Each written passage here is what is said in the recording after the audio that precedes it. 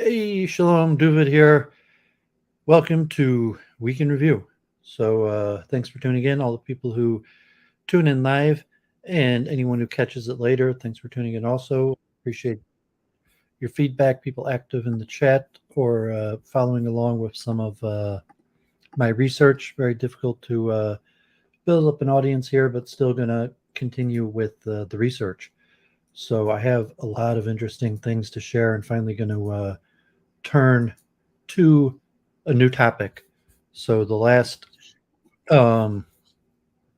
many weeks, 9 weeks, I have been dealing with truth.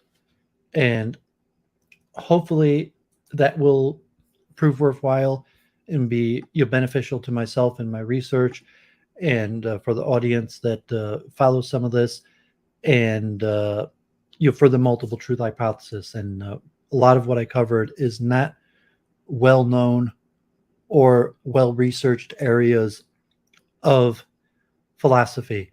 And there's a lot of crossover between mathematical logic, mathematics and philosophy, and the philosophy of science related to the theory of truth. Checking the text message.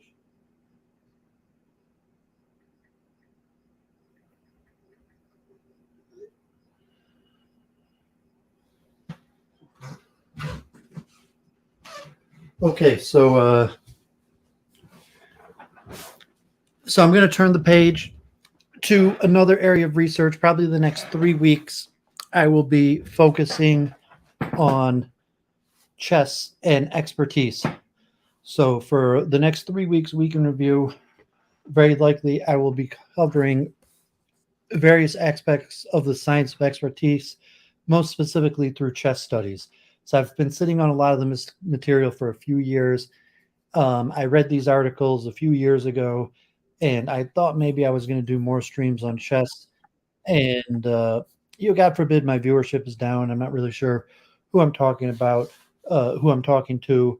So it's unlikely I'll create, at least with the current demand, a separate stream. So I've just been waiting to cover it during Week in Review. And someone reached out to me, and I'm actually trying to write an essay, maybe even something that would be conceivably publishable in a journal with a co-author in Canada related to chess expertise. And so I'm working with a co-author student in Canada, and hopefully over the next 2 months, we will put together a nice 10 to 12 page paper that will be the caliber that could be submitted to an academic journal, and there might be some sort of chessable competition also that we submit it to. So stay tuned for that. So I'm not going to share any of the work right now without the permission of my co-author, and likely we'll wait till after it's submitted. So it might be October till I share it. But related to that, I wanted to express some research related to the topic of expertise in chess for my own review. And relative to a larger audience, I think there's more demand to understand the theory of expertise, and it's more applicable to my chess coaching or day-to-day activity, self-improvement, as where theories of truth is more hypothetical. It's hard for people to understand like why it's important or how it's going to benefit them. But in terms of the larger due diligence, hopefully it'll be worth the while to have done this deep dive into truth and history into Western philosophy, mathematics, and logic. And that will also be a topic I plan on returning to. Specifically, I did not finish up the history of science. I still want to cover some thermodynamics and electricity and magnetism and relativity and quantum mechanics. So I do plan on continuing my kind of history and related philosophy of science. And then also the history of psychology and a little bit more to do with that, and mathematics and logic. So those will be topics I'll definitely return to, and it could be that those will be also multiple weeks, that once I get rolling on one of those, that will keep me going for multiple weeks. But good to be doing research and constantly studying and putting things forward on a weekly basis, and to have goals. So thanks to this student who reached out from Canada, and hopefully we'll have a paper, and maybe it'll even get published in a journal, and that will be a springboard to more. So let's share some links. So some interesting things this week, just I thought noteworthy to share, or topics I talk about regularly. I was on Luke Ford earlier today, and we were talking about Judaism and conversion to Judaism. And so anyone wants, they could check that out. And not much streaming going on. It's a tough streaming environment. Hey, Jim, shalom, good to see you. So it's tough to grow an audience. It's a pretty unfriendly environment out there, with like elections coming up and the war in Ukraine and censorship. So it's pretty hard to you get into streaming, and most streaming is drama streaming. So you get involved, and you're just going to bump into personalities that you have differences with, and then there's going to be conflict, and the majority of the audience is going to be hyping up, instigating conflict, and picking sides, which is not beneficial to me, and generally probably not beneficial at all. So it's unlikely you're going to see Duvid too active in streaming, other than just week in review and sharing some of my own research that you see. God forbid Jennifer was on Modern Day Debate, and largely just dumped it in totality. So I don't know if anyone's heard of Richard Atkinson, who you got Jim there with like Charles Moskowitz, and I haven't even spoke with him. I don't even know what we'd speak about, or trying to build up an audience with trying to explain to people what's going on in Israel. And there's already a lot of content on that, or trying to like preach people and be an opinion leader. So I don't see that going anywhere. So Richard Atkinson is in his 90s, and he, like Noam Chomsky, was around through the cognitive revolution, and he was the head of University of California, I think Santa Barbara. He became president of the university, and he had many theories and research on memory and cognitive function. And so he's in his 90s. So I think he was born in the 1920s, and he already had published research in the 60s, like Noam Chomsky and the cognitive revolution in the 50s. So Richard Atkinson is another person, so to say, involved in the cognitive revolution, and he gave a keynote address at the University of California on the machineries of human memory. And I was just reading through, this is one of Atkinson's main paper. I think it was written in the 1960s, on human memory, a proposed system and its controls, with Schifrin at Stanford University. And some of the first cognitive mechanisms of short-term versus long-term memory and sense perception. And a lot of it is still relevant and used today, of Atkinson's original work in the 60s. And so, God bless, he's still around in his 90s, gave a good lecture, still looked, pretty healthy for a man in his late 90s. So, God bless him. People check out that lecture at the University of California. And I may return to, I think he was president to the early 2000s, still publishing papers. So, he was active into his early 80s as a university president, but still active as an author, occasionally speaking. Memory will be an overlap topic from some of the stuff I talk about today, and from some of the research when I turn to psychology. But I found that interesting.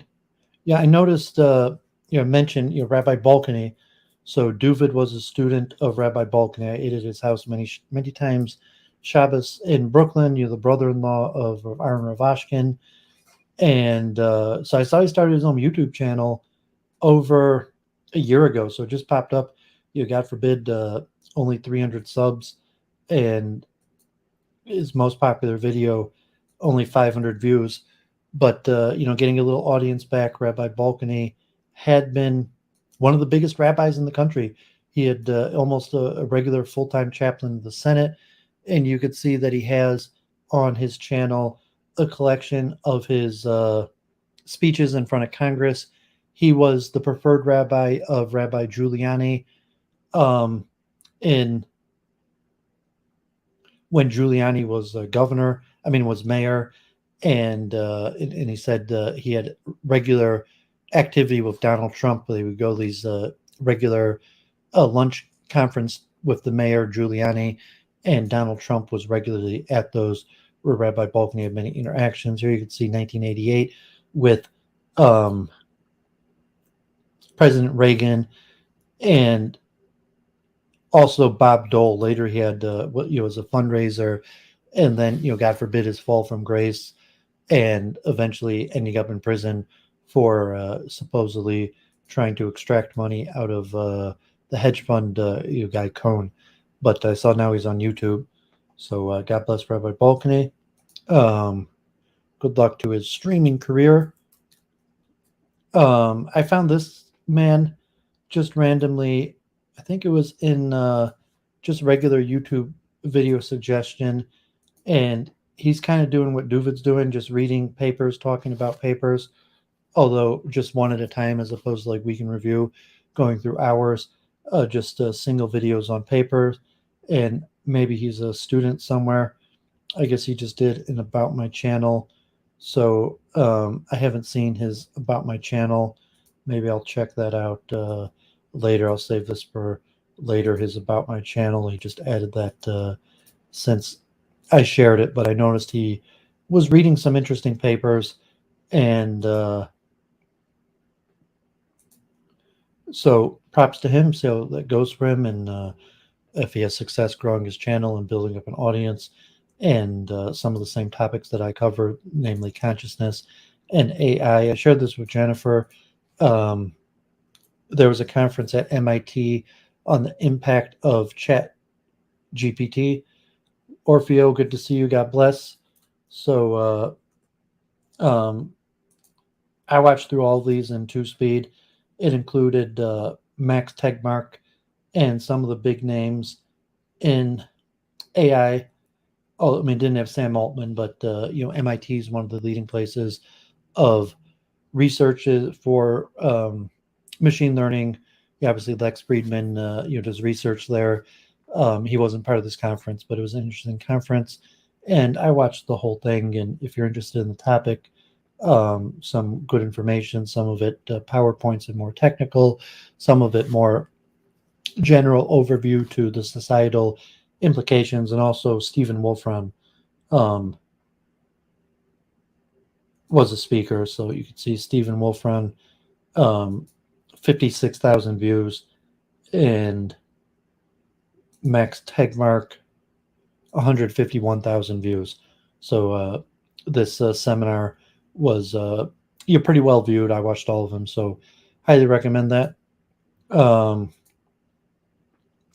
They finally released the video for the Science of Consciousness conference that was in Italy that Duvid had hoped to go to.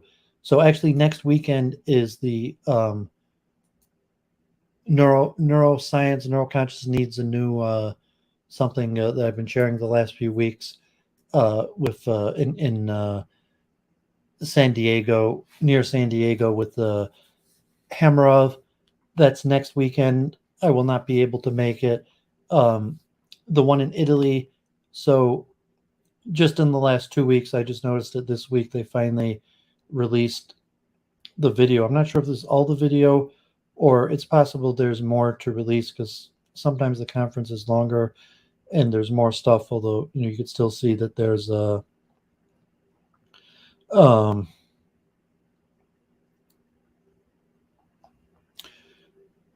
over 10 hours of content, but the conference is much longer, so it could be that there will be more stuff eventually released. I'm not sure why they started a new channel. So they had the Science of Consciousness conference YouTube channel, and for whatever reason, it looks like they started a new channel, put this conference on it.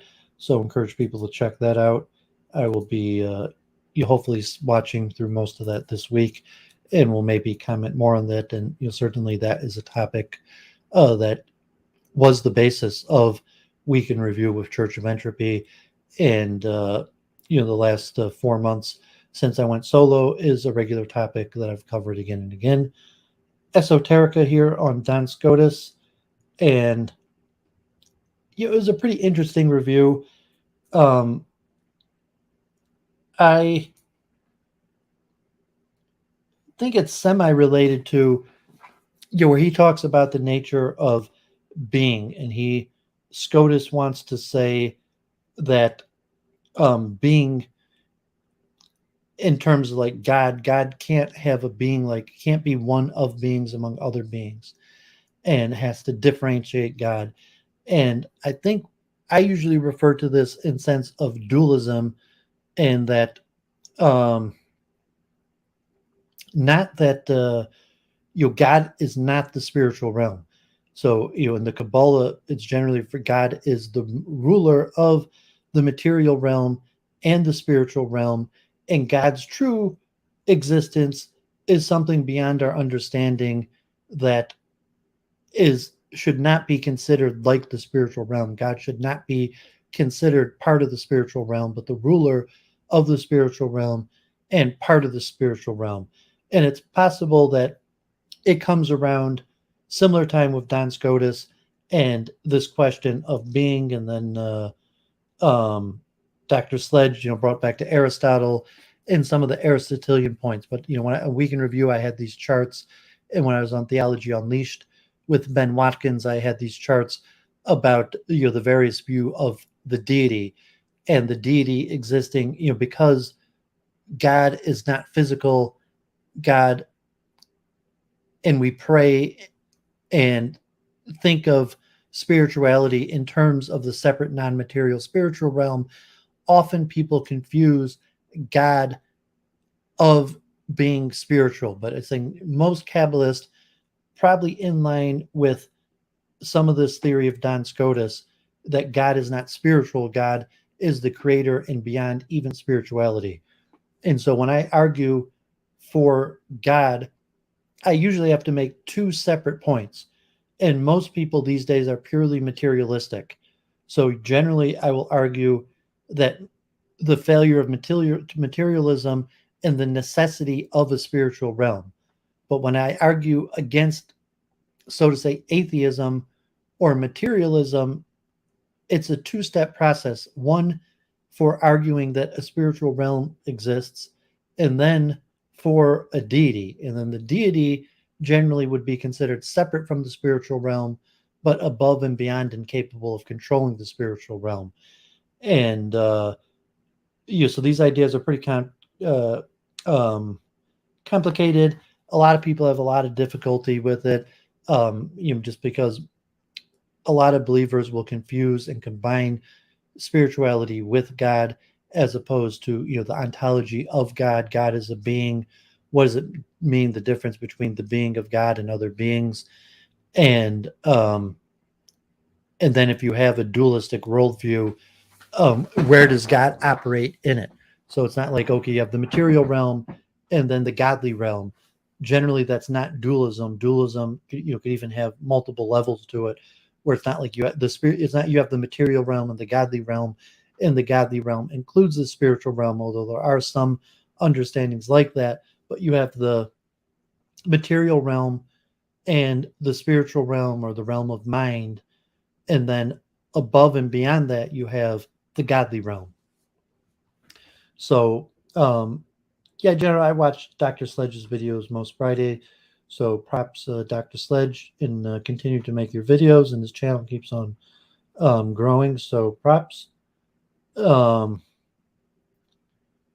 This study came out this week. So there was a new happiness indicator And I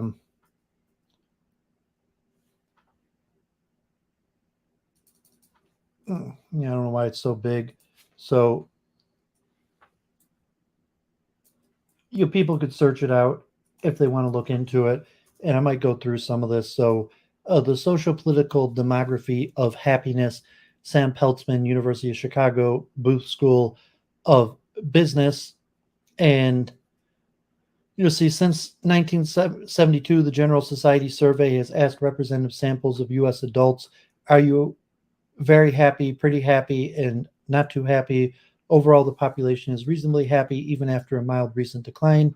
I'll focus on differences along standard social demographic dimensions: age, race, gender, education, marital status, income, and geography. I'll also explore political and social differences. Being married is the most important difference, with a 30 percentage point happy, unhappy gap over the unmarried. Income is also important, but Easterlin's 1974 paradox applies. The rich are much happier than the poor at any moment, but income growth doesn't matter. Education and racial differences are also consequential, though the black white gap has narrowed substantially. Geographic, gender, and age differences have been relatively unimportant. Though old age unhappiness may be emerging, conservatives are distinctly happier than liberals, as are people who trust others or the federal government. Above all differences survive control for other differences. And Justin Woofers is also a big surveyist and theoretician in happiness, and he's at University of Michigan Business School. I've seen and went to programs with Justin Woofers in Ann Arbor, and he's mentioned here. So just look at a few of these graphs, and I'm not sure if I have so much insight, but I guess if this is like a scale from 0 being even to from a questionnaire, and how positively you answer questions on the questionnaire, to having an average score value. And so you can see the clear decline in happiness, from an average of like 24 up to about 2000, and then a substantial decline, and now hovering at about 19 the last few years. And it could be there's even more of a decline. And with that, an increase in sadness and neutrality also. So, like happy, neither, or sad. So, sad and neither have both seen increases, with happinesses decrease. And there's a few other trends. So, interesting, the female decline in happiness has been demonstrated from 1970, and it's been a solid decline. And there was a small increase in male happiness up to about 2000, to where it fell off a cliff and had like a 40% decline in happiness, to maybe stabilizing at this new lower level, or possibly markedly going down. So whatever interest it was, there's different theories of feminism, or emancipation, joining the workforce, decline of the family. But women have been having a steady decline, and men, who historically, when the survey was first administered, were less happy than women, had a small increase up to about 2000 to become more happy than women, and then fell off the cliff.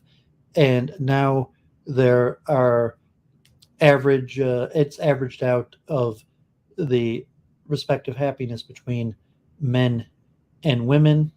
It said the biggest difference between married and non-married people, where married people display a relatively high level of happiness, and that happiness has fallen a little bit in the last 20 years.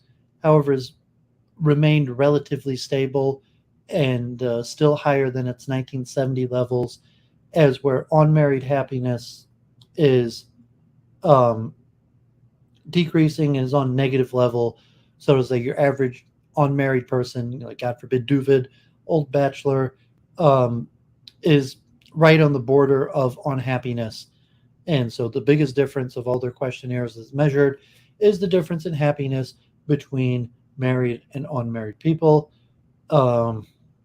Age differentials, where So the decline in happiness among age is universal, although a larger decline in happiness among the older, and race, where there's been an increase in happiness among blacks and a decrease in happiness among whites, although still a gap. Like, God forbid, when the survey was first conducted, blacks had even a negative happiness on average. So whites have declined to 21 points, and now blacks are approaching 10 points on the happiness survey. Education is a huge indicator, where the more educated a person is, the stronger their happiness. Although happiness has been declining across the board, however, the least for college graduates, and you see some stability factor as opposed to marketable decline among everybody else, as college graduates have been able to maintain the most stable happiness. General studies on the increase in happiness and wealth, where people at the lowest level of income have negative happiness, and the scores on the questionnaire increase with income. And the decline, although in the last 20 years there's been a decline even among the wealthiest people, that it's still been the most stable. And so a clear, at least from this test, of a connection between wealth and happiness. And interesting here is the geography, where God forbid, Duvid. I'm not sure if I'm considered the Northeast or the. I think I'm still considered the Northeast here in Detroit, but there's been the biggest decline in happiness in the Northeast, although marketable decreases in the South and the Midwest. And the Northeast has always had smaller amounts of happiness, and the West has seen gains now. So the people in the West tend to be the happiest now these days. Other comparisons between like urban and suburban, and ideology. Edward Dutton occasionally talks about this, but the connection between conservatives score more happy than liberals, and even moderates, that conservatives tend to be more happy. So there's multiple reasons. And so I thought that was interesting. Just went through the data to share that. So Orfeo, if you're the only one here, well, appreciate it. God bless. Thanks for staying active in the chat. So I was thinking, Church of Entropy. So yeah, I miss her feedback. And so MIT also had a seminar this summer on mechanistic interpretability, and I wasn't even sure what that was, so I had to look it up, and I didn't see the whole conference on video. A few people who spoke at the conference had posted on their own YouTube channels their speeches.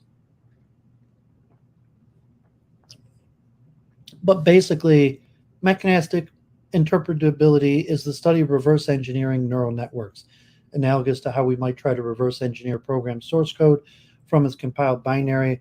Our goal is to reverse engineer the parameters of a trained neural network and try to reverse engineer what algorithms and internal cognition the model is actually doing, going from knowing that it works to understanding how it works. In this blog author, Neil Nanda opinion, mechanistic interpretability is a very exciting subfield of alignment. Currently, our models are inscrutable black boxes. If we can really understand what models are thinking and why they do what they do, then I feel much happier about living in a world which human level and beyond models, and it seems far easier to align them.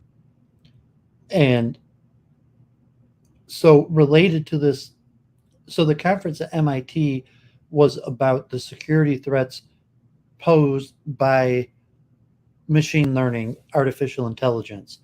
And so the benefit to defend against the dangers of machine learning, artificial intelligence is mechanistic interpretability, is being able to reverse engineer what the computer is doing. So like right now, like AlphaZero, AlphaFold, probably ChatGPT, we don't really know why it does what it does. It just has an iterative Bayesian type algorithm that learns on its own. There could be a little bit of weighting put into it. The AlphaZero programs don't have any weighting added into it. The ChatGPT have some weighting functions added into it in order to like prevent racism or criminal activity, and they also are trained. So as opposed to the alpha programs like AlphaZero for chess, AlphaFold, I mentioned some of the mathematics, or in robotics, many of these AlphaZero, the zero implying that they're not trained at all. So ChatGPT is specifically purposely trained. But even beyond that, why the computer behaves in the way it does is unknown. And the most we could do is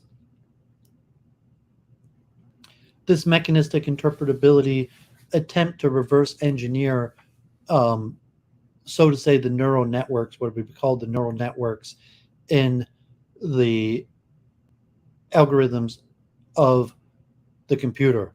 So it's pretty interesting.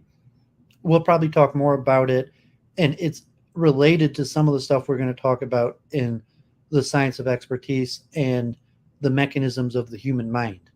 Because the hard problem of consciousness, we don't actually know what the mind is doing in terms of what is going on in the expert's mind, and we only have psychometric data. And we, there's some levels of physiological data that we could gather, although it's unclear what could be derived from the physiological data. There's actually much more known about the computer. We know the exact algorithm that the machine learning program is using. And however, the attempts to reverse engineer, so to say, computer thought processes may be dubious at best and may never happen. And people are worried about the advent of AI and the danger that it could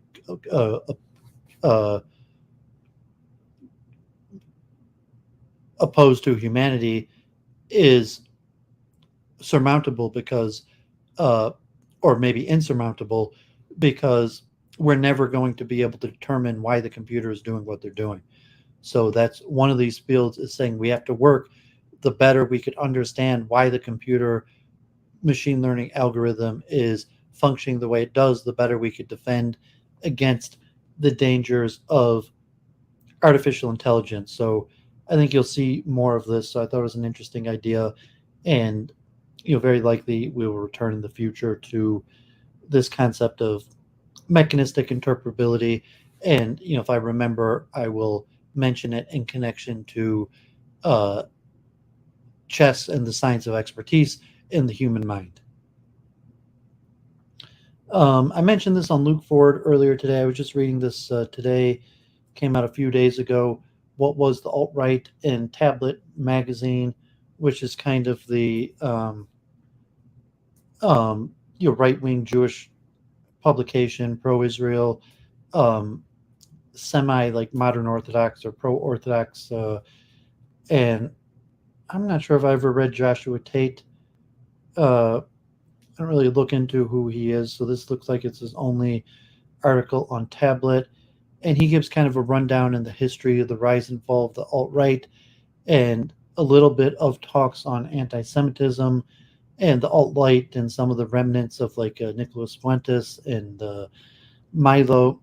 Well, I thought there was a lot missing, and he completely skirts over the Jewish role in the alt-right, because during the Trump presidency, the role of the alt-right was substantially Jewish, and even Orthodox Jews, modern Orthodox Jews, Zionist Jews were kind of mainstream through the alt-right. So possibly it was the alternative right because there was the mainstream right. And when President Trump was running against, I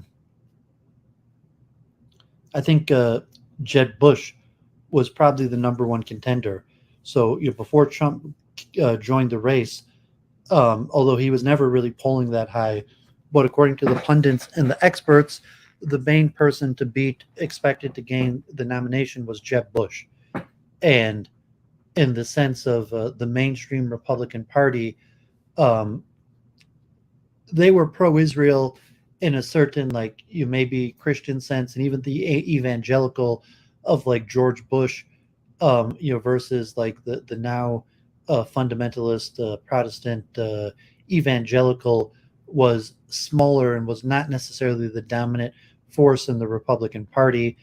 And so the alternative right included Zionist Jews, modern Orthodox Jews, Hasidic Jews, and Orthodox Jews. And so you could argue that many of those groups were able to mainstream themselves within the Republican Party and um, and are no longer alternative, although I don't think that's accurate. And so, it's just interesting. This article, I asked Luke Ford if he wants to stream on it again later this week, and we'll discuss some of the missing Jewish element of it. So I'm not sure if it's University of North Carolina, this author, and but it's an interesting read. More Andrew Tate. So I saw, God forbid, Andrew Tate did a 24-hour live stream on his prison sentence, and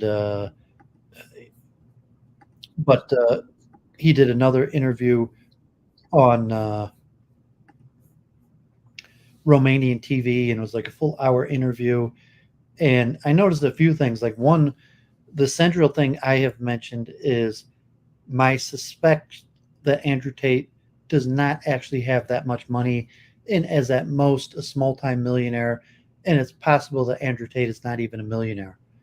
And although there's some interesting, like, she asked them, like, has he ever raped somebody, and he kind of skirts the issue and starts saying no. He says, I wouldn't have to, and which is kind of like the Mike Tyson, God forbid, the sense that there's a lot of women who want to have sex with me, therefore I wouldn't need to rape somebody, which is somewhat the Donald Trump. And also like Donald Trump and the Republican, the alt-right, and the pickup artistry. So it's important now that I would not be surprised if, like, the fresh and fit Andrew Tate pickup artistry aspect of the alt-right gets grandfathered into the Republican Party, where they try to box out counter-Semitism, anti-Semitism, racism, anti-immigration sentiment, but they allow the pickup artistry because the original alt-right in the red pill included a substantial element of the crossover between the incels and the dating coach and the pickup artistry. And at this point, like, the red pill mostly focuses now on pickup artistry, as opposed to 2016. The red pill was almost exclusively related to racial realism. And so, like, red pilling somebody in 2016 meant talking about like black crime statistics or IQ differentials, and as opposed to now, like, red pills like the woman question and dating coaching. And so if someone now tries to talk to you about race realism, crime statistics, or IQ studies, even on the Republican Party, even on the alt-right, you're like Nicholas Fuentes or something, he still talks about these forbidden issues of race realism, crime statistics, IQ differentials. And so it's interesting that the pickup artistry, God forbid, has somewhat been kosherized. But so God forbid, and I hear a lot of like these content, saying like, God forbid, he wouldn't need to rape somebody because there's plenty of women who want to have sex with him, God forbid.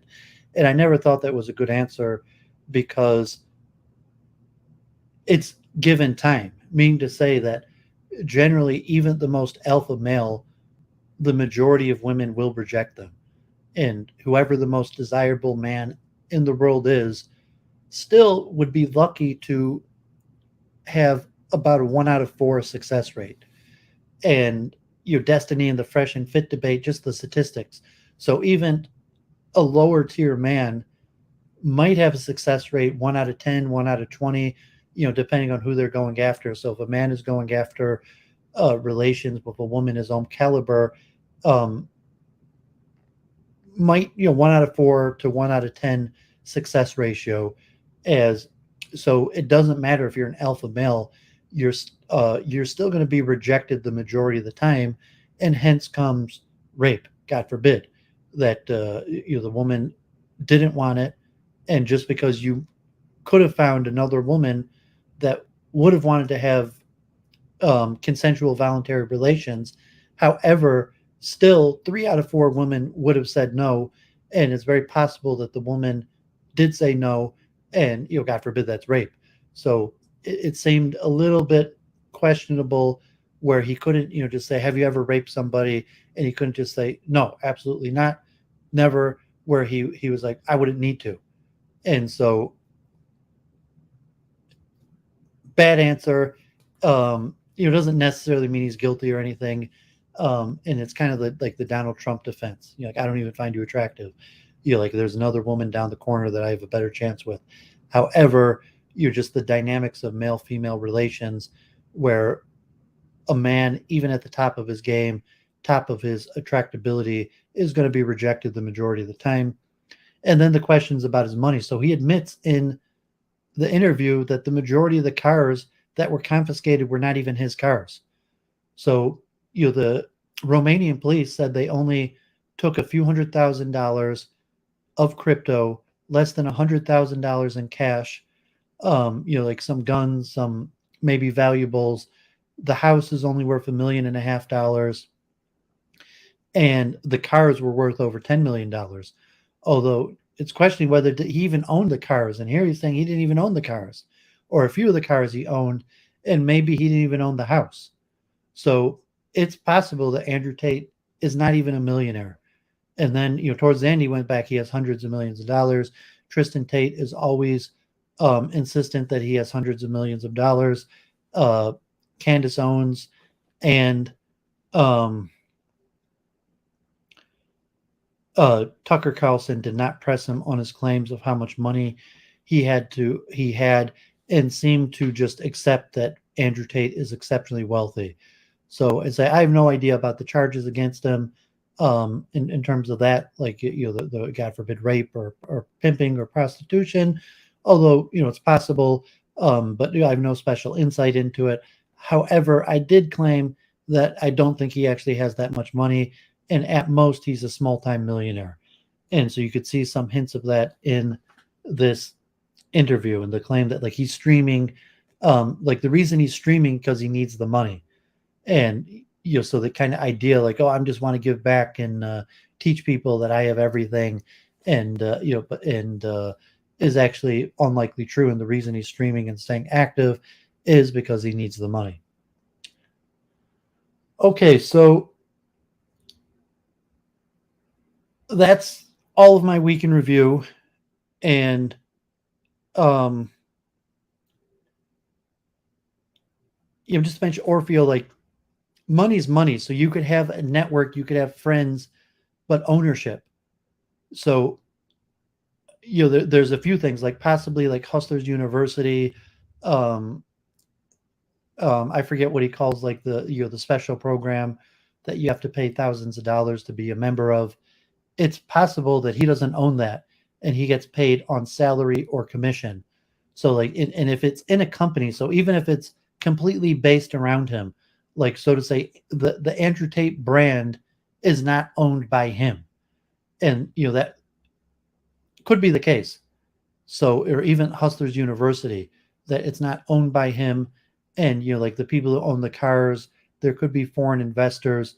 So I would not be surprised if Andrew Tate at most has $2 million, $3 million, maybe less, and that most of the business of Andrew Tate, like Hustlers University and the War Room, that he is actually a minority owner in.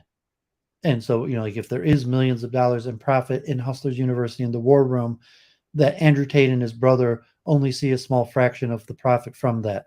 That would be my suspicion. And, so that's why I brought the interview where she actually asked him difficult questions about how much money he has and didn't just accept that, that he's, has hundreds of millions of dollars. Though she asked them, is he the richest man in Romania? And so I would have just straight up questioned it, Andrew Tate, are you lying about the state of your wealth? And even Donald Trump, the news media was very rough on his net worth, claiming that, his net worth was much smaller than he said he had. And so ironically, the media has not really picked up on the state of his net worth, and to question why should someone believe that he is even a millionaire at all. Okay, so as we could see, week in review since I went solo after Passover.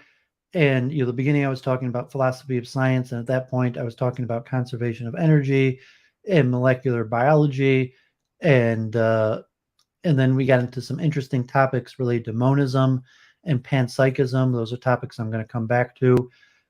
Quantum consciousness, spent a few weeks on. The cognitive revolution, did a whole stream on. And then I did a whole stream on chunking theory. I led, Vitaly Ginsburg and his physical minimum, but almost a whole week in review on chunking theory and the multiverse and holography. And then the last 2 months has been all on truth and due diligence for the multiple truth theory in terms of what is a theory of truth, where in philosophy does theories of truth exist, what are some of the existing theories, how does it relate? And we talked about the main theories of pragmatism, the correspondence theory, the main accepted theory, and the coherence theory, and a little bit about the identity theory and deflationary theory. And we'll probably return to that. And then also Judaism, how truth as a virtue or truth as a theological concept, truth as a property of God, and also logic, truth and logic in mathematics. And we looked at Frege and Hilbert. And then I was talking about truth in Judaism. I mentioned that this concept of truth in Judaism was central to German counter-Semitism in terms of Frege and Kant and Heidegger, and their understanding of truth was directly opposite a Judeo concept of truth. And then we looked at some of the other big names who had theories of truth in terms like Husserl and phenomenology, Brentano, and psychology and truth as a state of mind, to Derrida, Foucault, Habermas. Habermas was still alive today, also in his 90s. So that was pretty interesting. So now we're finally ready to enter expertise, the science of expertise. I've talked about this briefly on Week in Review, talked about a few models. Maybe I've read tiny parts of a few papers on Week in Review. So expertise is hard to define what it means to be an expert because it's like the black box of the mind. So generally, expertise is measured psychometrically. There's performance, there's ability to perform at a level that's considered expertise. I gave the quote to Jennifer, an amateur practices till they get it right, a master professional practices till they can't get it wrong. meaning, that the expert, the beginning of expertise is when you get it right, when you know what you're doing, and mastery is where you get it right every time. And like, I used to have friends like cooking or something, like when you're in a restaurant and you cook burgers, back then, like I had a lot of friends that were working in this kosher burger place in Metro Detroit, and I knew almost all the staff that worked there. And I'm telling them, like, when you cook burgers, you can't get it wrong. You got to get it right every single time. And like a lot of times, like engineering, mathematics, calculation, medicine, even teaching, you're expected to get it right every single time. So, if you're just trying to, you shoot a basketball, learn a new trick, something athletic, a mental thing is like, I got it. I did it my first time. Like, I remember when I was a little kid, and I was doing underhand shooting a basketball, and maybe I was like 5 or 6 years old when I finally shot a basket and made it. And like, I interrupted my dad's game. He used to play with some of the neighborhood kids, and they were playing at my house. And so I could make a shot, and they stopped the game, and I shot once, I missed it. I think the second one I made it, underhand. And so it's like, finally, shooting the ball to the basket, I finally got it once. Let alone to like mastery and something like that, like three throw shooting. And there's interesting studies or something, but to say that you could um make a three throw 80% of the time, or top levels, or if you wrestled or something like that, might be certain techniques like jujitsu training, various things where you keep on practicing till you get it. And there's levels. So what is the difference internally between an expert and a novice? So performatively, you could see that performance wise, and maybe the journey, what the person did, that they started a novice to an expert, but internally, because of the hard problem of consciousness and the black box of the mind, it's largely unknown what the difference is between an expert and a novice, and it's more performative. So therefore, there's a whole bunch of theories of the science of expertise, and they're largely theoretical due to the difficulty of the hard problem of consciousness. So you have a lot of different models for expertise. One, how do you define expertise? What's internally going on in the mind of an expert? And this applies to things like athletic, like music and sports, where a person might need a certain level of physique, muscle training, muscle memory, but still most internal performance mechanisms for sports expertise are mental. So certain prerequisites of physical fitness or physical abilities, but the difference between an expert and a novice is largely in the mind, and you have the black box of the mind. So therefore, expertise is this wide open field. It's largely not understood. And so let's look at this first paper, and I'm going to focus a lot on chess today, but over the next few weeks, I will try to abstract, and we'll look at the various models of expertise. So here, Dr. Raman, Attri, on Get There Faster webpage, 7 models for research, demystify stages, and novice to expert transition. This article describes 7 models from research to explain the stages of a novice to expert transition and to guide the curriculum to advance the learners to the next level of expertise. One of the challenges training and learning designers face in developing curriculum strategies that are meant to advance the learners towards a higher level of expertise is skills learned. The journey of the learner, especially the novice to expert transition, is a fascinating topic, and training professionals love to create their own unconfirmed theories on such a topic. There are a number of theories that have attempted to explain the novice to expert transition and attempt to explain how learners move from novice to expert. In this post, I will summarize the most popular and most relevant models for novice to expert transition for training and learning designers. This discussion always becomes interesting because, ironically, never gets good consensus in regard to definitions of, and even names the different stages through which a novice develops into an expert. I raised some points from different research studies in other posts. Mastery Demystified, how do the skills of a novice develop into mastery?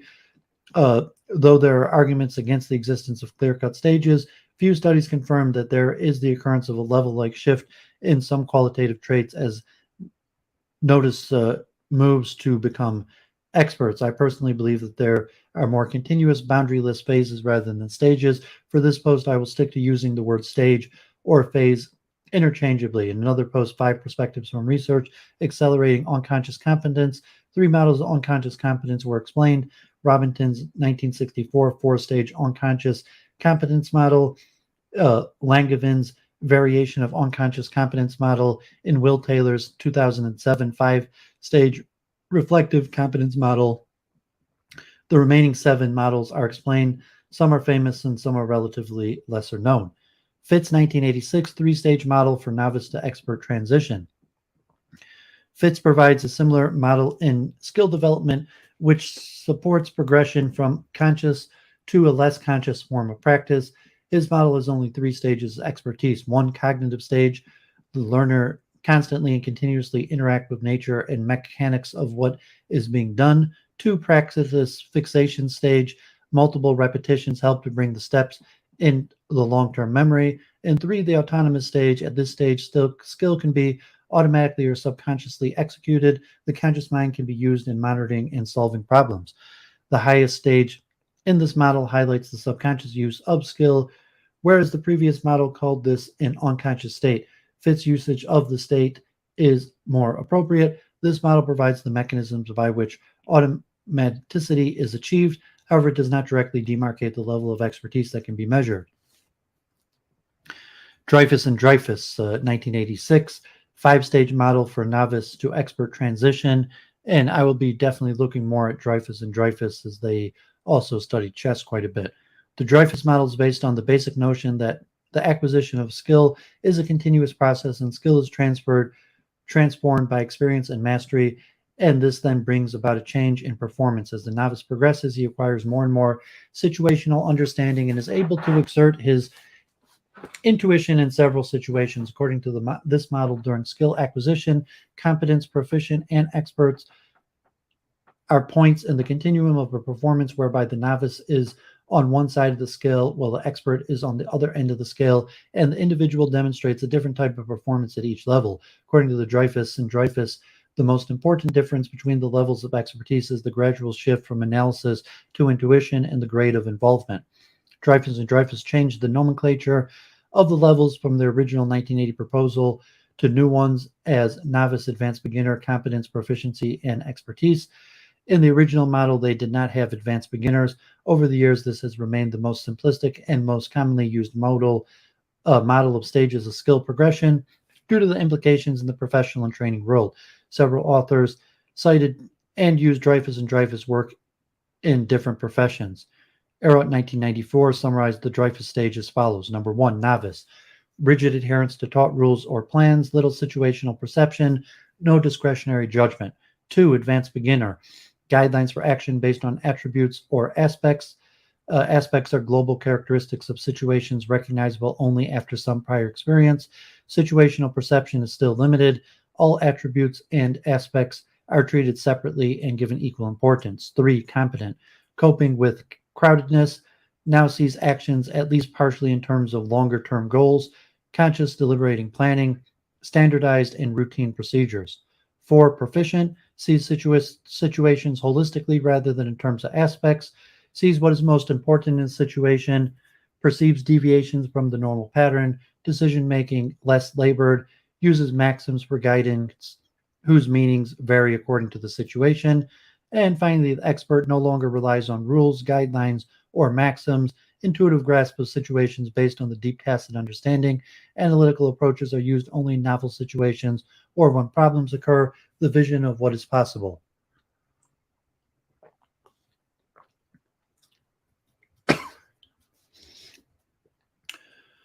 So Dreyfus and Dreyfus 2001 and 8, the 7-stage model skill acquisition based on in-depth interviews with the Dreyfus brothers, Flyberg, in 1990 and 91 contested that Dreyfus model did not account for progressive innovations in practical wisdom. A subsequent work by Dreyfus and Dreyfus 2001 includes a sixth stage called Mastery Beyond the Level of Expertise. They differentiated it from competence or expertise as a very different sort of deliberation from that of rule-using competent performer or a deliberating expert characterizing the master. An important difference between an expert and a master is explained by Dreyfus in 2001 as when an expert learns, he must either create a new perspective in a situation when a learned person has failed, or improve the action guided by a particular intuitive perspective when the intuitive action proves inadequate. A master will not only continue to do this, but will also, in situations where he is already capable of what is considered adequate expert performance, be open to new intuitive perspective and accompanying action that will lead to performance that exceeds conventional expertise. Subsequently, Dreyfus in 2008 added the seventh stage of practical wisdom in the original Dreyfus model of skill acquisition. So the sixth level, mastery performance, becomes a reflex in most common situations, sets new standards for performance, mostly deals with complex situations intuitively, has a unique vision of what may be possible related to given task, able to train other experts at the national or international level. And seven, practical wisdom. This describes the assimilation of the master's creation within a culture of work, unit, or organization. In my interpretation, this is the closure of the cycle and describes the giving back from the master to the domain, enhancing the domain body of knowledge itself.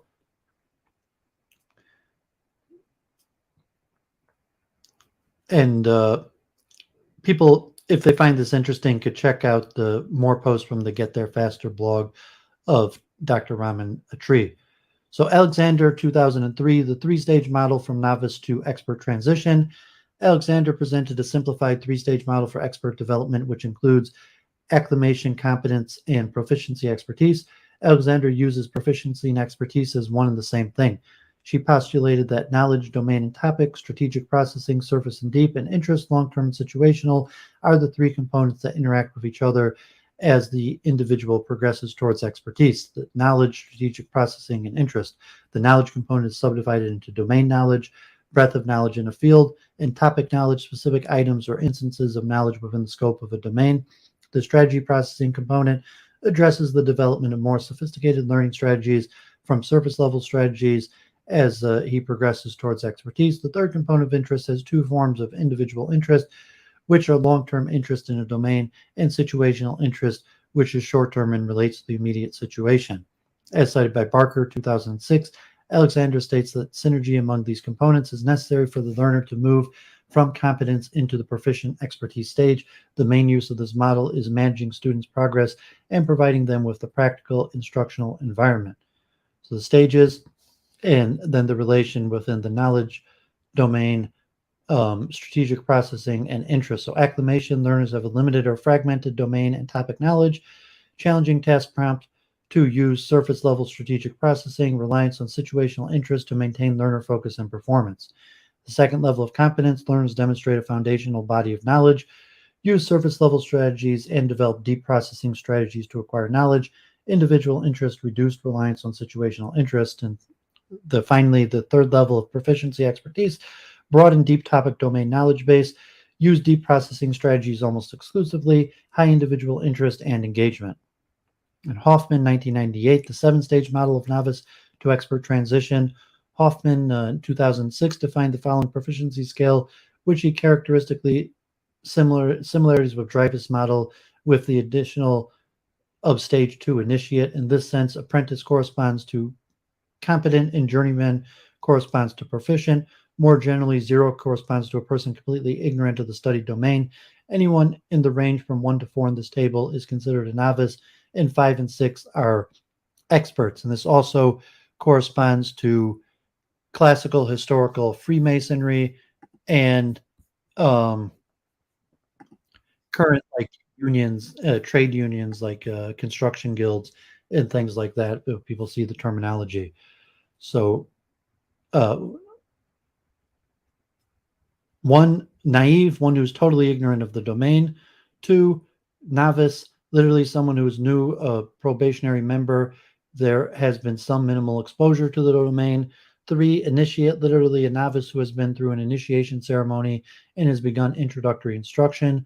4, apprentice, literally one who is learning, a student undergoing a program of instruction beyond the introductory level. Traditionally, the apprentice is immersed in the domain by living with and assisting someone at a higher level. The length of the apprenticeship depends on the domain, ranging from about 1 to 12 years in the craft guilds. 5, journeyman, literally a person who can perform a day's labor unsupervised, although working under orders, an experienced and reliable worker, or one who has achieved a level of competence. Despite high levels of motivation, it is possible to remain at a proficiency level for life. 6, expert, the distinguished or brilliant journeyman, highly regarded by peers, whose judgments are uncommonly accurate and reliable, whose performance shows consummate skill and economy of effort, who can deal effectively with certain types of rare or tough cases. Also, an expert is one who has special skills or knowledge derived from extensive experience with subdomains. And 7, the master. Traditionally, a master is any journeyman or expert who is also qualified to teach those to a lower level. Traditionally, a master is one of an elite group of experts whose judgments are set the regulations, standards, or ideals. Also, a master can be that expert who is regarded by the other experts as being the expert or the real expert, especially with regard to subdomain knowledge. Hoffman's model is known to be grounded in research and cited in several publications. And note for future streams the connection between Hoffman's model and Freemasonry, and in terms of the titles or the connection to construction training and union guilds. Atherton 2013 four-stage model of novice to expert transition. James Atherton offers an extension of that narrows down the definition and mechanics of attaining proficiency. He adds an expert might be defined by the demonstration of the following 4 components. 1, competence, the ability to perform a requisite range of skills, normally in a very narrow range of practice. Atherton offers an example of nurses taking blood samples, may be more expert in it than doctors. 2, contextualization, knowing when to do what, and the additional skill of flexibility, discrimination, and discretion, which enables a practitioner to select the appropriate method for the situation. Knowing when to do what is the beginning of strategic thinking. 3, contingency, the flexibility to cope, adapt, and respond when things go wrong. Atherton clarifies that this implies a great depth of understanding of the situation, which can be drawn upon to develop a strategy for action, which does not simply rely on predetermined recipes. There is an element of strategy and contextualization, but here it comes far more to the fore. In 4, creativity, the capacity to solve novel problems. And say he did not find any evidence for this model being grounded in research or backed by research. Rosenberg, 2013 four-stage model of novice to expert transition. One of the latest contributions, though not very well grounded in research, developed from experience. Rosenberg, 2012, explains skill acquisition or development of a learner as 4 stages, each characterized by how one performs the job at each stage of progression. These 4 stages are novice, competent, experienced, and master expert, as described below by Mark J. Rosenberg. 1, novice. A novice or apprentice is by definition new to the job. Novices know little or nothing about the work, certainly know little to be able to perform to acceptable standard. Novices must be taught or shown the basics of what is to be done before they can have any chance of being productive. The learning strategy here is overwhelmingly instructional. Show me, teach me how to do my job. Competent. 2, competent or journeyman workers can perform jobs and tasks to basic standards. They have their basic training and now look for more coaching and practice to get better at what they do. Help me do it better. 3, experience. This is where it gets really interesting. Experienced workers are beyond merely competent. They can vary their performance based on unique situations because they encounter a variable and often unpredictable set of work problems and challenges. They need access to knowledge and performance resources on demand and the ability to search those resources in a way that are flexible and customizable by them depending on the situation. Help me find what I need, they asked as they search for information from sophisticated online systems to coworkers around them. And finally, 4, the master expert. Masters and experts create new knowledge. They invent new and better ways to do their job, and they teach others how to do it. They are truly unique individuals and seek to learn in unique and professional ways, primarily through collaboration, research, and problem solving. I'll create my own learning, they say. And here you can see this graph here, learning through the 4 stages of mastery. The way we learn changes as we get better at what we do, from novice, competent, experienced, and master, with increasing fluency, learning agility, and shareable knowledge. And he's saying there's push and pull factors. So at the novice level, you have push factors of needs, formal, informal, structure, and approaches. And the primary strategy shifts from novice to competent to experienced to master, from educational and training, like being in the classroom, show me how, to primary strategy, practice coaching, help me do it better, to primary strategy, access to knowledge, perform resources, help me find what I need, to the eventual expert, primary strategy, collaboration, and problem solving, I create my own learning, and the pull factors as the person becomes a master of unique learning needs, performance requirements, more informal, social, workplace-centered learning, personalized learning, performance-driven.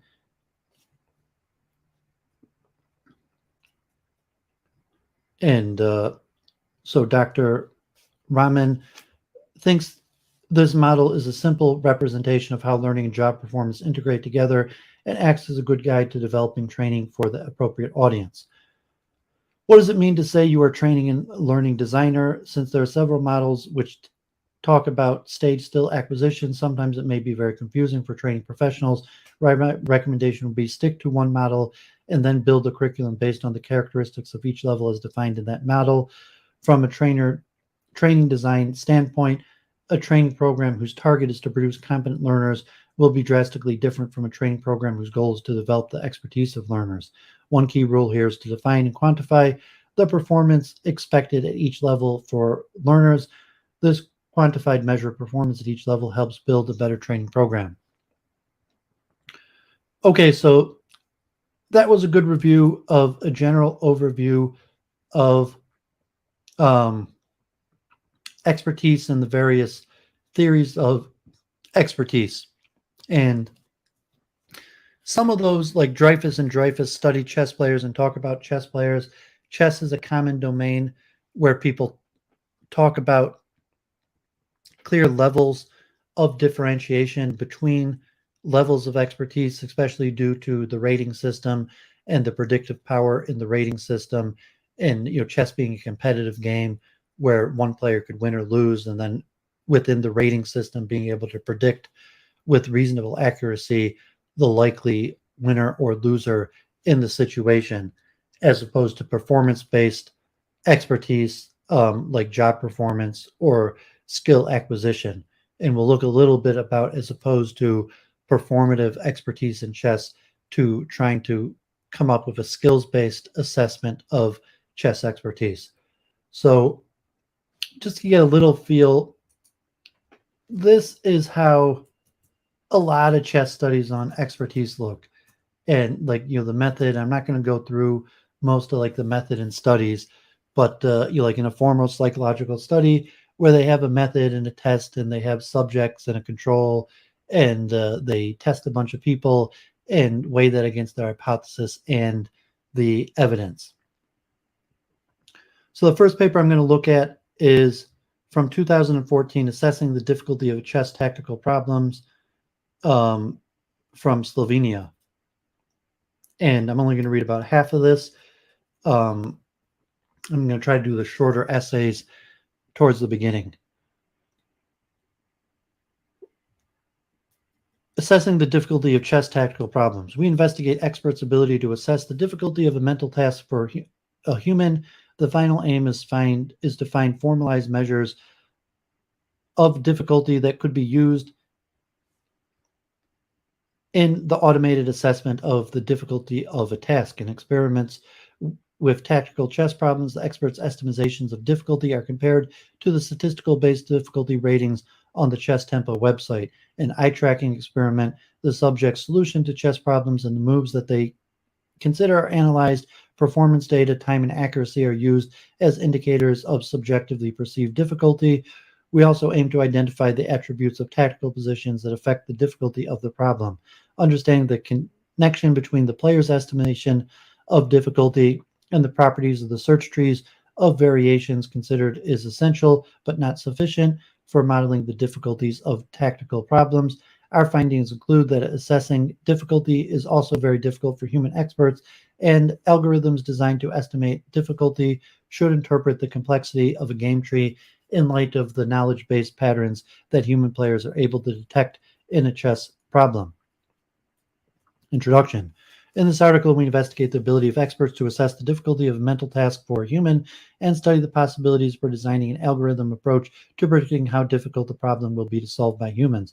Modeling the difficulty of problems is a topic becoming increasingly salient in the context of the development of intelligent tutoring systems, neuroscience research on perceptual learning, and dynamic difficulty adjustment for gaming. However, as of yet, there's no development methodology to reliably predict the difficulty for a person of solving a problem. This work, therefore, seeks to explore different ways of assessing difficulty, including human experts and statistical analysis of performance data. In our study, we use chess as an experimental domain. In our case, a problem is always defined as a given chess position that is won by one of the two sides. Find the winning move, or a winning move in a case when several moves lead to victory. A chess problem is said to be tactical if the solution is reached mainly by calculating possible variations in the given position, rather than by long-term positional judgment with little calculation of concrete variations. The starting point of our investigation is scrutinizing the relationship between a player's chess expertise and their ability to assess the difficulty of a tactical problem. The term difficult requires further explanation. We are primarily concerned with task difficulty, which mediates between subjective experience of difficulty that cannot be objectified and task complexity, inherent quality of the task, the properties of its state space. We define the difficulty of the problem as the probability of a person failing to solve the problem. Solving a problem is associated with uncertainty. Even in the case that a person solving the problem has complete knowledge relevant to the problem, he may occasionally miss the solution. In chess, there are well-known cases of blunders when a chess grandmaster failed to see an obvious winning move. Accordingly, the difficulties depends on both the problem and the person.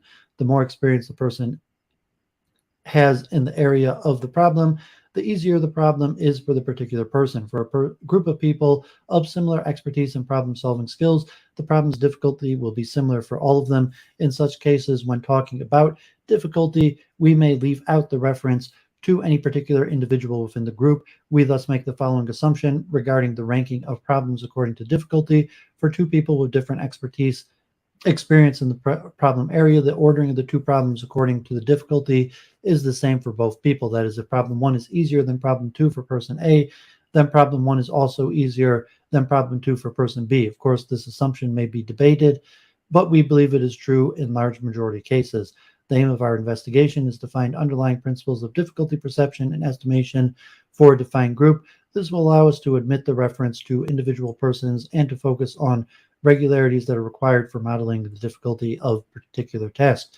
In the case of chess tactical problems, human players will encounter difficulty when the problem exceeds the limitations of their cognitive abilities, their ability to detect relevant motifs and calculate variations, and the perception of the difficulty can also be influenced by psychological factors and from the way a particular problem is presented. De Groot and Jungmans are among the first contributions to the academic research on thinking processes in chess.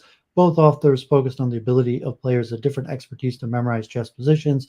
Research on expertise in chess has been mostly focused on the perceptual advantages of experts over novices. Our study aims to explore the connection between task difficulty and expertise, as well as the variability among individuals. Although relatively little research has been devoted on the issue of problem difficulty, it has been addressed within the context of several domains, including Tower of Hanoi, Chinese rings, 15 puzzle, traveling salesman problem, Sokoban puzzle, Sudoku, and also chess. To the best of our knowledge, no related work has been focused either on domain experts' ability to estimate the difficulty of a mental task for a human, or on modeling the difficulty of chess tactical problems.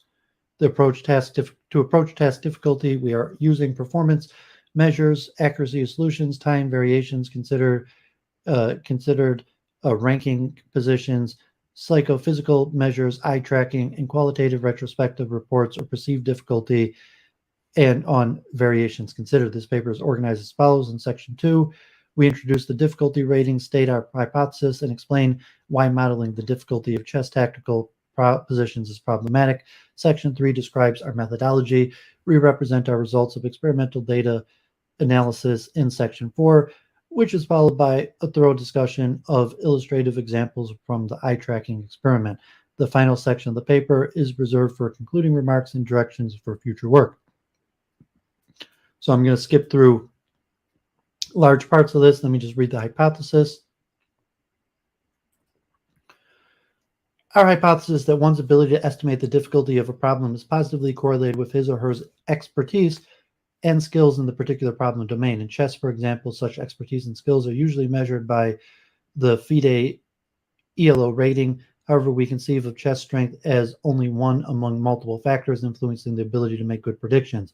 For example, in the case of teaching, one should develop skills related to estimating difficulty in order to select appropriate tasks for one's students. Exhibiting greater expertise in a domain, like becoming a stronger chess player, should, in principle, increase the chances of making better predictions due to the increased awareness of various possibilities and their potential consequence. However, for a group of people of similar expertise, the problem's difficulty may vary due to the specific knowledge and individual style. Moreover, it is important to note that FIDE ELO ratings does not solely reflect chess players' tactical skills, but also their strategic knowledge and more. Hence, we do not necessarily expect the higher linear correlation between players' FIDE ELO rating and their success in ranking positions.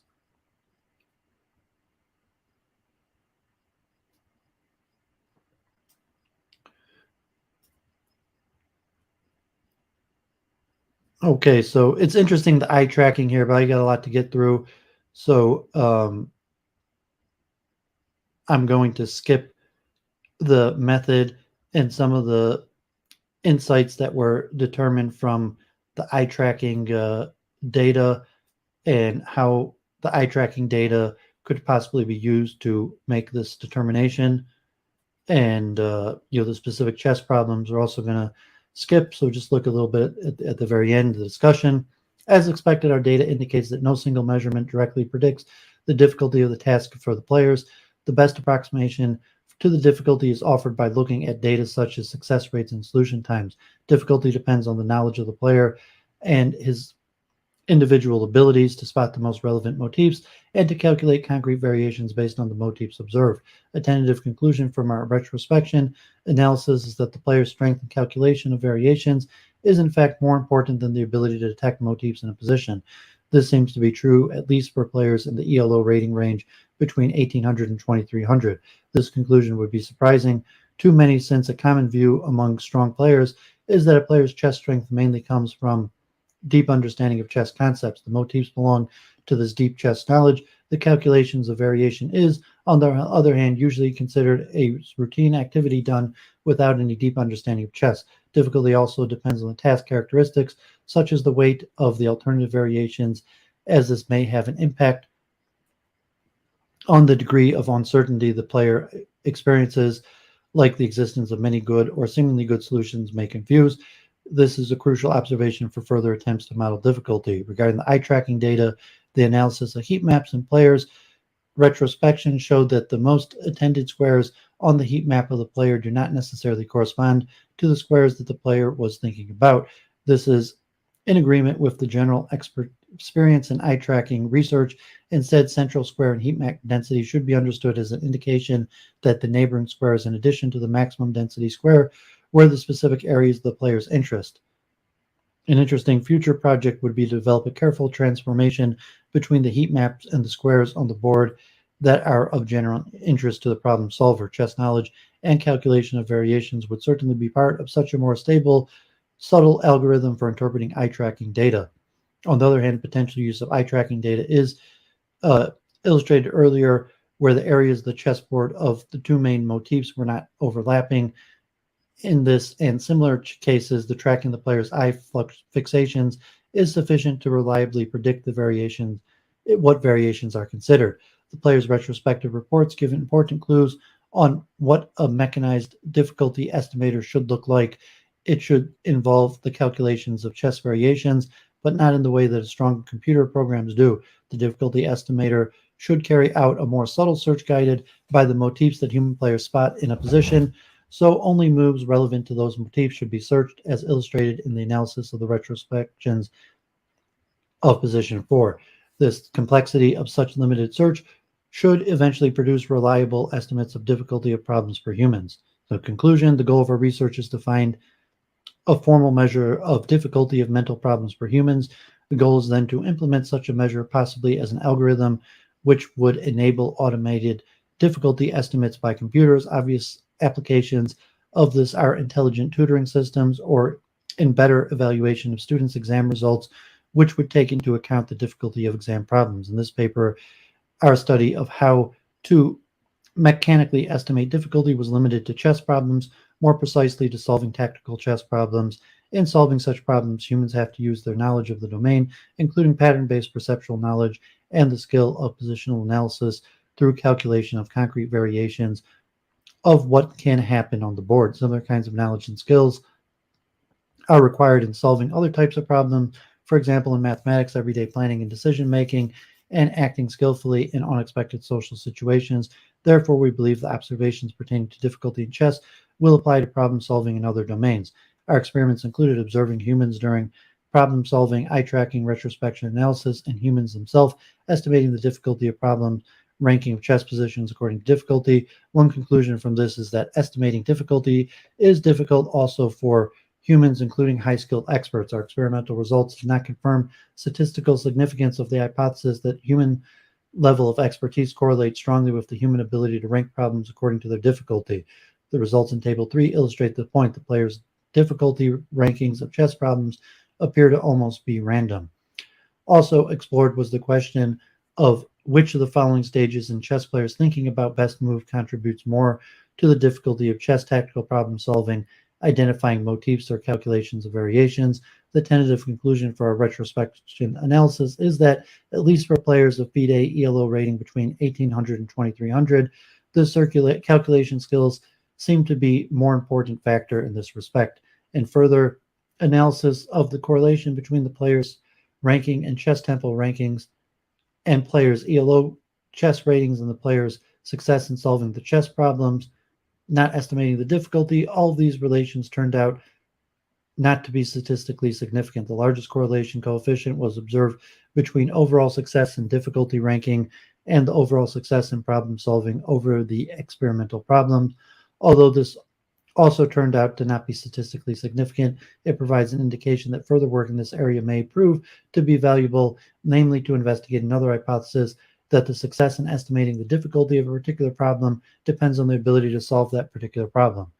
So here you saw interesting conclusion that experts are not necessarily good at being able to assess the difficulty of problems. Experts have a much likelier chance in ability to solve difficult problems. However, if they could solve it, they cannot necessarily tell the difference between the skill levels of various problems. So like related to this concept of phases or stages and whether there's concrete levels. And then also like IQ test in the psychometrics where you have difficult questions that it's not necessarily that people decide that questions are difficult and therefore they're put on IQ tests or scored differently. It's largely through psychometric results. A question is difficult because most people fail to solve it. And trying to have humans determine that this is a difficult question is problematic because humans have not demonstrated the ability to do that. So rather just going off the track record of the results as opposed to some mechanism to accurately assess it. Okay, I'm just going to read a few pages of this one. This one gives a nice background to chess studies and the field of chess expertise, a psychometric analysis of chess expertise from the University of Amsterdam, and also this concept of a test, because usually chess strength is a rating. That rating is based on winning or losing against other players, as opposed to some sort of objectification of chess skill through a test of problem solving, as opposed to playing different players. Psychometric analysis of chess expertise from Han van der Maas and Eric Jan Wagenmakers, University of Amsterdam. The study introduces the Amsterdam chess test, ACT. The ACT measures chess playing proficiency through 5 tasks to choose a move task, comprising 2 parallel tests, a motivation questionnaire, a predictive move task, a verbal knowledge questionnaire, and a recall task. The validity of these tasks were established using external criteria based on the ELO chess rating system. Results from a representative sample of active chess players showed that the ACT is a very reliable test for chess expertise, and the ACT has high predictive validity. Several hypotheses about the relationship between chess expertise, chess knowledge, motivation, and memory were tested. Incorporating response latencies and test scores is shown to lead to an increase in criterion validity, particularly for easy items. There are 2 main reasons to study the psychology of chess. First, the skill of top chess players is an excellent example of cognitive expertise. When people practice a couple of hours a day for many years, they can reach amazing levels of expertise in sports, science, or arts. Many facts about expertise were first discovered in the domain of chess. Second, chess often is studied as an example of higher order cognition. Several researchers, most notably Newell and Simon, use chess playing as an ecologically valid yet controlled environment for the study of higher level reasoning. An advantage of using chess as an environment in which to study expertise or higher level cognition is that the level of expertise can be rigorously quantified by a rating system based on Thunderstone's Case 5 model. The ELO applied this rating system to chess playing, and today almost all club players have an ELO rating to quantify their playing strength. Figure 1 shows a frequency distribution of ELO ratings for all members of the Royal Dutch Chess Federation. The distribution is approximately normal.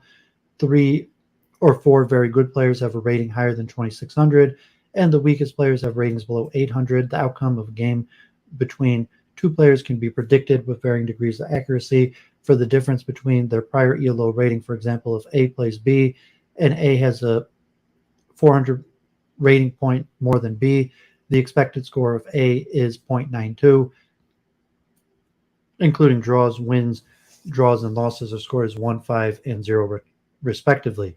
It takes about 25 games in the Dutch rating system, each possibly lasting up to 7 hours, to obtain a reliable ELO rating, and ratings are updated 4 times a year for the Dutch rating system. Jonker, 1992, estimated the standard error of a Grandmaster's ELO rating at 25 and the standard error of average ELO's rating at 53.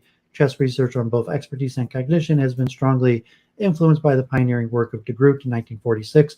De Groot collected thinking aloud protocols of top chess players and analyzed their thought processes. One of de Groot's results concerned the phenomenon of memory of top chess players for chess positions and motivated an influential line of research starting with the studies of Simon and Chase in 1973. Although the theory of Simon Chase has come under attack for several reasons, it nonetheless encouraged the development of a number of alternative theories and research methods.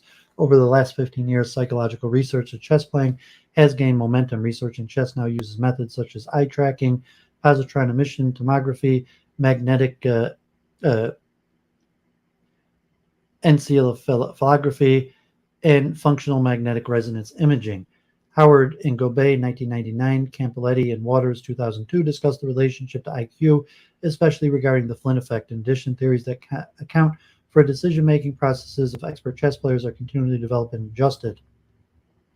Reviews by Erickson and Smith, Charnes, and Erickson and Lehman in the 90s showed how numerous factors and processes involved in chess playing have been successfully identified. However, partly for methodological reasons, several issues are still unresolved. In most chess studies, sample sizes are very small, and selection of participants and test materials is not standardized. We believe that a standardized psychometric analysis of chess playing ability, of which the current study is the first step, is a fruitful new approach. The development of a psychometric test for chess proficiency, such as the Amsterdam chess test ACT presented here, was motivated by several specific questions. The first question is whether it is possible to measure chess ability by using a simple test formats used in standard ability test. In the study of expertise, it is vital to use representative tasks that allow replication in a laboratory setting. The extent to which psychometric tests are able to capture playing strength outside the context of competitive on-the-board playing situations is largely unknown. To our knowledge, no comprehensive psychometric test for chess proficiency exists. Validation of such a test of chess playing expertise can be rigorously accomplished by using the ELO ratings of the participants as an external performance criterion. In contrast, many other psychological tests, like IQ tests, lack such a well-defined criterion. The second question concerns the degree to which certain test formats and psychometric measures are more useful than others in measuring chess expertise. The availability of strong external criterion allows a set of different test formats and psychometric methods, like item response models, adaptive tested method of differential item functioning, to be analyzed with respect to their predictive validity. In addition, we believe that a psychometric analysis of chess expertise can provide useful information not only about chess expertise per se, but also more generally about the adequacy of certain psychometric techniques. The presence of a strong external criterion and the fact that chess playing is a highly constrained yet ecologically valid cognitive skill make the study of chess playing an excellent testing ground for the evaluation of psychometric techniques. Thus, chess playing might function as a Drosophila not only for cognitive psychology, but also for psychometrics. The third question is whether a psychometric ability test for chess can provide information about the kind of processes that underlie chess proficiency. The ACT was constructed to address several theoretical questions about the nature of chess proficiency. For example, a distinction is commonly made between three chess skills. Tactical abilities entail the discovery and accurate calculation of combinations. Usually a combination means that material, a pawn or piece is temporarily sacrificed to achieve certain greater short-term goals. In contrast to tactical ability, positional insight or judgment entails little calculation of concrete sequences of moves and countermoves. Instead, the focus is on strengthening one's position through moves that are based on general principles and result in long-term payoffs. Finally, endgame knowledge refers to procedures to handle standard endgame situations. The distinction between these different factors in chess ability bears some resemblance to the debate about G in intelligence research, that is, the discussion whether intelligence is based on some general ability or more specific abilities. Finally, the existence of a reliable and valid test for chess playing strengths has many practical applications. For instance, in several situations like tournaments or the thriving internet chess community, it is difficult to pair a player to a suitable opponent without a valid rating of the player. For chess training, which in Holland may be part of the school curriculum, it is sometimes desirable to assign players to different groups or to different training programs according to skill. Many younger players do not have a reliable ELO rating, and a fast and reliable estimation of playing strength could prove very useful in these circumstances. Moreover, the effects of training could also be evaluated with the help of reliable and valid test, the ACT. The ACT is a computerized task that consists of several subsets. The choice of the subtest was motivated by a number of arguments. The main subtest, choose a move A and B, are two parallel tests that consist of chess problems commonly published in chess magazines and books. These chess problems require the participant to find a single best move from a chess diagram that depicts a particular position. Choose a move tasks have a long tradition in chess psychology. Based on the practice of standard ability testing in psychology, we expected that a test consisting of a series of such problems would yield a very good test of chess proficiency. However, several top players and trainers questioned our expectations, so we included other tests in the ACT.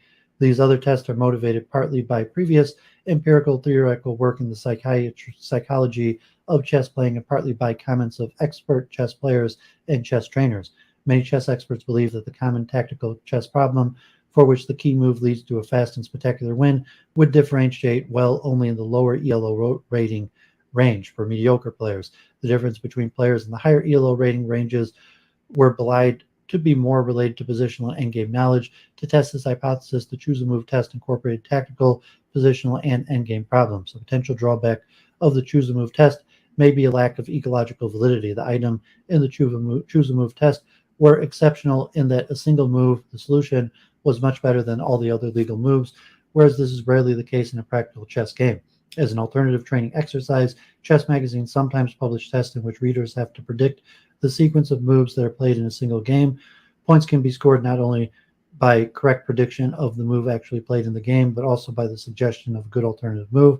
Because of its ecologically validity and its popularity, a predictive move test was added to the ACT. The importance of the right motivation, all favorable psychological factors not directly related to the technical knowledge of the game, such as competitive spirit and the ability to remain calm under pressure, is widely acknowledged throughout the chess world and in professional sports, especially in the matches between top players. psychological factors are thought to exert a substantial effect on the outcome.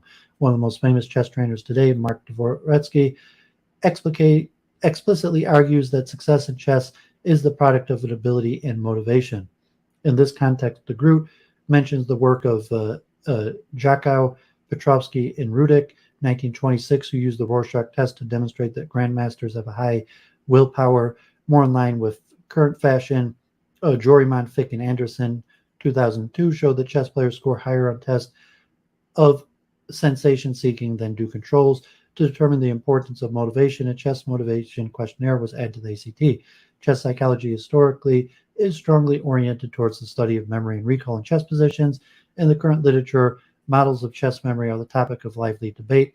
For instance, strong chess players can play several games simultaneously without seeing the actual position. Blindfold play, playing one complete game from the mind's eye without committing gross errors, already places a burden on human memory because the necessary calculation of future moves can interfere with the representation of the actual position. Obviously, the addition of other games increases memory load even further, and the representation for different games can also interfere with each other. Erickson and Kinch, 1995, argues that the standard short-term and long-term memory models cannot easily explain the phenomenon of simultaneous blindfold play. More than a century ago, the phenomenon of blindfold play also stood at the basis of psychological study of chess. The monograph of Binet, who was in many ways the founder of the psychometric approach that is pursued in this article, was a major inspiration for de Groot to perform his famous chess studies starting in 1938. De Groot concluded that individual difference in chess expertise did not result from a differential capacity for calculating many moves ahead, a depth of search, using spoken think-aloud protocols during choose-a-move tasks. De Groot argued that skill differences are instead associated with performance and recall and recognition of standard chess position. Skilled players presumably calculate as many moves as unskilled players, but the recognition of familiar chess patterns that drives the move selection process allows skilled players to exclude bad moves and focus their efforts on promising continuations. In his later work, de Groot described this skill difference in terms of chess intuition. Although the recall and recognition performance of chess experts is indeed amazing, the conceptualization of skill difference in terms of performance on memory tasks has been qualified. Subsequent research demonstrations of skill effect and depth of search. Furthermore, Charnas criticized de Groot's results on the basis of the small and non-representative sample used. The famous result that plays a major role in discussion is the absence of expertise effect and recall for random positions. However, this result has also been disputed.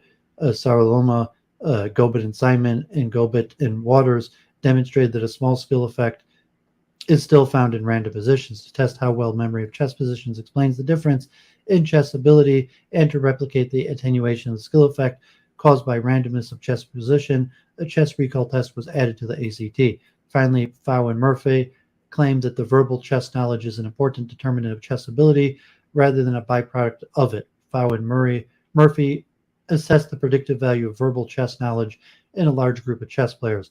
Although verbal chess knowledge correlated significantly with ELO rating, Pfau and Murphy could not demonstrate an independent predictive value of verbal knowledge when choose-a-move tests were incorporated in the regression equation. Nevertheless, Pfau and Murphy claimed that verbal knowledge is a determinant and not an incremental correlation of chess skill. To investigate this hypothesis, we added verbal knowledge edge questionnaire. In sum, the choose-a-move test A and B formed the core of the ACT. For reasons just outlined, the ACT was supplemented with 4 other tests: the predictive move test, the chess motivation questionnaire, a recall test for chess positions, and a verbal knowledge questionnaire. The ACT subtests are discussed in more detail in the sections that follow. The details of the origin and the scoring of all ACT subtest items are available on the webpage. The ACT was improved by a short period of pilot testing that featured about 15 chess players of various skill levels. So this is a long paper, so I'm not going to read the rest. I just read the introduction historical review. And suffice it to say, the test seemed to demonstrate that the ACT test was predictive of chess skill, similar to rating, and maybe even quicker, where you could give the ACT test in 15 minutes, as opposed to a person's performance in chess tournaments would take numerous games, maybe even tens of games, that would take maybe even weeks, as opposed to a simple 15-minute test that could relatively accurately determine a person's skill level.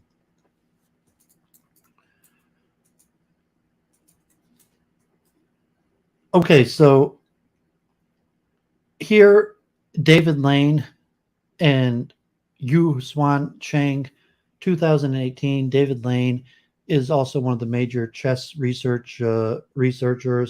And here, chess knowledge predicts chess memory even after controlling for chess expertise, evidence for the role of high-level processes. And all of these, I'm not going to end up reading the method, so just more the history, and this may be the discussion at the end, but the historical analysis of other tests, and you just to get a little background on this. The expertise effect in memory for chess positions is one of the most robust effects in cognitive psychology. One explanation of this effect is that chess recall is based on the recognition of familiar patterns and that experts have learned more in larger patterns. Template theory and its instantiation as a computational model are based on this explanation. An alternative explanation is that the expertise effect is due in part to stronger players having better and more conceptual knowledge, with this knowledge facilitating memory performance. Our literature review supports the latter view. In our experiment, a sample of 79 chess players were given a test of memory for chess positions, a test of declarative chess knowledge, a test of fluid intelligence, and a questionnaire concerning the amount of time they had played tournament, non-tournament chess, and the amount of time that they had studied chess. We determined the number of tournament games that players had played from chess databases. Chess knowledge correlated 0.67 with chess memory and accounted for 16% of the variance after controlling for chess experience. Fluid intelligence accounted for an additional 13% of the variance. These results support the conclusion that both high-level conceptual processing and low-level recognition of familiar patterns play an important role in memory for chess positions. The strong relationship between chess expertise and memory for chess position is one of the most robust findings in cognitive psychology. However, despite over half a century of research, the basis of this relationship is not yet settled. Chase and Simon, 1973, theorized that chunks based on configurations of pieces learned while playing and studying chess are stored in long-term memory. These chunks are recognized during the presentation of a chess position, and labels for the chunks are stored in short-term memory for later recall. The key finding regarding the effect of expertise was that experts recalled larger chunks, enabling them to recall more pieces. According to this view, as players have more experience with chess positions, they are able to recognize more and more larger patterns of pieces, thus allowing more accurate recall. Research has contradicted the notion that memory for chess positions can be explained in terms of limits on the number of chunks that can be held in short-term memory. On one of the hallmarks of short-term memory is that it is easily disrupted by the performance of interpolated tasks. This is not the case, however, for memory for chess positions. Moreover, the finding that experts can remember two chess positions almost as well as they can recall one is also inconsistent with the notion that recall is based on short-term memory. Gobet and Simon, 1996, extended the original Chase and Simon 1973 chunking theory to account for these findings. According to their extension, which they named template theory, chess players learn large chunks of pieces called templates from exposure to thousands of chess games. Such templates differ from standard chunks not only in that they are larger, but also that they contain slots for as yet unspecified positions. Template theory is instantiated by a computation model called CREST. In CREST, the learning and recall of chunks and templates involves the relatively low-level cognitive process of recognizing patterns of pieces, chunks, and patterns of chunks templates. An important aspect of chunking theory of chess memory is that they model the learning of chunks, and in the case of CREST, the learning of templates. Learning is based on the elementary perceiver and memorizer EPOM model. In the EPOM elementary perceiver and memorizer model, learning occurs automatically with the presentation of stimuli. Recurring patterns of stimuli are learned, and these patterns provide the basis of recall. No higher level concepts are hypothesized to be involved in the learning of these patterns. CREST has been very successful in accounting for many key findings in chess memory, including the large expertise effect for realistic chess positions. They much better recall of realistic than of random positions, and the small expertise effect for random positions. Moreover, CREST has been said to account for chess memory findings better than other theories and to be sufficient to reproduce the data under study. A strength of CREST is that as a computational model is able to produce the behavior it is modeling because there can be no ambiguity about its prediction. Crest has been cited as an example of why computation models are preferable to verbal theories. Crest's success shows convincingly that pattern recognition is an important component of memory for chess position, although Crest could in principle also include high-level representations such as the opening from which a position was derived and potential plans and moves in the position. Crest currently implements little of this kind of information, referring to high-level conceptual processes. Gobet and Simon stated explicitly that their explanation does not require these concepts. Crest continues to model the learning of templates as being performed automatically via pattern recognition. Research conducted outside the domain of chess has provided considerable evidence that conceptual processing plays an important role in memory. Of particular relevance to Crest's assumption that the learning of templates is automatic is the conclusion of Jenkins in 1974, who reviewed then current memory research and stated, first, it's surely clear that memory is not an automatic consequence of being exposed to external events.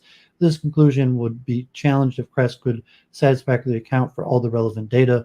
Moreover, if memory for something is as complex as chess positions could be accounted for without appeal to high-level conceptual processing, then perhaps the role of these processes in other domains has been overstated. Contrary to the tenets of template theory and consistent with the just noted studies on memory, several researchers have argued that the expertise affected memory for chess positions is due in part to experts having more sophisticated high-level knowledge of chess. The focus on this article is on whether high-level conceptual processes play an important role in memory for chess positions. As noted by Cook, a conclusion that high-level processes play an important role would not imply that pattern recognition is not also important. It is important for readers who are not experienced chess players to have some appreciation of the kind of extent of knowledge that a chess player possesses. As long ago as 1893, Binet stated that the art of chess is also a science, and more than 1,000 volumes of analysis have been written about it. Chess and Gobet in 2011 estimated that 50,000 or more chess books have been published. For the sake of those with little familiarity with chess, we exemplify the kind of chess knowledge that a strong chess player possesses with one of the simpler lessons from Yu's 1953 classic introductory book, Judgment and Planning in Chess. In this example, Yu explains what it meant for the bishop to be a bad bishop and shows how understanding of this high-level concept provides a basis for understanding the position and guides the choice of moves. Figure 1 shows a position from a game presented by Yu. As you explained, bishops of the same color squares as their pawns are bad bishops because their mobility is reduced. In Figure 1, Black's bishop is blocked by the pawns on c6, d5, and f5. Therefore, Black's goal is to move some of the pawns to dark squares so that they don't obstruct the light square bishop. If it were Black's move, Black could move the pawn from f5 to f4, improving the scope of the bishop. However, it's White's move, and White moves the pawn from f2 to f4, preventing this advance. If high-level processes were important for chess memory, then recognizing this position as an example of a knight versus bad bishop and all that entails would be expected to help an expert player grasp the totality of the position and remember it better. Note that we are not claiming that identifying the position as a knight versus bad bishop directly clues the player as to which pieces are in which squares. Instead, we suggest that recognizing the position as being a knight versus bad bishop helps the player organize the position into a coherent whole, and in doing so aids recall. We recognize that there are other interpretations of the way that this position is memorized and recalled, and is presented here simply as an example of how high-level concept might be used in recall.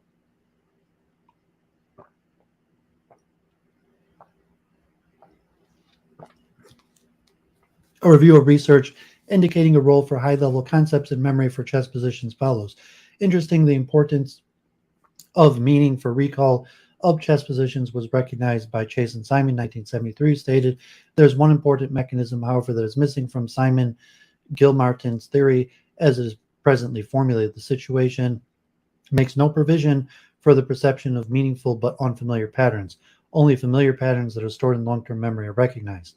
Lane and Robertson, 1979, compared recall following semantic-oriented instructions, like find the best move and determine which side has the advantage.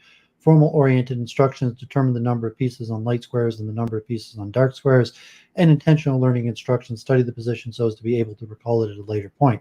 Supporting the role of high-level processes, they found that the semantic-oriented instruction and the intentional learning instruction led to much higher levels of recall than did formal-oriented instructions. Bradley and Hitch, 2017, found that semantic-oriented instructions were superior to formal-oriented instructions for both verbal and visual stimuli, and that the advantage was much greater for verbal stimuli. They argued that the relative ease of elaboration of verbal stimuli as compared to the visual stimuli was responsible for the larger effect with verbal stimuli. The large effect of encoding instructions found by Lane and Robertson suggested that semantic encoding instructions for visually presented chess positions promote elaborated semantic encoding. Gobet, 1996, argued that the advantage of semantic encoding instructions found by Lane and Robertson may not be inconsistent with Chase and Simon's model because these experiments only invite players to encode different kinds of information into short-term memory. It is not clear how inviting different kinds of encoding could be modeled by CREST, since CREST assumes automatic encoding. It does not include a mean to incorporate different kinds of encoding instructions. As was stated by Gobet and Lane, 2005, chunking mechanisms operate automatically implicitly. It might appear that these results could be accommodated by CREST by assuming that the formal-oriented instruction decreased the likelihood of recognizing a template. However, this explanation is hard to reconcile with CREST's emphasis on automaticity and the suggestion by Gobet that automatism increases with expertise, and at some level of expertise, the difference between formal and semantic orienting tasks would essentially vanish. Although the advantage of semantic over formal-oriented instruction has not been tested with master-level players, Lane and Robertson's results cast doubt on the possibility that this advantage would essentially disappear. First, the advantage of semantic-oriented over formal-oriented instruction increases greatly as a function of expertise, making it unlikely that further increases in expertise would reduce the difference to near zero. Second, although the argument that performing a formal-oriented task makes it more difficult to recognize chunks than templates is plausible, one would not expect to completely eliminate the expert advantage at recognizing templates. However, Lane and Robertson found absolutely no expertise effect in their formal-oriented condition.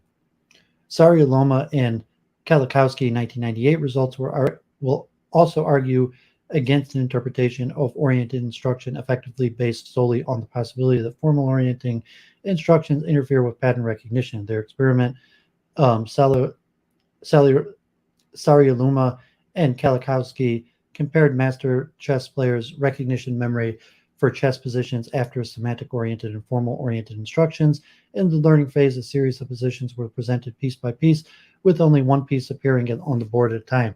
One group of players was instructed to find the best move, whereas the other group was instructed to count the number of white pawns on white squares, black pawns on black squares, and other white pieces on black squares, and other black pieces on white squares. In the test phase, positions that had not been previously consisted of positions that had been minimally transposed by changing the location of one piece. A critical manipulation was that the transposed piece could either be or not be functionally significant. Functionally significance was defined as a priori as pieces that chess commentators had identified as participating in the main analysis variation. Importantly, functionally significant was not equivalent to geometrically central, as a functionally significant change could occur anywhere on the board. Informal-oriented instructions interfere with recognizing patterns.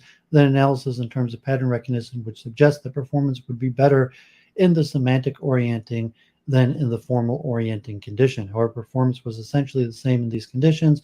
Critically, the interaction of oriented instructions and the functional significance of the transposed piece was very large and provided clear evidence of the importance of semantic processing, specifically for positions containing a functionally significant change. Performance was better in the semantic orienting than the formal oriented condition, whereas the opposite pattern was found for positions for which the change was not functionally significant. Moreover, the players in the semantic oriented condition performed extremely poorly on positions with non-functional changes, almost always identifying positions with these transpositions having been presented before. This pattern of results is difficult to explain strictly in terms of pattern recognition without regard to semantic processing. Cook, Atlas, Lane, and Berger, 1993, based on the classic study of Bransford and Johnson, 1972, provided subjects with a high-level information about chess position either before or after presenting the position. Positions were presented 4 pieces at a time, chosen randomly without replacement at intervals of 10 seconds until all the pieces had been presented. Recall was better in the information before than in the information after condition, supporting the thesis that high-level information aided the encoding and eventual memory of the position. Gobet, 1994, argued the template theory could explain this following This finding as follows. The model also predicts that giving high-level descriptions before the presentation of a position enhances recall more than when it's given after. In the former case, the model gains time to assess the schema it is provided to the player and has then time to memorize smaller chunks of individual pieces and may use the schema to correct its default values or fill in slots without default value. We believe it would be challenging for Crest to model the results of Cook. Before discussing these complexities, we will note an epistemological view adopted by Gobet and Simon in 2000 is relevant here. These authors claimed that a prediction made by Chase and Simon regarding expertise effects for random positions was incautious because it was not based on computational model and was therefore only a guess. The implication of this argument were summarized by Vincente in 2000 as follows. So to generalize, when one has a formal process theory embedded in a computer simulation, a prediction made without running the simulation is incautious and should be treated only as a guess. Although we believe that Gobet's explanation of Cook result is far more than a guess, it is important to note that there is considerable difference between the procedure used in the experiment modeled by Crest and the procedure used by Cook. The former consisted in showing a complete chess position for a short period of time, removing the position, then asking the player to reconstruct it. The latter procedure consisted of presenting 4 pieces at a time and removing the pieces after a short time until all the pieces within the position have been presented. Consider the process potentially involved during encoding following the presentation of a high-level description. Since templates are primarily specific configuration on pieces on squares, there's no way a player could know from the description which of the many templates consistent with the description should be used. When the first randomly chosen set of 4 pieces is shown, the player could attempt to narrow the set of the applicable templates and somehow keep them in mind. This process would have to be specified in detail to be modeled. A mechanism must also be specified for integrating the conceptual descriptions of a position with the processing of pieces that, at the time they are presented, could be one of the several candidate templates, could belong in the slots for a template, or could be unrelated to a template. Without implementing the model, there's no way to be confident of the advantage, if any, that such a model would predict for the information before condition. This is not to say that modeling the results of Cook on the basis of template theory is necessarily impossible. For example, Crest could be modified to associate templates with verbal descriptions. A verbal description provided before the position is presented could match many templates in chunks, and the model would select one that is consistent with the information provided by the first eye fixation. If a better one is found later, it will replace the first one. However, the onus of proof that such a model is practical and accurate lies with the proponents of Crest. Comparing recall and information before conditions with recall and information after conditions controls for the information effects of the description and therefore controls for the player's ability to fill in a schema default value or to fill in slots without default values. We do not find the argument that these factors allow the effect to be explained in terms of template theory completely convincing. Linares, Fridas, Mendez, and Silva, 2012, addressed whether chess positions are represented abstractly by analyzing the mistakes players made in reconstructions of positions. In an example indicating the positions are represented abstractly, a player reconstructed a position accurately at an abstract level by including a back rank mate with the 7th rank controlled by a major piece. However, the major piece in the actual position was the queen, whereas the major piece playing the same role in the reconstruction was a rook. Significantly, 50% of the pieces were either misplaced or omitted, despite the abstract representation being correct. Gobet and his colleagues have argued that the ability of Crest to predict an expertise effect for random positions makes it superior to approaches that emphasize high-level processes. Gobet even included a section titled Random Positions as a Litmus Test for Theories of Expert Memory. Although Crest does an impressive job accounting for the expertise, effect, and recall of random positions in terms of pattern recognition, it should be kept in mind that pattern recognition and higher-level processing are not mutually exclusive. Moreover, Golden, 1979, provided evidence that meaningfulness plays a role even in random positions. In her study, she found that all 4 of the high-skill subjects reported they looked for normal analyzable subpatterns even in the scrambled stimuli and used these analyzed sections later as a basis for recognition. The task of modeling behavior is clearly more complex than simply demonstrating that higher level concepts play a role in chess memory.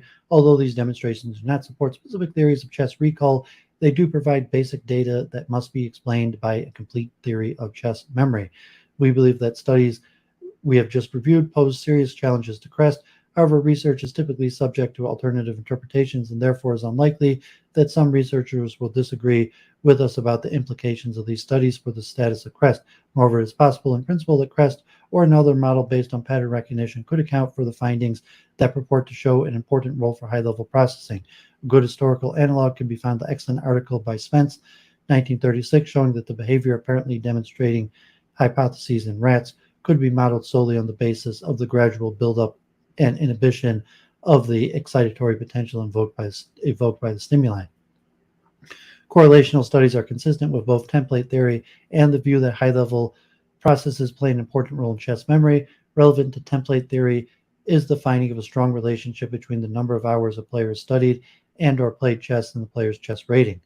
It follows that chess experts will have had more opportunities to learn chunks and templates than have lesser players. According to the template theory, this more extensive learning of and later recognition of chunks and templates is responsible for the expertise effect in chess recall. On the other hand, the number of hours a player has studied and or played chess is almost certainly related to a player's understanding of chess positions, since there's a strong correlation between a player's chess knowledge and chess rating. A chess expert would be expected to have a better conceptual grasp of the game and would be better able to use these higher level concepts for remembering chess positions.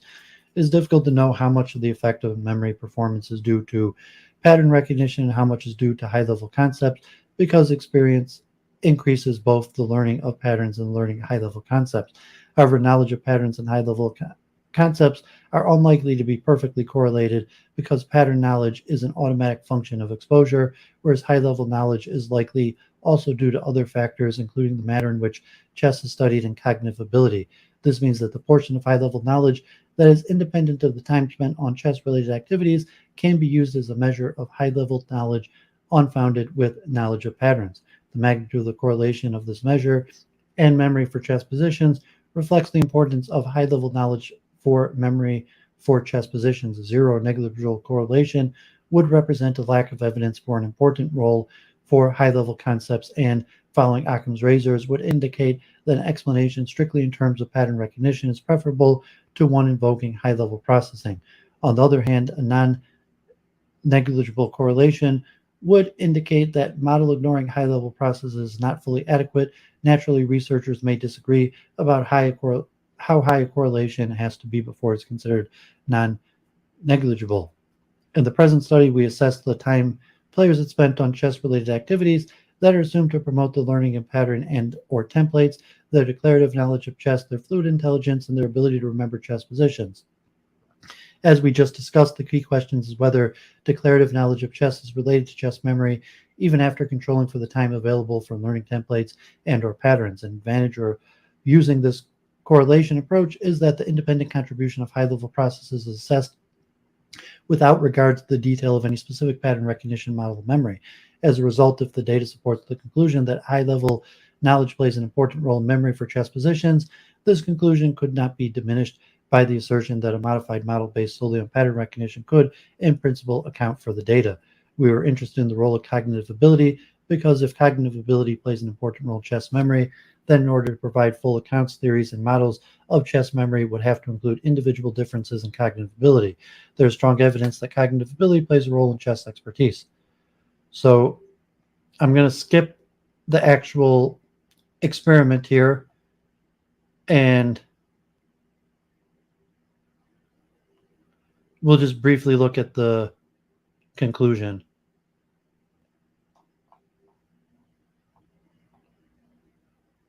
The findings that even after controlling for chess experience, chess knowledge explains 16% of the variance in chess memory, and that fluid intelligence explains an additional 13%, means that a full account of memory for chess positions cannot be based entirely on pattern recognition. The more players know about chess, the higher their level of recall. Both recognition of patterns and high-level conceptual processing appear to play an important role in memory for chess position. CREST, a sophisticated model for chess memory based on the learning and recalling of familiar patterns, has been successful modeling many phenomena. In principle, CREST could be modified to incorporate high-level processes. However, the difficulty in doing this should not be underestimated. One particular challenge is to model how experts understand a position. Consider the master in Chase and Simon study whose recall of one position was relatively poor. The master reported that he could not get the sense of the position. Clearly, a model was based on a recognition of patterns, would have to be supplemented in a very sophisticated way to predict both the low level of recall and the self-report, consistent with the comment of Chase and Simon's master. Wolf, in describing how he memorized chess positions, stated the important thing is to try to make everything make sense. The following description gives some detail about what Wolf meant when he said try to make sense of position. What I was trying to do was to just sort or absorb the position, understand where everything was clustered, and try to quickly understand what was going on, establish some logical connection between things. Tellingly, Wolf explained why he was unable to remember the position of a rook in one position. In the position, white had a winning move, and that move dominated a perception of the position. He described aspects of the position unrelated to this move as being hard to pay attention to and difficult. This is a little bit tricky, actually, because white is going to win by playing bishop a7, and that sort of dominates everything.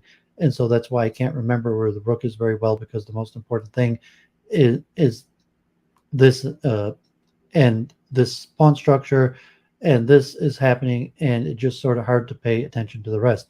The difficulty of modeling Wolf's failure to recall the position and the rook is considerable, because the model would have to recognize the importance of the bishop move to a7 and model the effect of the importance of this move on the perception of all other aspects of the position. It is likely that higher fluid intelligence increases the ability to benefit from high-level processing more than it increases the ability to benefit from the automatic recognition of familiar patterns. Therefore, the finding that fluid intelligence is strongly related to chess memory further supports the argument that chess memory cannot be explained solely in terms of recognizing patterns, and that high-level processes play at least some role. The high correlation of fluid intelligence with memory adds to the complexity of developing a complete computational model, since this finding implies that performance may not fully represent any given individual's performance, a phenomenon that has been discussed frequently. For the most part, Crest has modeled mean performance, although its analysis of Gobet's own performance is a notable exception.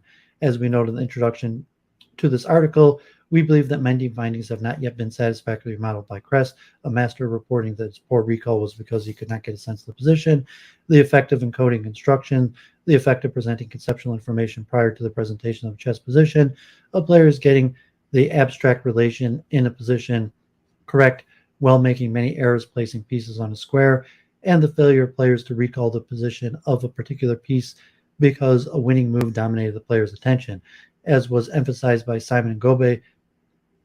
Stating that a model can explain a phenomenon and actually modeling it are two different things. A common theme among these findings is that they demonstrate the high-level processes play an important role in memory for chess positions. The current findings of a strong relationship between chess knowledge and chess memory, even after controlling for chess experience, is further evidence that high-level processors are at least partially responsible for chess expertise affecting chess memory.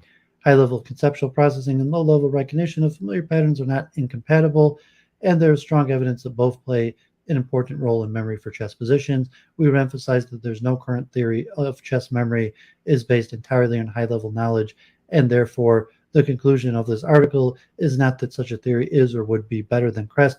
Instead, our conclusion is the high-level process plays a sufficiently important role that they must be taken into account in any complete theory. Finally, the conclusion that high-level processes are important in memory for chess positions is consistent with data and theories from other areas of memory research cited in the introduction. Okay, so that one was really long and a lot of information. We get a good overview of chess studies, and conceptually what we have is like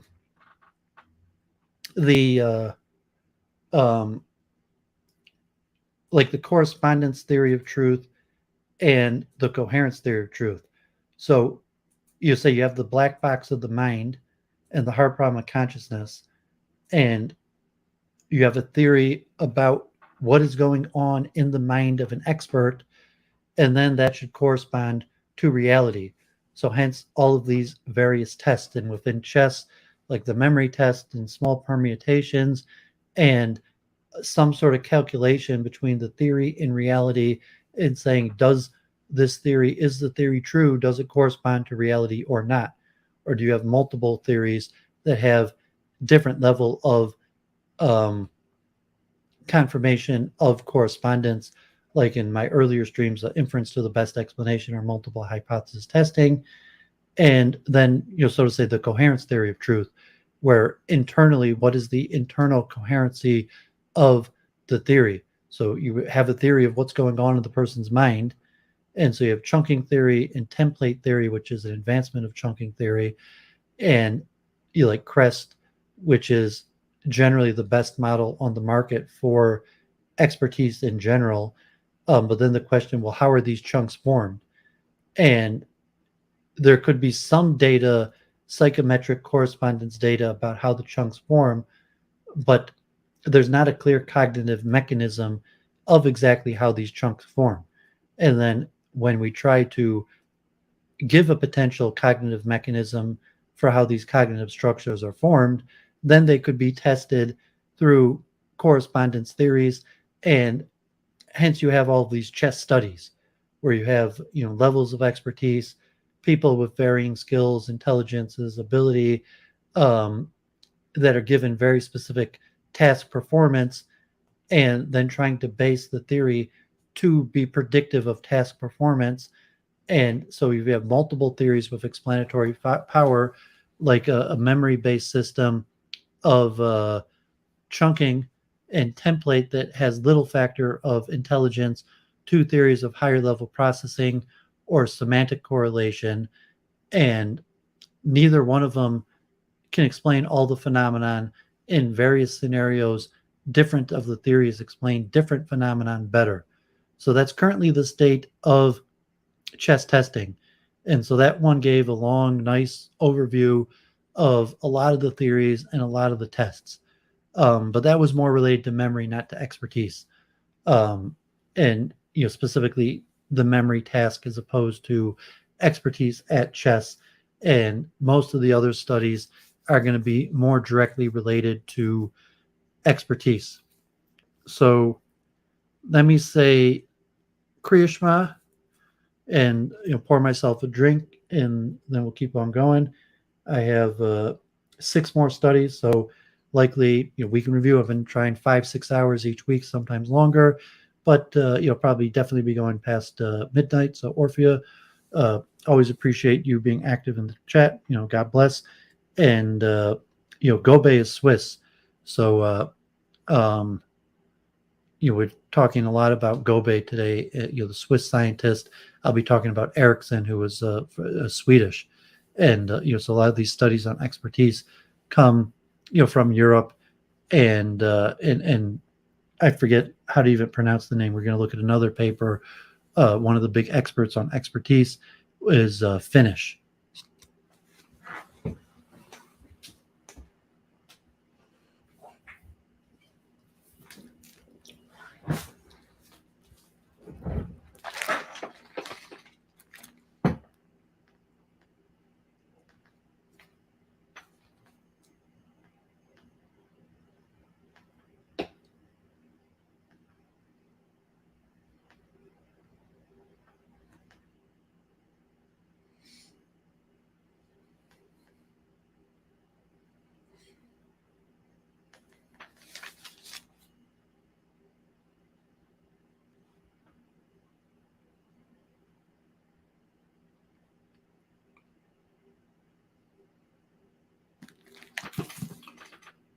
Okay, so pour myself a drink and we'll keep going.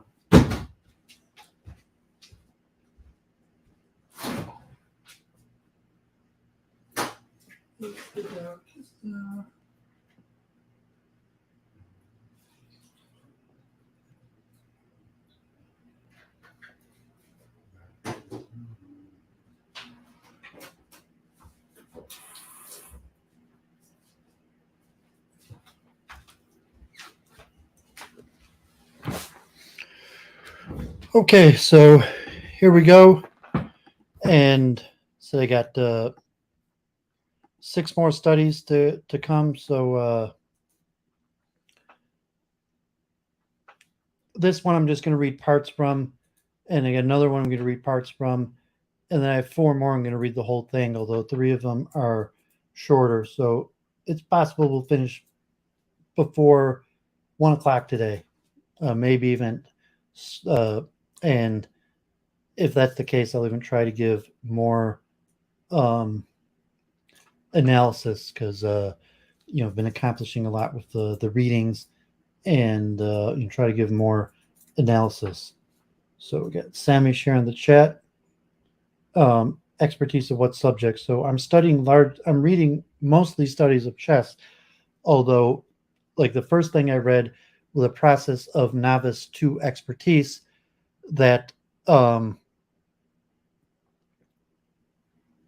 expertise could be generalized, and the process of moving from novice to expert is a largely universal process in any field, and the cognitive mechanisms that are determinative of expertise, such as chunking or template theory or higher level processing, semantic connections, are all believed to be generalized and would apply to any field. But specifically chess, because of the well-defined performance levels of chess in the rating system, almost all the studies I'm talking about tonight are related to chess expertise. But as mentioned, the first thing that I read of the major theories of expertise, most of the theoreticians of expertise believe that it's a generalized process that is basically the same for the acquisition of expertise in any field.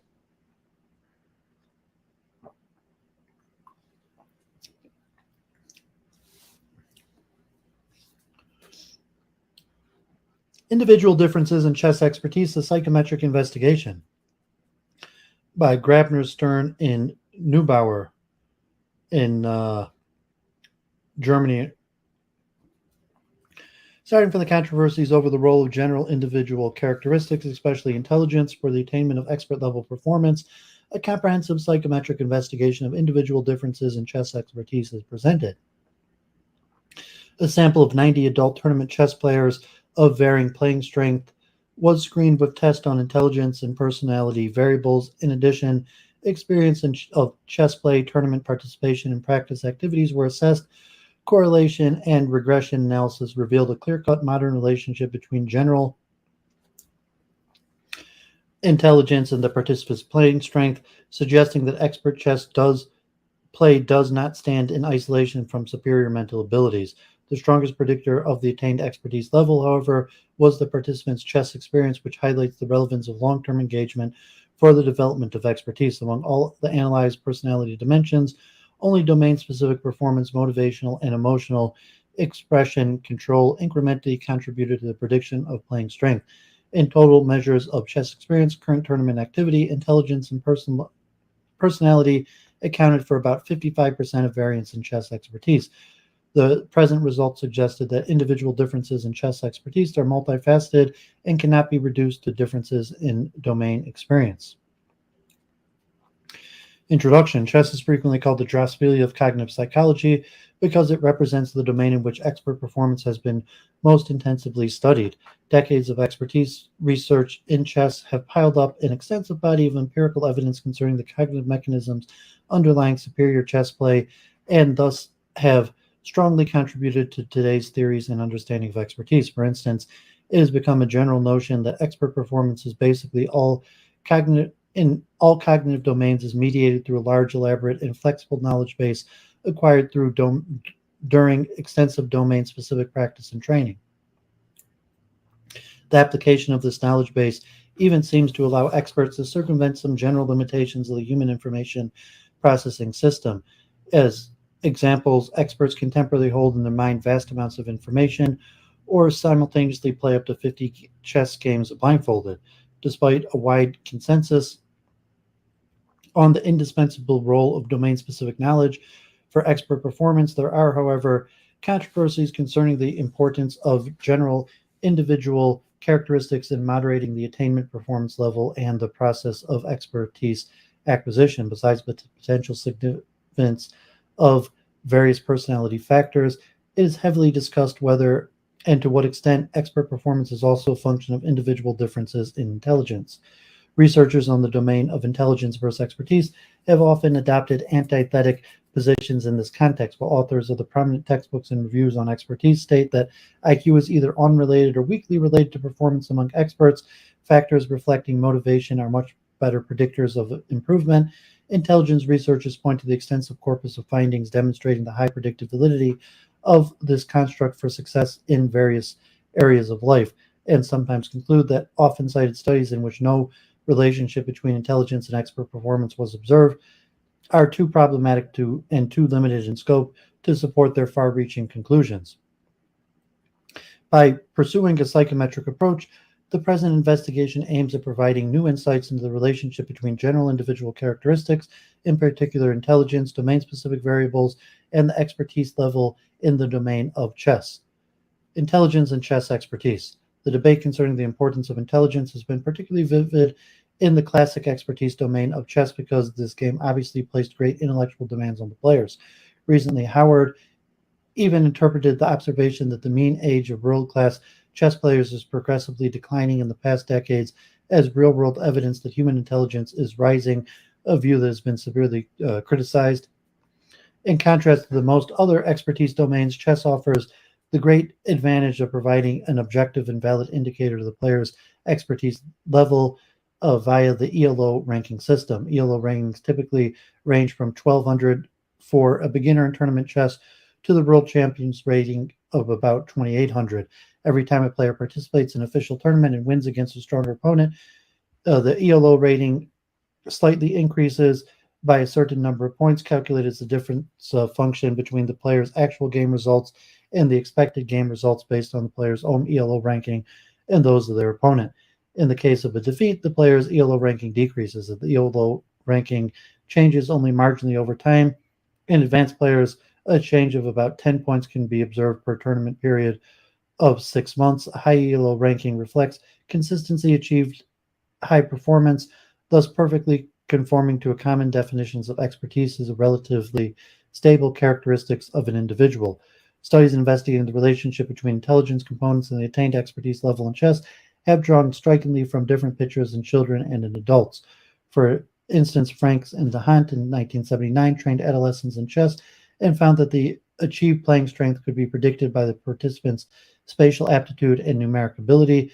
Likewise, Horgan and Morgan in 1990 observed a correlation between reasoning performance in 15 child elite chess players and their playing strength, finally testing 33 child tournament players in the Wechsler Intelligence Scale for Children. Friedman and Lin, 1992, observed scores significantly above average for general intelligence and the performance IQ, but not for verbal intelligence, and concluded that high-level chess playing requires good general intelligence and strong visual spatial abilities. Reviewing the empirical evidence in adults, in contrast, one is tempted to agree with Gobet's statement. Most importantly, we are not aware of a single study that has shown that more skilled chess players outperform less skilled chess players at any psychometric test. In fact, since the first investigation of the late 1920s, this issue was addressed explicitly by only a handful of studies. In their pioneering investigation, Jakob, Petrosky, and Rudik, 1927, tested the intelligence abilities of 8 grandmasters and found no evidence of above-average concentration ability, visual spatial memory, or general intelligence in the sample. An unpublished investigation of Lane, who used a sample of players ranging from novices to strong amateurs, also failed to identify an association between chess skill and performance on a non-chess visual spatial task. Dahl and Mayer, 1987, have conducted the only comprehensive investigation of expert chess players' general intellectual abilities using psychometric measures so far. 27 chess experts worked on 2 intelligence tests, a test based on the Berlin Intelligence Structure Model, measuring 3 content-related abilities: verbal, numerical, figural, 4 operational abilities: processing speed, memory, creativity, information processing capacity, and as an integral of formal components, general intelligence, and a part of Cattell's cultural fair intelligence test. Compared with the reference samples, the chess players displayed significantly higher IQs for the BIS operational subskills, processing speed, and information processing capacity, as well as for content subscale number. Moreover, the general intelligence scores of the BIS and the CFT3 were also significantly higher in the sample of chess experts. Of the remaining subscales of the BIS, no significant effects were observed. Dallamer additionally computed correlations between the scores in the intelligence chess and the ELO rankings, but failed to find any significant effect, which was traced back to the restrictive variance in the player's rating. The particular participant's superior performance in the information processing capacity scale was interpreted to reflect a scale in forward search. Their superiority in numerical abilities was attributed to the experience with numerically coded chess positions and moves. The most recent study of the relationship between components of intelligence and chess expertise was conducted by Waters, Gobet, and Light in 2002. They investigated visual memory ability in a sample of 36 tournament players whose playing strengths ranged from weak club players to strong grandmasters. Participants were presented two types of visual memory tasks: a modified version of the classic chess memory paradigm, requiring the reconstruction of briefly presented chess positions of Chase and Simon, and a shape memory test requiring the players to learn a configuration of shapes over 4 minutes and to recognize groups of learned shapes afterwards. As could be expected, the performance in the chess memory test correlated significantly with playing strength. Shape memory performance, in contrast, was entirely unrelated to chess skill. Thus, at the very least, the data indicate that individuals can become exceptional chess players without having exceptional visual memory abilities. Domain-specific experience and practice. Simon and Chase noted that nobody attains the level of an international chess master with less than about a decade's intense preparation with the game. Supported by data from the expertise domain, Simon and Chase's 10-year rule has become widely accepted as an estimate for the practice period necessary to achieve expert performance. However, an important finding in expertise research is that an investment of time alone does not guarantee expertise. Instead, the individual has to engage in specific practice activities in order to considerably improve performance. Erickson introduced the term deliberate practice, comprising all those practice activities that are most effective in improving performance, highly effortful, and thus not inherently enjoyable. In their monotonic belief benefits assumption, they claim that the amount of time an individual is engaged in deliberate practice activities is monotonically related to the individual's acquired performance. Actually, they assume that virtually every individual can attain the level of an international expert in a domain if he or she consequently engages in deliberate practice over a long time. The authors substantiated their assumption by two empirical studies in the musical domain. In one study, they assessed current and past levels of deliberate practice in 3 groups of adult violinists of different expertise, labeled best violinists, good violinists, and music teachers. The participants were required to write down all practice activities in a diary for 1 week and to rate these activities with regard to the relevance for performance improvement, the amount of the effort required to perform them, and how enjoyable the activity is without considering the evaluation of the result of the activity. Amongst all music-related practice activities, playing for fun, taking lessons, listening to music, group performance, practicing alone was rated to contribute most strongly to performance improvement, to be very effortful, and to be not very enjoyable. In addition, they asked the participants to estimate how much hours per week they typically had spent on practicing alone for each year since they had started practicing. 2 results of the study are noteworthy. First, they found that the current amount of deliberate practicing alone was significantly higher in the best and good violinists as compared to the music teachers. And second, the accumulated amount of deliberate practice was monotonically related to the performance level of the violinist. Recently, Charnes, Tufiesh, Kramp, Reingold, and Vyakova, 2005, conducted a similar investigation into 2 large samples of tournament chess players. In both samples, in total over 300 participants, they found that the current amount of time the players engaged in serious study alone was correlated with their skill rating between 0.27 and 3.7. Likewise, significant correlations were also reported for the average tournament playing time, 0.22, the age at which they started playing chess, and the age at which they had begun serious practice. In addition to measures of current engagement and practice activities, the participating players were requested to estimate the time spent on serious study alone for each year, beginning from the first year they had learned to play chess, in line with the monotonic benefit assumptions.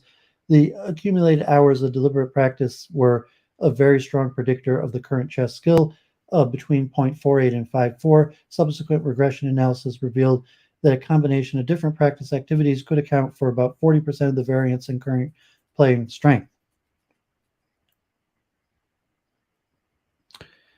Samish mentioning you can't do scientific research on expertise. You could do psychological, if you call that scientific, and psychometric research. So that's psychometric here, and whether psychometry is considered science is one of the topic I've been discussing at length related to the nature of truth and the philosophy of science. Personality variables. Even though the role of cognitive traits such as intelligence for the acquisition of expertise has frequently been disclaimed, it is assumed that several personality factors such as individual differences in activity levels and emotionality may differentiate predisposed individuals towards deliberate practice as well as allow these individuals to sustain very high levels of it for extended periods. Like Charnas, Kramp, and Mayer, 1996, include personality variables in the theoretical framework of factors mediating expert performance. In particular, they postulate that the intensity, duration, and content of practice, and eventually the level of skilled performance, is influenced by the level of internal motivation and the individual's personality characteristics. First, chess players obviously need a vast amount of intrinsic motivation to gain skills and to persist with practice, also because the latter activity is often not inherently enjoyable. Vandermast and Wagenmakers, 2005, cite the earlier work by Dworka, Petrowski, and Rudek, 1926, who concluded based on the results of the Rorschach test, the chess grandmasters have a high willpower. The authors also included a chess motivation questionnaire in their Amsterdam chess test. That was the paper I just read, and indeed found bivariate correlations between ELO ranking and motivation of up to 0.22. In addition, their measure of motivation significantly contribute to the prediction of tournament performance in regression analysis. Second, there is some evidence of a link between traditional personality dimensions and the attained level of chess mastery. Kelly, 1985, administered the Myers-Briggs type identicator in a sample of 270 average chess players and 209 masters, and showed that chess players had significantly higher scores on introversion, intuition, and thinking compared to the general population norms. Moreover, master-level players were often more introverted and intuitive than average players. Avner, Kipper, and Fox, 1987, employed selected scales of the Minnesota Multiphasic Personality Inventory and found that chess players differ from non-players in terms of unconventional thinking and orderliness, characteristic that may be critical to playing a strategic game of chess. Finally, recent investigation by Jorman, Fick, and Anderson, 2002, revealed the relationship between sensation-seeking and involvement in chess. Undergraduate students scoring high in the sensation-seeking scale were more likely to have tried chess and to have had more experience with the game. More detailed analysis showed that this holds particularly true for the thrill and adventure-seeking and disinhibition subscales, suggesting that the primary determinants of involvement in chess are the desire to engage in exciting and oftentimes risky activities and a tendency to act in a disinhibited manner.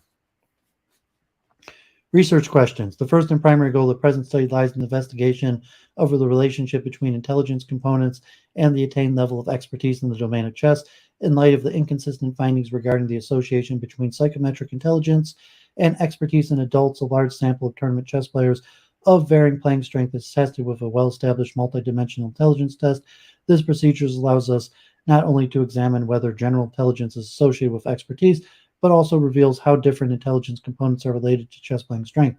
The latter question is of particular interest since previous studies have provided conflicting evidence on the role of visual, spatial, or figural ability for expertise in the domain of chess, while studies in children as well as studies on working memory suppression point to a central position of this component. Psychometric studies in adults have not reported any evidence of above-average visual, spatial, or figural abilities in chess players. The second goal of present investigation to address the question of the importance of experience in chess play, tournament participation and practice, activities for the achieved level of playing strength. In this context, we refer to the theoretical framework of deliberate practice put forward by Erickson, who have described criteria for those practice activities that are assumed to contribute most strongly to performative enhancement. Following their suggested procedure, first, all chess-related activities that might improve performance are rated by the tournament players with regard to the criteria for deliberate practice, and second, the time they typically spend on the execution of the practice activity is assessed. In addition, biographical data, development milestones such as when they joined a chess club, and indicators of the participants' current tournament activity are assessed. Correlation and regression analysis between these variables and the participants' ELO scores should reveal how mere chess playing experience is related to the achieved expertise level. to what extent the participation in tournaments is associated with skill, and whether current deliberate practice activities can predict playing strength. Finally, the relevance of personality factors for superior chess play is examined. As reviewed above, previous investigations have revealed association of chess skill with measures of intrinsic motivation and some personality variables. To further elucidate the relationship between chess expertise and tournament players and their personality profiles, questionnaires of the classic Big Five personality factors on emotional competencies, on motivational variables, and on chess-related attitudes are administered. I'm going to skip the method and the actual experience. So if anyone listening wants to be more in depth, please read through that.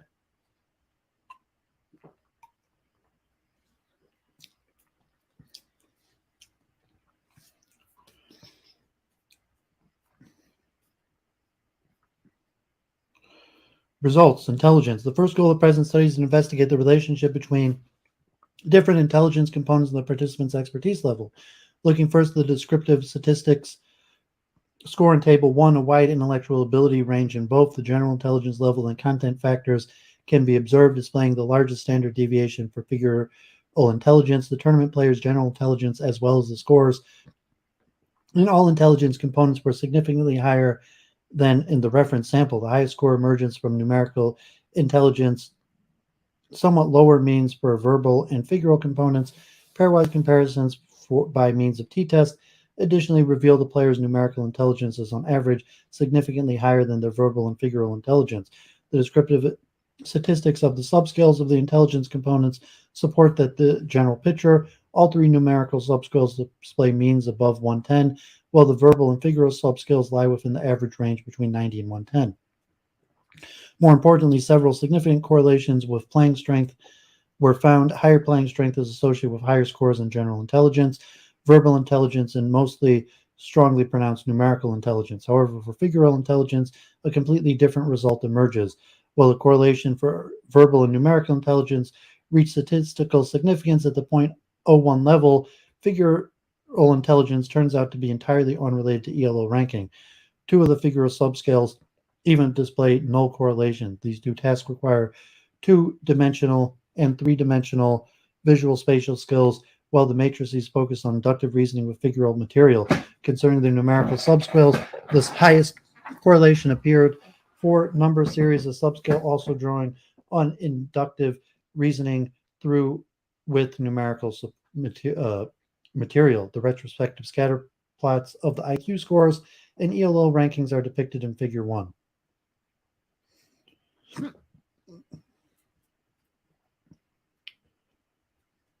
So I'm going to skip through some of the results and just read the conclusion because I have a lot to cover here. And I encourage people to look through the actual complete data to develop a clear picture. But it just takes too long to go through all this data here because I have a lot to cover. So just look a little at the discussion.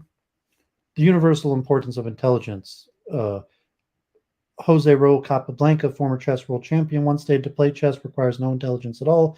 Various researchers and chess expertise have adopted Capablanca's view, as virtually no empirical evidence has existed so far that demonstrated a clear-cut relationship between playing strength and intellectual abilities. Even though Dahl and Meyer revealed that expert players possess an above-average IQ, they failed to prove a correlation between ELO ranking and intelligence, most probably because their sample was too restricted with regard to the participants' playing strength. Hence, to the best of our knowledge, this is the first comprehensive study that uncovers a significant and moderate association between different intelligent components of the level of expertise in chess. The participants' ELO ranking correlated with general intelligence at about 0.35, accounting for about 12% of the variance and reflecting a medium effect size. The stronger tournament chess players are on average more intelligent than their weaker counterparts. In line with Dahl and Meyer, the highest mean IQ and the strongest correlation were found for numerical intelligence, comprising arithmetic problems and inductive reasoning with number material. Dahl and Meyer's interpretation of this finding was that stronger chess players are more experienced with number material, since the chessboard is numerically and moves on the board represented by two-dimensional addition and subtraction processes. On the other hand, their assumption appears plausible, as the familiarity with the notation of the board was reported to be associated with playing strength in previous studies. As an example, Saariluoma, 1991, presented slides with notation and chess positions. Two players of varying strength, whereupon the participants were required to indicate as fast as possible whether the indicated field is white or black. They observed that stronger players displayed significantly shorter reaction times and also lower error rates. On the other hand, however, we are not aware of any empirical evidence that is explicitly the numerical domain that taps chess players' search removes. Contrarily, the majority of studies on chess players' superior playing skills and an underlying process point to the strong involvement of visual spatial components in chess play, as is described below. Therefore, no compelling explanation of this finding can be offered. With respect to the verbal intelligence component, the association with ELO ranking was found to be somewhat lower than for numerical intelligence. The significant correlation, though, diminished in the regression analysis, indicating that the bivariate correlation may be largely traced back to the influence of general intelligence. This interpretation is supported by additional partial correlations, revealing that factoring out general intelligence does not affect the correlation between ELO and numerical intelligence, but that with verbal intelligence. The most striking finding concerning the importance of intelligence for chess expertise, however, was the lack of a correlation for the figural component. Although in line with Dahlen Mayer as well as Waters, 2002, this result appears more than surprising in the face of a paramount importance of visual spatial processes in chess performance. Already the earlier studies of de Groot and Chase and Simon emphasized the relevance of pattern recognition for strong chess play, and more recent investigations on different facets of chess cognition have also substantiated this view.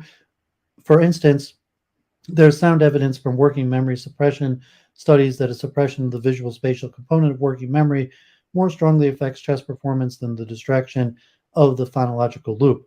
Furthermore, several investigations of blindfold chess play have revealed that playing without sight of the board relies heavily on strong visual imagery component. And finally, the studies by Horgan and Morgan, as well as Friedman and Lin in the 90s, demonstrated that playing strength in children is related to the performance in a figural matrices test and the performance IQ of the Western intelligence skill, comprising several visual spatial subtests.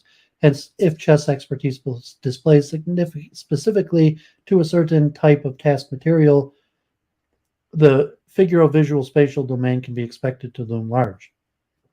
How then can the present finding of a null correlation between figural intelligence and ELO be explained?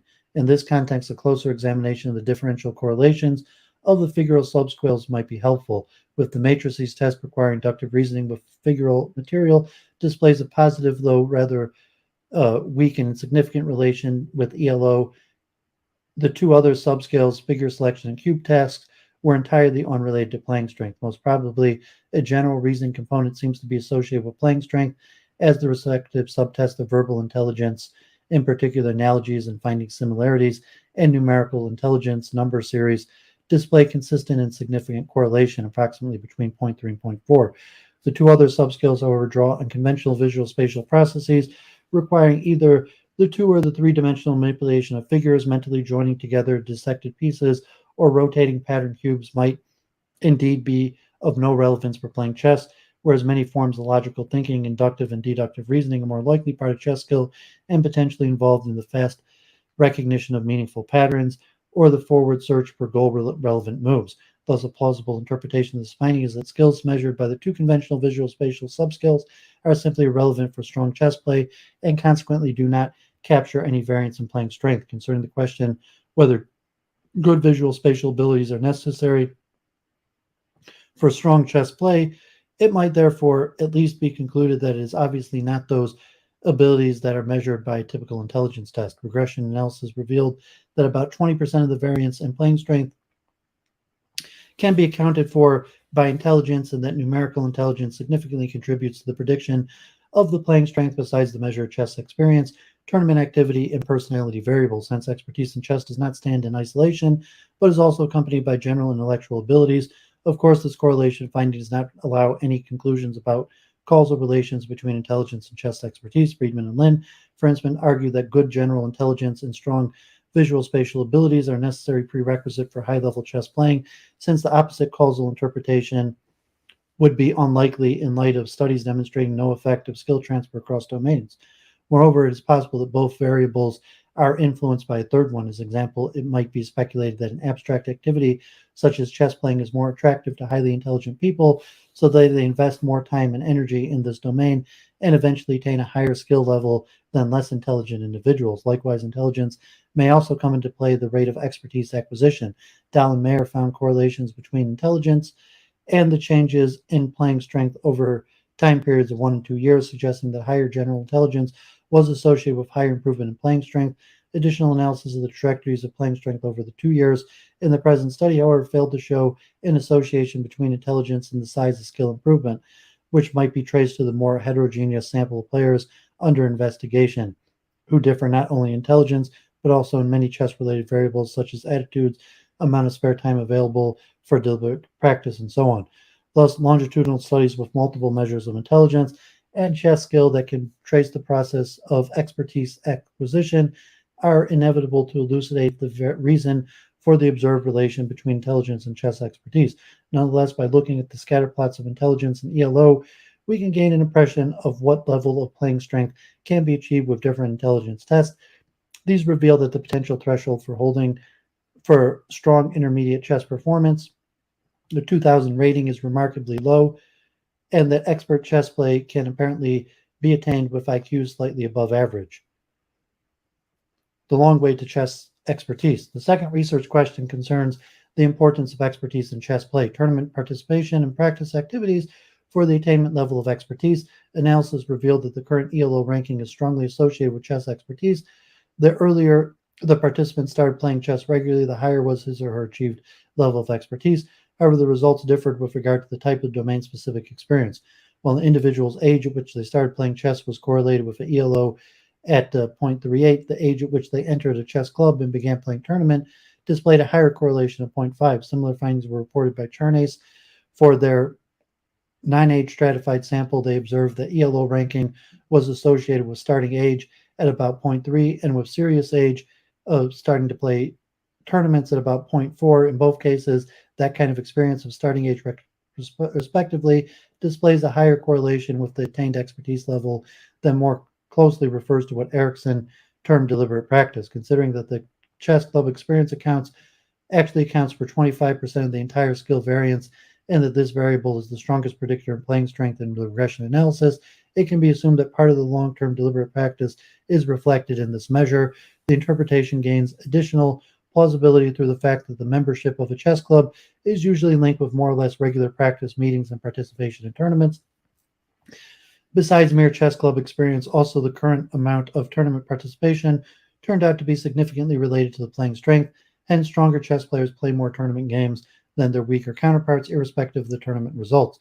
It might also be interesting to look at the characteristics of the expert chess players to get an impression about how much experience might be required for expert performance and at what age an individual should begin playing chess on a regular basis. For this purpose, an expert chess player is again defined as a player with an ELO rating above 2200. On average, the experts started playing chess regularly at 10 years old and joined a chess club when they were about 12. Their chess playing experience lies between 11 and 32 years. Their chess club playing experience between 10 and 28 years, hence conforming nicely to Simon Chase's 10-year rule.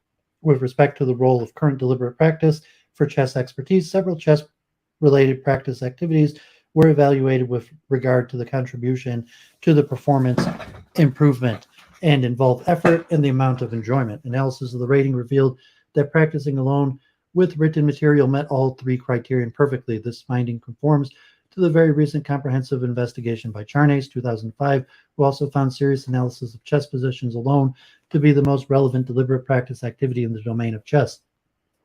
In their study, the current amount of engagement in it was significantly related to the ELO ranking, suggesting that the maintenance of higher skill levels might also require a higher amount of deliberate practice. Consequently, in the present study, it was hypothesized that the current playing strength of the tournament players is also a function of the time invested in deliberate practice. The respective results, however, were surprisingly disappointing. Although more than half of the players indicated to practice alone regularly, the estimated number of practice hours per week was as low and unrelated to the achieved expertise level. In addition, none of the investigated practice activities displayed the expected positive relations with the participants' ELO rankings. However, the present results evidently contradict those of Charnes and Erickson, With regard to the role of current practice and skill level, two explanations might account for the differing results. First, as already mentioned, in the results sections, the indicated amount of time invested in the different types of practice might reflect an invalid measure of the participant's actual engagement. This interpretation is substantiated by the strong correlation with practice motivation, suggesting that those individuals who attributed a higher practice motivation to themselves also stated to invest more time in practice. Both variables, however, turned out to be irrelevant for the prediction of playing strength. However, future studies, the additional use of alternative assessment methods such as diaries might prove more fruitful, further support of the argument that chess-related practice activities were not adequately measured by the questionnaire comes from the results concerning the tournament participation of the players. In contrast to the self-estimated extent of practice, the number of tournament games could be assessed objectively by means of publicly available ELO databases and displayed a significant and comparably strong association with ELO rating. Second, the procedure used in the present study slightly differs from that in which Charnes with regards to the exact formulation of the respective questions. While Charnes explicitly asked the players to give estimates of their time investment into serious analysis of positions alone, using chess books, magazine databases, playing postal chess, or the like, in the present study we ask for practice alone with chess books or other written materials. It is evident that the former description more specifically refers to the practice process, what is practice, whereas the latter only accounts for the medium. Written material leaves the specific type of practice open. Thus, in the present study, the type of the deliberate practice which is most relevant might not have been captured appropriately by the questionnaire. Expert chess players' personality. The third goal of the present study was to achieve a picture of the psychometrically assessed personality characteristics of the expert chess players. For this purpose, they were screened the big five personality dimensions, emotional competencies, general as well as domain-specific performance, motivation, and chess-related attitudes. In contrast to the previous investigations by Kelly and Avni, virtually none of the broad personality characteristics displayed a relationship with the attained expertise level. An exception was the FEK, subscale emotion expression control, which could even significantly contribute to the prediction of playing strength in the regression analysis beyond the other relevant variables. These findings suggest that stronger chess players are more capable of controlling their emotional expression and could be interpreted in terms of self-regulation. Charnes, 2004, for instance, points to the need of chess players to control emotional influence on cognitive processes while choosing the best move. Old homilies such as sit in your hands would be addressed to players to avoid impulsive moves. Avni's findings of higher orderliness in chess players might also be interpreted in this vein. Stronger chess players possess the ability to sustain undistracted concentration, the fact of prolonged tense tournament situations. Or although a link between this facet of emotional competence and self-regulation in chess players appears to be highly plausible, the presented post hoc interpretation has to be regarded as tentative and certainly requires further investigation. Apart from the association with the FEK subscale, another interesting finding concerns the measure of performance motivation. Here, the domain general and domain specific measures clearly differed regarding their associations with playing strength. Both the LMT subscales performance aspiration and assiduity were not related to the ELO ranking, but the chess-related performance motivation was. The latter variable even turned out as a significant predicator of playing strength in the regression analysis. While stronger chess playing players obviously are not driven by the goal to perform better than others in general, they explicitly pursue this objective in the domain of chess. This finding nicely conforms to the recent investigation of Vandermas and Wagenmakers, who also observed a link between the score and the chess-specific motivation questionnaire and playing strength. With respect to the size of this correlation, it appears noteworthy that in the present study, about 15% of the variance in playing strength could be accounted for by the measure of consisting of only two items. Conclusion. Taken together, the present results suggest that superior excellent performance in cognitively demanding domains like chess is not entirely independent of the general mental abilities. The observed association appears to be driven by the general reasoning factor, which might be engaged in several chess-related processes such as pattern recognition or forward search for moves. A more thorough examination of the intelligence components revealed a high specificity for the reasoning component for numeric materials, whereas a figural component turned out to be largely unrelated to playing strength. Although both findings conform to the comprehensive investigation by Dahl and Mayer, the questions were this specificity for numerical materials originate appears largely unresolved. Even though intelligence and expertise turned out to be related, a high level of intelligence seems to be far from sufficient for strong chess play. This study also designed to evaluate the importance of the player's chess experience current tournament and practice activities, and facets of the personality for attained expertise level. The strongest single particular playing strength, accounting for approximately 25% of the entire skill variance, was the participant's tournament playing experience. This finding again highlights the relevance of long-term engagement for the development of expertise in total chess experience, current tournament activity, numerical intelligence, and personality factors could account for the impressive amount of 55% of the variability of playing strength.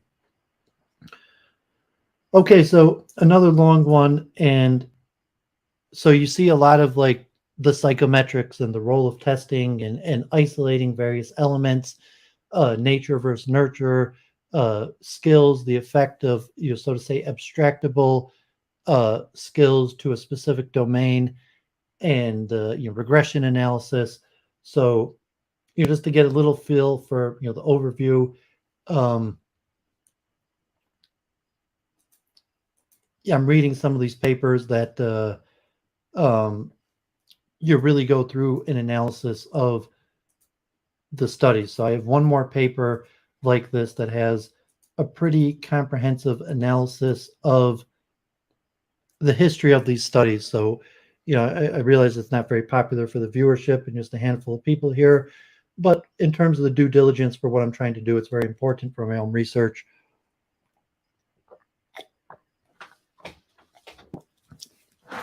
Get another drink.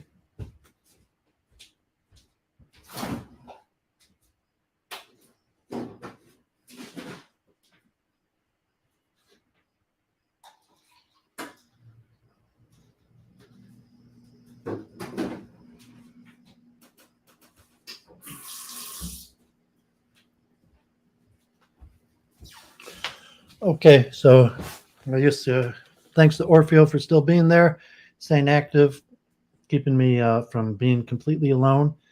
Although you say deliberate practice is not fun. It usually just involves you sitting there by yourself working on something unenjoyable. That's what makes you better. That's what makes you an expert. And we're going to return to deliberate practice very soon. Checking the academic selection argument, chess players outperform non-chess players in cognitive skills related to intelligence and meta-analysis. So this is going to look at a whole bunch of papers, analysis of the historical studies. Highlights: experts perform better than non-experts on standardized tests of intelligence. The difference may be due to academic selection processes. To test this hypothesis, we focus on a field with no such selection. Chess players were better than non-chess players in cognitive ability tests. This outcome contradicts the academic selection hypothesis. Substantial research in the psychology of expertise has shown that experts in several fields perform better than non-experts on standardized tests of intelligence. This evidence suggests that intelligence plays an important role in the acquisition of expertise. However, a counter-argument is that the difference between experts and non-experts is not due to individual traits but academic selection processes.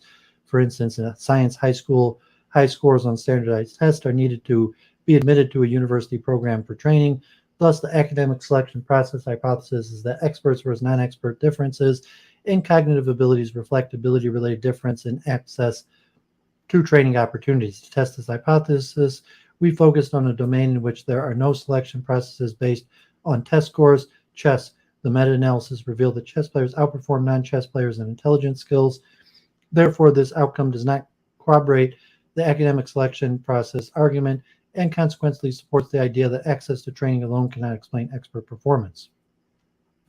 Introduction. Whether intelligence plays a significant role in determining expert performance has been intensely debated for more than a century, starting with Galton's 1869 theory of hereditary genius. The idea that expert performance needs intelligence, and hence that experts are on average more intelligent than lay people, has received substantial support. Barron, 1963, suggested that in some areas such as physics and mathematics, the minimum threshold to achieve graduation is an IQ of 120. More recently, in a longitudinal study that showed SAT scores of gifted children at the age of 13 predicted future success in their specific fields. Finally, in a meta-analytical review, Hunter and Hunter, 1984, reported a strong positive correlation between job performance and general intelligence. Moreover, the strength of this relationship was positively related to job complexity. These results were confirmed in successive meta-analysis. Erickson, 2014, had recently offered a competing view of expertise in which he argues that the difference in cognitive ability between experts and non-experts may be due to academic selection processes. Admission into undergraduate and postgraduate educational programs is based on test scores correlating with general intelligence measures. Therefore, Erickson claims that if experts such as scientists or musicians score better on intelligence tests than non-experts, this may only be because individuals with higher cognitive ability had access to the training that made them experts. Both views recognize the evidence that experts tend to have general greater cognitive ability than their non-expert counterparts in many fields. However, they differ in what is assumed to account for the relationship between expertise and cognitive ability. The traditional view holds that cognitive ability is directly predictive of expertise. That is, experts have greater cognitive ability than non-experts because cognitive ability accounts for some of the variance in performance. The competing view holds that cognitive ability predicts access to training, which in turn predicts expertise. That is, according to this view, experts have greater cognitive ability than their non-experts because those with greater cognitive ability were selected for training. Cognitive ability is not directly predictive of expert performance. To test these competing views, we chose a field chess in which there is no selection process that limits access to training. According to the academic selection process hypothesis, if there is no barriers to training based on cognitive ability, then there should be no difference in cognitive ability between chess players who are training in this area of expertise and non-chess players who are not engaged in training. Chess and expertise. Thanks to a reliable indicator of player strength and balance between tactical calculation and strategic thinking, chess is widely considered to be an archetype domain for the study of expertise. The ability to perform better than the majority of people in a particular domain, in fact, emphasize the idea that chess is an ideal model environment for research in the psychology of expertise. Simon and Chase indicate that the role of chess plays in cognitive science is comparable to that of the Drosophila for the field of genetics. Chess is also an excellent model environment to investigate the importance of cognitive ability and deliberate practice, the engagement in specific structured activities designed to improve performance in a field, in the acquisition of expertise. Achieving mastery in chess requires intensive practice, but other factors seem to play an important role too. For example, Campitelli and Gobet, 2011, found that the amount of deliberate practice necessary to reach expertise in chess varied massively between players, suggesting that deliberate practice alone cannot explain individual differences in expert performance in chess, since chess is a complex and intellectual activity. General intelligence and more specific cognitive abilities such as visual spatial ability, short-term and working memory, planning, processing speed, and problem-solving skills have been considered as potentially predictors of individual difference in chess skill. Unlike other fields of expertise, access to chess practice and instruction does not depend on performance on standardized tests. That is, chess is an activity open to many people without restriction. Joining a chess club does not require any preliminary testing, and participation in courses and tournaments is often open to players of any level and relative affordable. Certainly, a few chess players are funded by chess federations admitted to elite tournaments, but the selection is always based mainly, if not completely, on players' chess performance. Chess is thus an ideal domain to test Erickson's argument that the differences in cognitive ability between experts and non-experts are due to performance on standardized tests, limiting access to the domain, given that no such limitation applies to the field of chess. Purpose of the present study. To test the academic selection hypothesis, we investigated whether cognitive ability differences emerge between those who have entered the field and those who have not in a field where there is no selection test, chess. We conducted a meta-analysis across all the studies meeting our inclusion criteria that measure cognitive ability. The meta-analysis examined studies of natural groups, those who have chosen to enter the field and those who have not, and thus our results cannot address the causal structure of a relationship between chess player status and overall cognitive ability. However, finding a relationship would support the notion that cognitive ability is a strong candidate factor to play a role in expert performance, and that expert for non-expert difference in cognitive ability cannot be assumed to only be due to academic selection. So they mention how they chose the relevant paper. I'm going to have to skip through some of that. Their inclusion criteria. So description of the included studies. So it looks like they include 7 main studies of chess and intelligence. Anderson, 2004, in this study, chess players and non-chess players aged 11 to 14 years were administered the D2 test of attention. This test measures the processing speed and discrimination of similar visual stimuli. No measure of chess skill was provided because the chess players, probably due to their young age, did not have an ELO rating. The participants were from the 2 middle schools with open chess courses to their students. The chess players were those who had selected to enroll in a chess course. The chess players and non-chess players were matched on age and years in education. Campitelli and Lobolita, 2016. In this study, chess players and non-chess players aged 15 to 55 years were administered the Tower of London and cognitive reflection test according to commonly accepted metric. All the chess players could be considered chess experts, and the sample included some international grandmasters. The chess players and non-chess players were matched on age and level of education. Dahl and Mayer. In this study, chess players and non-chess players aged 18 to 51 years were administered the Berlin Intelligence Structure, a test of general intelligence. The Berlin Intelligence Structure consists of 7 subscales measuring 3 content-related skills, verbal, numerical, and figural, and 4 operational skills, processing speed, memory, creativity, and information processing capacity. All the chess players in the sample were title players, masters, FIDE masters, and international masters. The chess players and non-chess players were matched on age. Hengel, Bruch, Siegel, and Jenk. In this study, chess players and non-chess players aged 19 to 41 years were administered the Raven's Advanced Progressive Matrices, a mental rotation task, and a block trapping test. The chess players were all experts, and there were several international grandmasters. The 2 groups were matched on age and level of education. And Unternainer, Keller, Helsband, and Ram, 2006. In this study, chess players and non-chess players, mean age 29.3 years, were administered the Tower of London, the Standard Progressive Matrices, the digit span test, and the Corsi block tapping test. Chess ratings ranged from 1250 to 2100. Amateurs, intermediates, and experts. The chess players and non-chess players were matched on age and level in education. And Unterleiter, Keller, Leonhardt, and Ram, 2011. This study, chess players and non-chess players aged 20 to 50 years old were administered the Tower of London with time constraint. The chess ratings ranged from 1209 to 2303. The chess players and the non-chess players were matched on age, level of education, general intelligence. And finally, Videoreddit, 2011. In this study, chess players and non-chess players aged 7 to 11 years old were administered the Wisconsin card sorting task. This test measures problem solving and the ability to adapt to changing rules. Probably due to the young age of the participants, no measure of chess skill was available. The chess players were from a local chess club. The chess players and non-chess players were matched on age and years of education. So I'm going to skip some of the effect size and the statistical analysis.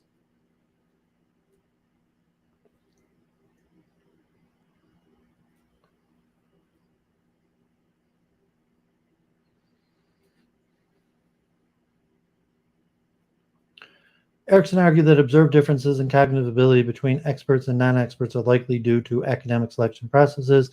That is, those who have higher cognitive ability are more likely to become experts because admission tests limit opportunities for those with lower cognitive ability to enter the field and receive training. Chess does not use academic selection mechanisms, which makes it an ideal domain to test whether cognitive ability differences emerge without the presence of confounding access limitations. We analyzed the performance of chess players compared to non-chess players and cognitive abilities related to general intelligence. The results demonstrated that chess players' overall cognitive ability is higher than age-matched comparison groups. Importantly, the difference in cognitive ability between chess players and non-chess players does not seem to be due to level of education, because this variable was controlled for in almost all the reviewed studies.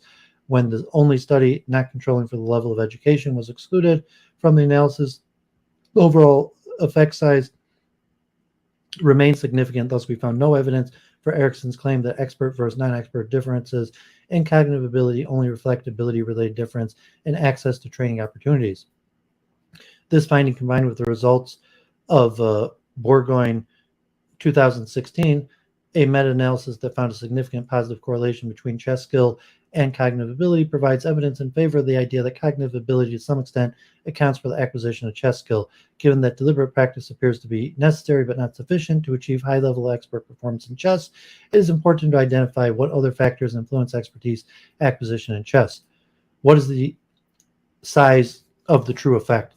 The advantage of chess players in overall cognitive ability remains statistically significant in all the meta-analytic models. However, the estimation of the effect size ranges between 0.49 and 0.3.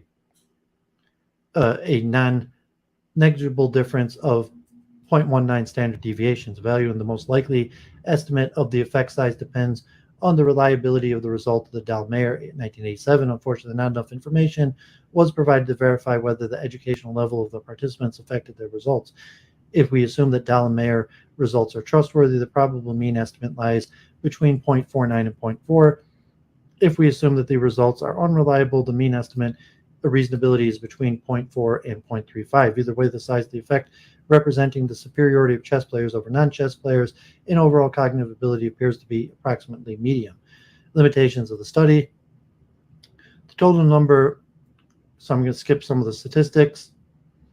And so that's about it. So this is more like a regression meta-analysis of chess and intelligence that shows a certain level of difference, that there's definitely a correlation between chess players and intelligence, and achieving chess expertise and intelligence that's significant, but it's not necessarily highly significant, and things like practice and other factors are going to come in.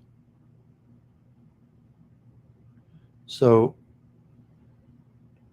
Sammy's asking the policy significance of all these research. I'm not sure what you mean by policy significance, if that's some sort of like statistical analysis. And so I don't know if any of these are conclusive, because it said like expertise study is completely psychometric. And so you have these like large studies and correlations and regression analysis. And then to actually come up with a theory for the mechanism of expertise. So, in terms of correlating expertise with other things, you could show weak or significant correlations, not necessarily determinative correlations. We saw that most of the factors were, 13, 60, 16%. Those were the higher correlative factors.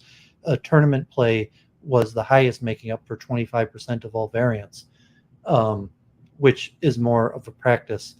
But these are the kind of studies that have been determined, and I'm really just trying to demonstrate the level of uncertainty in the field. So I'm focusing on chess probably this week and the next 2 weeks. And then I'll hopefully return and deal more in the science of expertise. But there's a lot of studies and expertise related to all sorts of fields. A lot of the question is related to general intelligence and the connection between expertise, attainment, and general intelligence. And there's also a big question of the transfer of expertise from one field to another. And, then there's the question of what is the difference in cognitive structures in the mind of an expert versus the novice. And then how are those cognitive structures formed in the expert mind and in a transitioning nature from novice to expertise. So these are some of the questions that I'm just trying to lay out there. And I'm putting forward these first articles that give a large overview of the available literature and the studies that have been done, really in the last 50 years. And, it said like chess is the Drosophila for cognitive science research. To a large extent, chess is probably the single most researched field in expertise, and, somewhat explicitly because chess has open entry. So there's a lot of studies in professional testing, like for doctors, lawyers, engineers, and how do you test and certify them, and the educational process of determining that a person is a professional capable of operating as a professional in terms of testing. Although that does not necessarily have clear defined, like for becoming a doctor, in terms of a progression from novice to expertise, or questions of general intelligence. And obviously, like you have medical schools and MCATs and entrance exams, and then the actual training. So your expertise is an extremely important topic. It's related to basically all fields, education, and as I said, like chess is one of the key areas of studies in the field of expertise for a variety of reasons that most of these papers have been belaboring.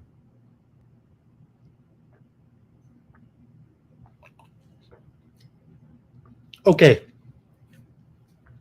so let's look at this concept of deliberate practice, because we'll see there's some connection between intelligence, although intelligence is not necessarily a determining factor, and it's been shown that practice is clearly more important than intelligence. Intelligence is a large factor. However, practice is more important. And then what sort of practice, and what is this we refer to as deliberate practice? And in the relation that we talked in the earlier article related to CREST and higher level processing, that if the difference between an expert and a non-expert is chunks or templates that have been formed over time, or higher level processing rules that have been formed over time, how do these form?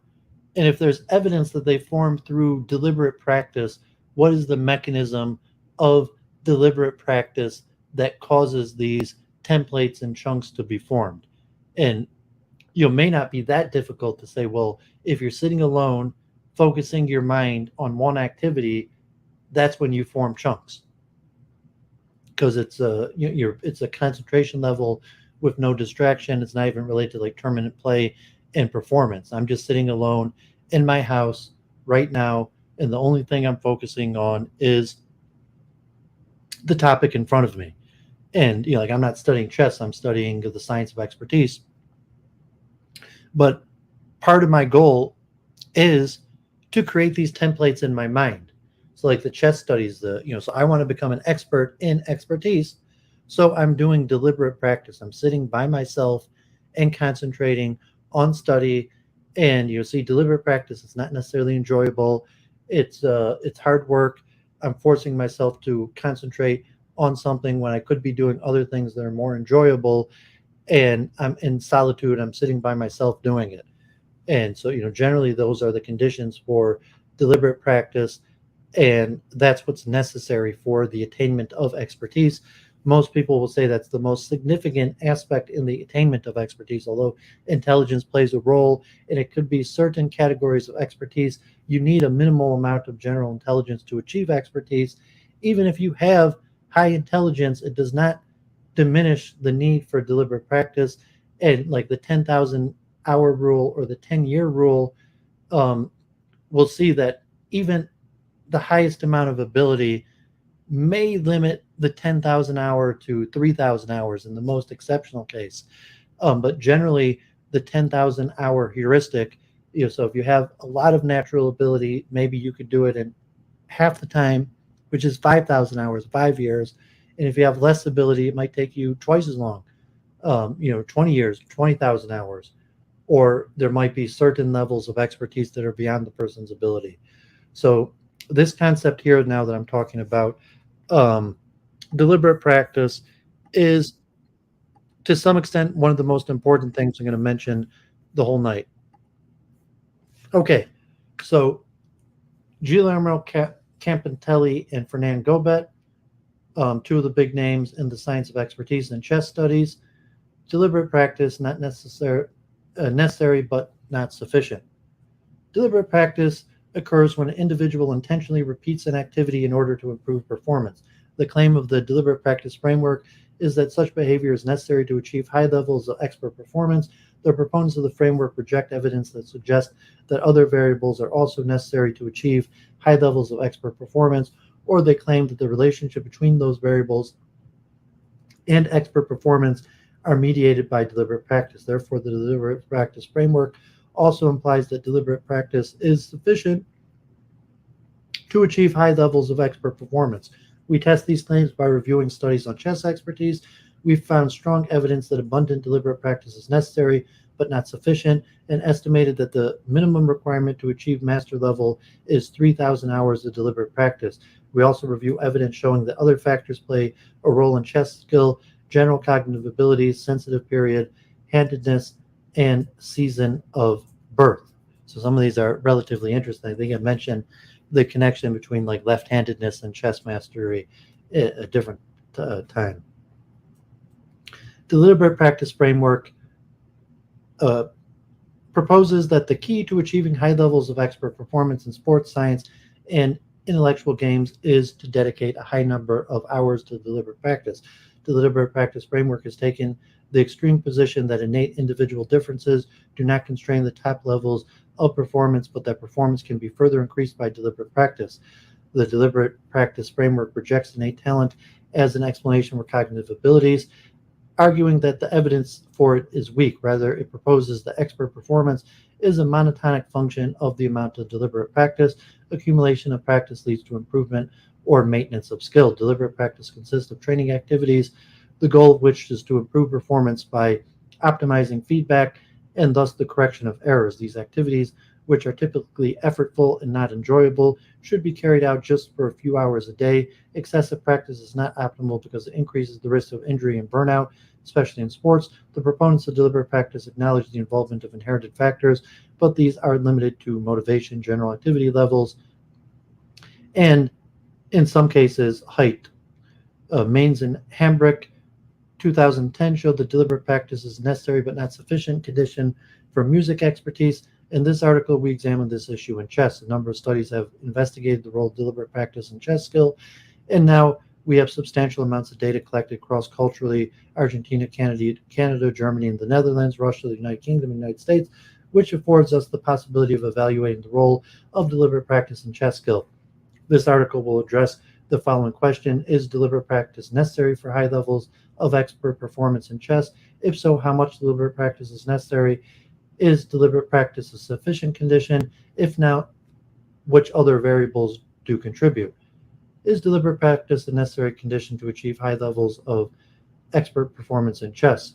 Following Erickson's 1993 study of musicians, the studies having investigated the relationship between deliberate practice and chess skill used structured questionnaires to estimate the number of deliberate practice hours that players had dedicated to chess since starting playing. Categories of practice consisted of individual practice, group practice, including playing in tournaments, and total practice, the sum of individual and group practice.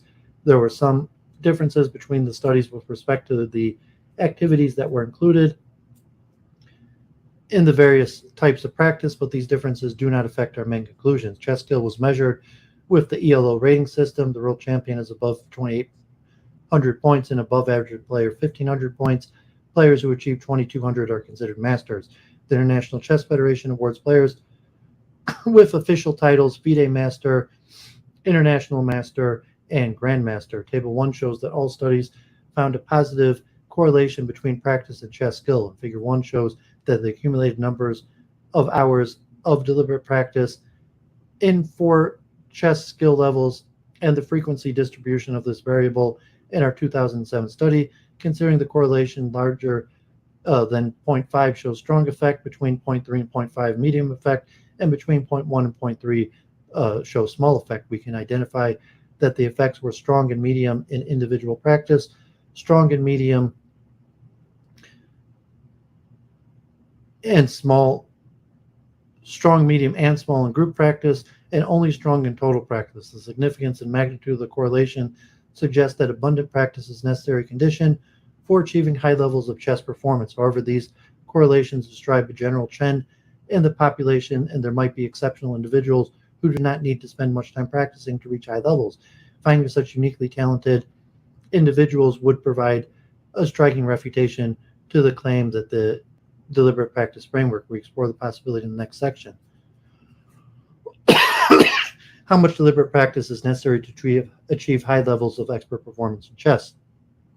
Simon and Chase estimated that between 10,000 and 50,000 hours of intense dedication to chess, including studying and playing, were necessary to achieve master level. We calculated the accumulated number of hours of practice by the time chess players had achieved master level. The minimum value was 730 hours with individual practice, 1,600 hours with group practice, and 3,000 hours with total practice. These values indicate that no individuals achieve master level after only a few hours of dedication to chess. Therefore, the evidence supports the claim that deliberate practice is a necessary condition to achieve high levels of performance in chess. Even the most talented individuals need to practice. The mean values of total practice, individual practice, and group practice when attaining master level were 11,000 hours, 4,300 hours, and 6,700 hours respectively for individual and group practice. The results suggesting that Chase and Simon's estimate of 10,000 hours reflects the average amount of practice rather than the minimum requirement. Based on our data, we can estimate that minimum amount of time of dedication to achieve master level is 3,000 hours. Is deliberate practice a sufficient condition to achieve high levels of expert performance in chess?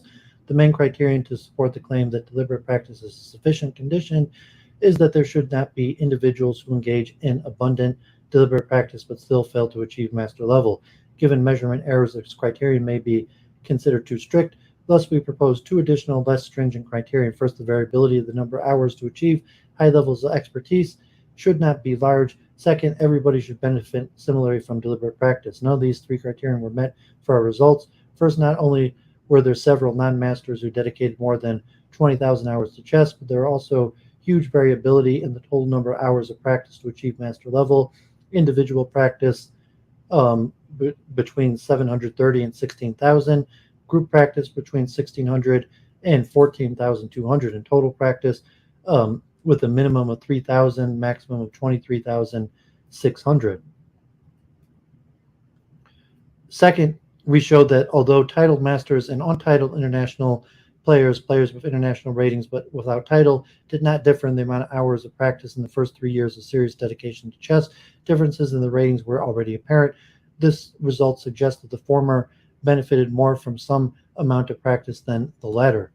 Which other variables contribute to achieving high levels of performance in chess? Since deliberate practice is not sufficient to achieve high levels of expertise, it is important to investigate which other variables contribute to this achievement.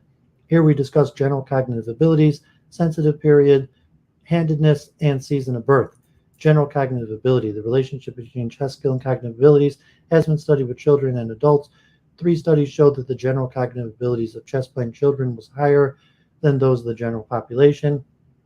Moreover, these studies showed that there was a positive correlation between chess skill and IQ. With adults, the result was mixed. Jorka, Petrosky, and Rudik did not find evidence of above-average general intelligence or visual spatial memory in a sample of top grandmasters. Waters, Gobet, and Leiden found no difference between chess players and non-chess players in a visual memory test. On the other hand, Dahl and Mayer found significant differences between chess players and control samples in the overall score of the Berlin Intelligence Structure Test and Cattell's Cultural Fair Intelligence Test and subtests measuring processing speed, information processing capacity, and numerical skills. Gabner, Stern, and Neubauer found significant differences between chess players and reference samples in the verbal, numerical, and figural components of the German Intelligence Structure Test, as well as the overall general intelligence score. This study was the only one that found a significant correlation between chess skills and general cognitive abilities. In adults, importantly, they also found that general cognitive abilities predicted chess skill above and beyond deliberate practice. Based on these findings, we proposed 3 hypotheses. First, individuals with high cognitive abilities are more attracted to chess than those with lower cognitive abilities. This is reflected in the significant difference in general cognitive ability between chess players and non-chess players in most studies. Second, the difference in cognitive abilities within chess players influences chess performance in children. This is reflected by correlations between general cognitive abilities and chess skills in all the studies with children. Third, as soon as children start dedicating themselves seriously to chess, deliberate practice is a more important factor than general cognitive abilities.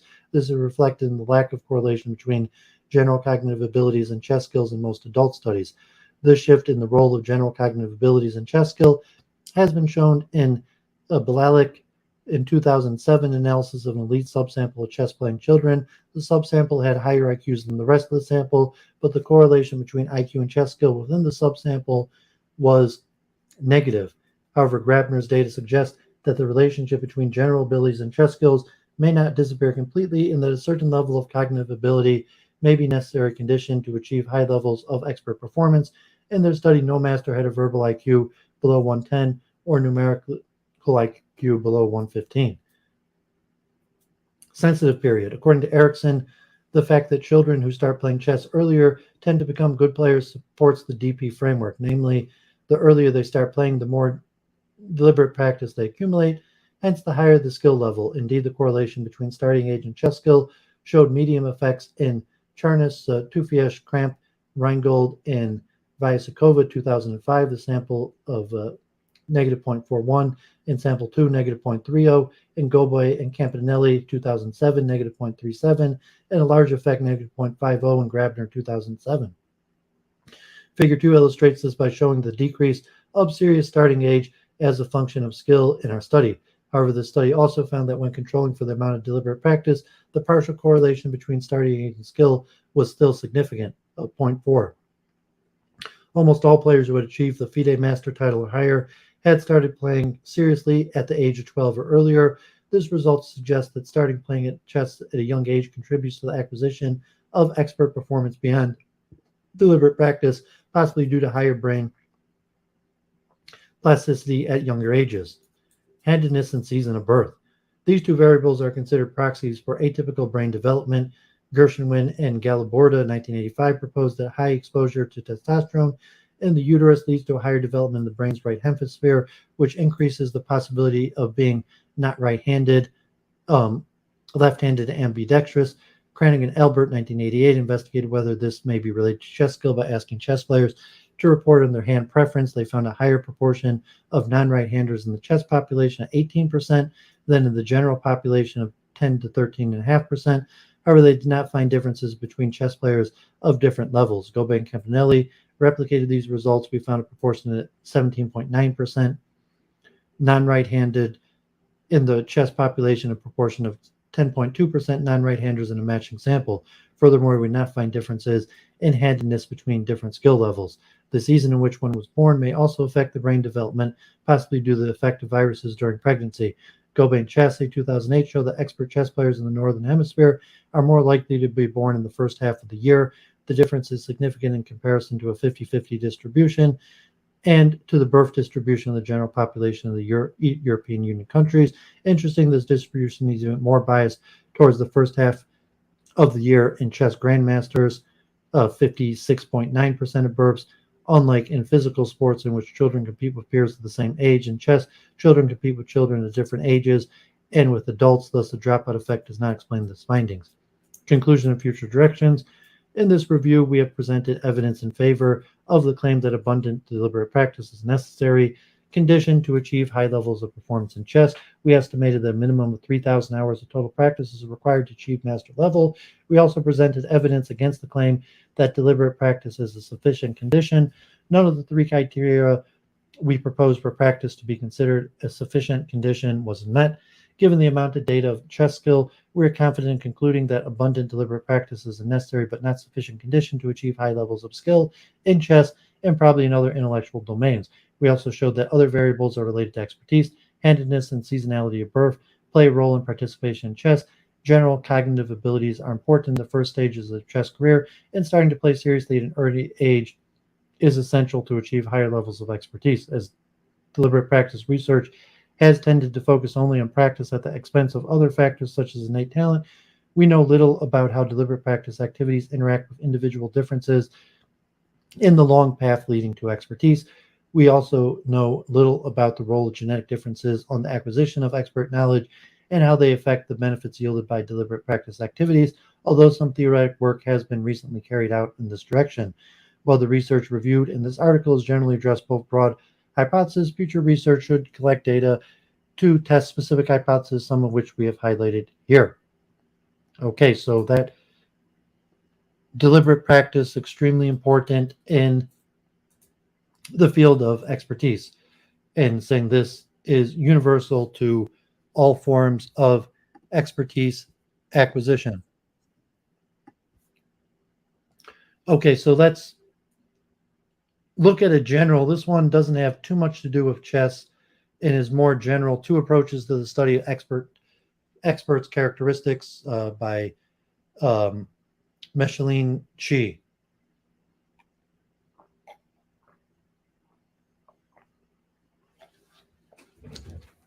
Got a little more to drink, so I'll get it after I read this.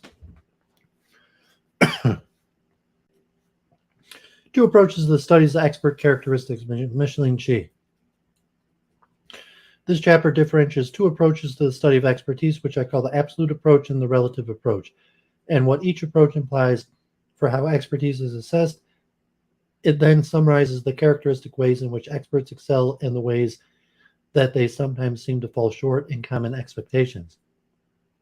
Two approaches to the study of expertise. The nature of expertise has been studied in two general ways. One way is to study truly exceptional people with the goal of understanding how they perform in their domain of expertise. I use the term domain loosely to refer to both informal domains such as sewing and cooking and formal domains such as biology and chess.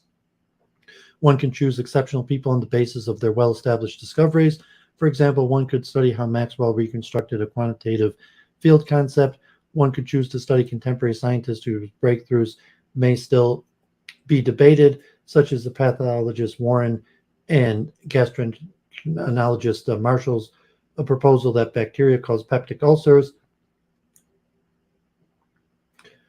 Several methods can be used to identify someone who's truly exceptional expert. One method is retrospective, that is, by looking at how well an outcome or product is received, one can determine who is or is not an expert. For example, to identify a great composer, one could examine a quantitative index, such as how often his or her music was broadcast. The second method would may be some kind of concurrent measure, such as a rating system as a result of tournaments, as in chess, or the result of examinations, or just measure of how well the exceptional expert performs in his task.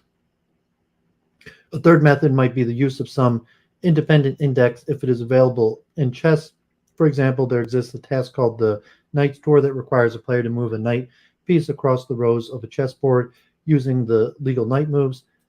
The time it takes to complete the moves is an indication of one's chess skill, although this task is probably not sensitive enough to discriminate among the exceptional experts. A task such as this can be adapted as an index of expertise. In short, to identify a truly exceptional expert, one often resorts to some kind of measurement of performance. The assessment of exceptional experts needs to be accurate, since the goal is to understand their superior performance. Thus, this approach studies the remarkable few to understand how they are distinguished from the masses.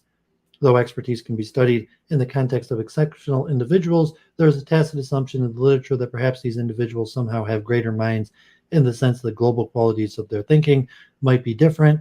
For example, they might utilize more powerful domain general heuristics that novices are not aware of, or they might be naturally endowed with greater memory capacity. This line of reasoning is extended to cognitive functioning, probably because genetic inheritance does seem to be a relevant component for expertise in music and sports. In short, the tacit assumption is that greatness or creativity arises from chance and unique innate talent.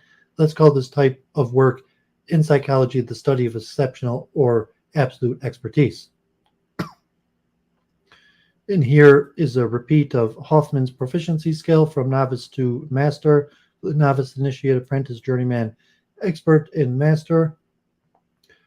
I will read through this again because it's important to double back, get it right.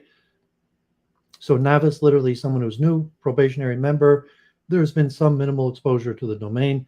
Initiate, literally a novice who has been through an initiation ceremony, has begun introductory instruction. An apprentice, literally one who's learning.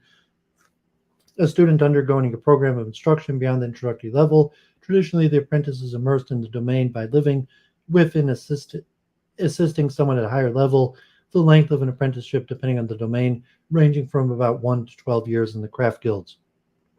Journeyman, literally a person who can perform a day's labor unsupervised, although working under orders. An experienced and reliable worker, one who has achieved a level of competence despite high levels of motivation. It is possible to remain at the proficiency level for life.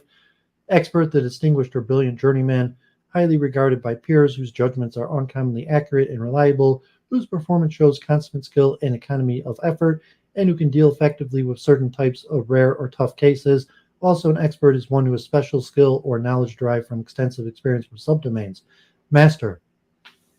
Traditionally, a master is any journeyman or expert who is also qualified to teach those at a lower level. Traditionally, a master is one of an elite group of experts whose judgments set the regulation, standards, or ideals. Also, a master can be the expert who is regarded by the other experts as being the expert or the real expert, especially with regard to subdomain knowledge. So, second research approach to expertise is to study experts in comparison to novice. This relative approach assumes that expertise is a level of proficiency that novices can achieve. Because of this assumption, the definition of expertise for this contrastive approach can be more relative, in the sense that the more knowledgeable group can be considered the experts and the less knowledgeable group the novices. Thus, the term novices is used here in a generic sense, in that it can refer to a range of non-experts from the naives to the journeyman. Proficiency level can be grossly assessed by measures such as academic qualifications, such as graduate student to undergraduates, seniority of years performing the task or consensus among peers. It can also be assessed at a more fine-grained level in terms of domain-specific knowledge or performance tests. One advantage of this second approach, the study of relative expertise, is that we can be a little less precise about how to define expertise, since experts are defined as relative to novice on a continuum. In this relative approach, a goal is to understand how we can enable a less skilled or experienced person to become more skilled, since the assumption is that expertise can be attained by a majority of students. The goal has the advantage of illuminating our understanding of learning, since presumably the more skilled person became expert-like from having acquired knowledge about a domain, that is, from learning and studying, and from deliberate practice. Thus, the goal of studying relative expertise is not merely to describe and identify the ways in which experts excel. Rather, the goal is to understand how experts became that way so that others can learn to become more skilled and knowledgeable. Because of our definition, characterizes experts as becoming more knowledgeable than non-experts. Such a definition entails several fundamental theoretical assumptions. First, assume that experts are people who have acquired more knowledge in a domain, and that is, that knowledge is organized or structured. Second, assumes that the fundamental capacities and domain general reasoning abilities of experts and non-experts are more or less identical. Third, this framework assumes the differences in the performance of experts and non-experts are determined by the differences in the way their knowledge is represented. Manifestations of expert skills and shortcomings. Numerous behavioral manifestations of expertise have been identified in research literature and discussed at some length. Most of these research is focused on how experts excel either in absolute context or in comparison to novices. However, it is equally important to understand how experts fail. Knowing both how they excel and how they fail will help provide a more complete characterization of expertise. This section addresses both sets of characteristics. Ways in which experts excel. I begin by very brief highlighting 7 major ways in which experts excel, because this set of findings have been reviewed extensively in the literature, followed by a slightly more elaborate discussion of 7 ways in which they fall short. Generating the best. Experts excel in generating the best solution, such as the best move in chess, even under time constraints, or the best solution in solving problems, or the best design in designing tasks. Moreover, they can do this faster and more accurately than non-experts. Detection and recognition. Experts can detect and see features that novices cannot. For example, they can see patterns and cue configurations in X-ray films that novices cannot. They can also perceive the deep structure of a problem or situation. Qualitative analysis. Experts spend a relatively great deal of time analyzing a problem qualitatively, developing a problem representation by adding many domain-specific and general constraints to the problem in their domains of expertise. Monitoring. Experts have a more accurate self-monitoring skills in terms of their ability to detect errors in the status of their own comprehension. In the domain of physics, experts were more accurate than novices in judging the difficulty of a problem. In the domain of chess, expert chess players were more accurate than novices in predicting the number of pieces they thought they could recall immediately, or the number of times they thought they needed to view a chess position in order to recall the entire position correctly. Moreover, the experts were significantly more accurate in discriminating their ability to recall the randomized from the meaningful chess positions, whereas novices thought they could recall equal number of pieces from the random as well as the meaningful positions. Strategies. Experts are more successful at choosing the appropriate strategies to use than novices. For example, in solving physics problems, the instructor tends to work forward, starting from the given state to the goal state, whereas students of physics tend to work backwards from the unknown to the givens. Similarly, when confronted with routine cases, expert clinicians diagnose with data-driven, forward-working approach by applying a small set of rules to the data, whereas less expert clinicians tend to use a hypothesis-driven, backward chaining approach. Even though both mere expert and the less expert groups may use one kind more successful than the other kind, experts not only will know which strategy or procedure is better for the situation, but they're also more likely than the novice to use strategies that have more frequently proved to be effective. Opportunistic. Experts are more opportunistic than novices. They make use of whatever source of information are available while solving problems and also exhibit more opportunism in using resources. Cognitive effort. Experts can retrieve relevant domain knowledge and strategies with minimal cognitive effort. They can also execute their skill with greater automaticity and are able to exert greater cognitive control over those aspects of performative performance where control is desirable. Ways in which experts fall short. An equally important list might be ways in which experts do not excel.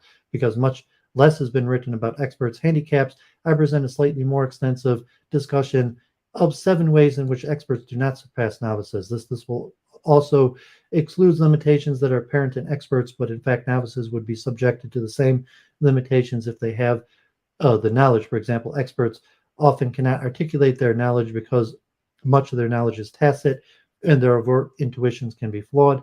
This creates a science of knowledge elicitation to collaboratively create a model of experts' knowledge. However, the shortcoming is not listed because since novices would most likely have the same problem, except their limitation is less apparent since they have less knowledge to explicate. Domain limited. Expertise is domain limited. Experts do not excel in recall for domains in which they have no expertise. For example, the chess master's recall of randomized chessboards positions much less accurate than the recall for actual positions from chess games, and the engineer's attempt to recall the state of affairs of a thermohydraulic process that are not physically meaningful is much less successful than attempts to recall such states that are meaningful. There are a number of demonstrations from various other domains that show experts' superior recall compared to novices for representative situations, but not for randomly rearranged versions of the same stimuli. Thus, the superiority associated with their expertise is very much limited to a specific domain. Of course, there are exceptions. For example, expert chess players can display a reliable but comparatively small superiority of memory performance for randomized chess positions when they are briefly presented, or when the random positions are presented at slow rates. Nevertheless, in general, their expertise is domain limited. Overly confident. Experts can also miscalibrate their capacities by being overly confident.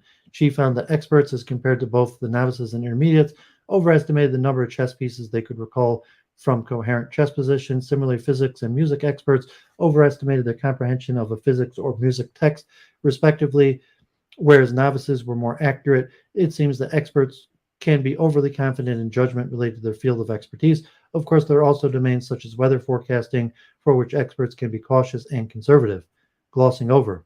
Although experts surpass novices in understanding and remembering the deep structure of a problem, a situation, or a computer program, sometimes experts fail to recall the surface features and overlook details. For example, in recalling a text passage describing a baseball game, individuals with high baseball knowledge actually recalled fewer baseball relevant sentences than individuals with low baseball knowledge, such as sentences containing information about the weather and the team. But high knowledgeable individuals do recall information that is relevant to the goal structure of the game, as well as changes in the game states. Similarly, in answering questions about computer programs, novices are better than experts for concrete questions, whereas experts are better than novices for abstract questions. In medical domains, after the presentation of an endocarditic case, 4th and 6th year medical students recalled more propositions about the case than the internist.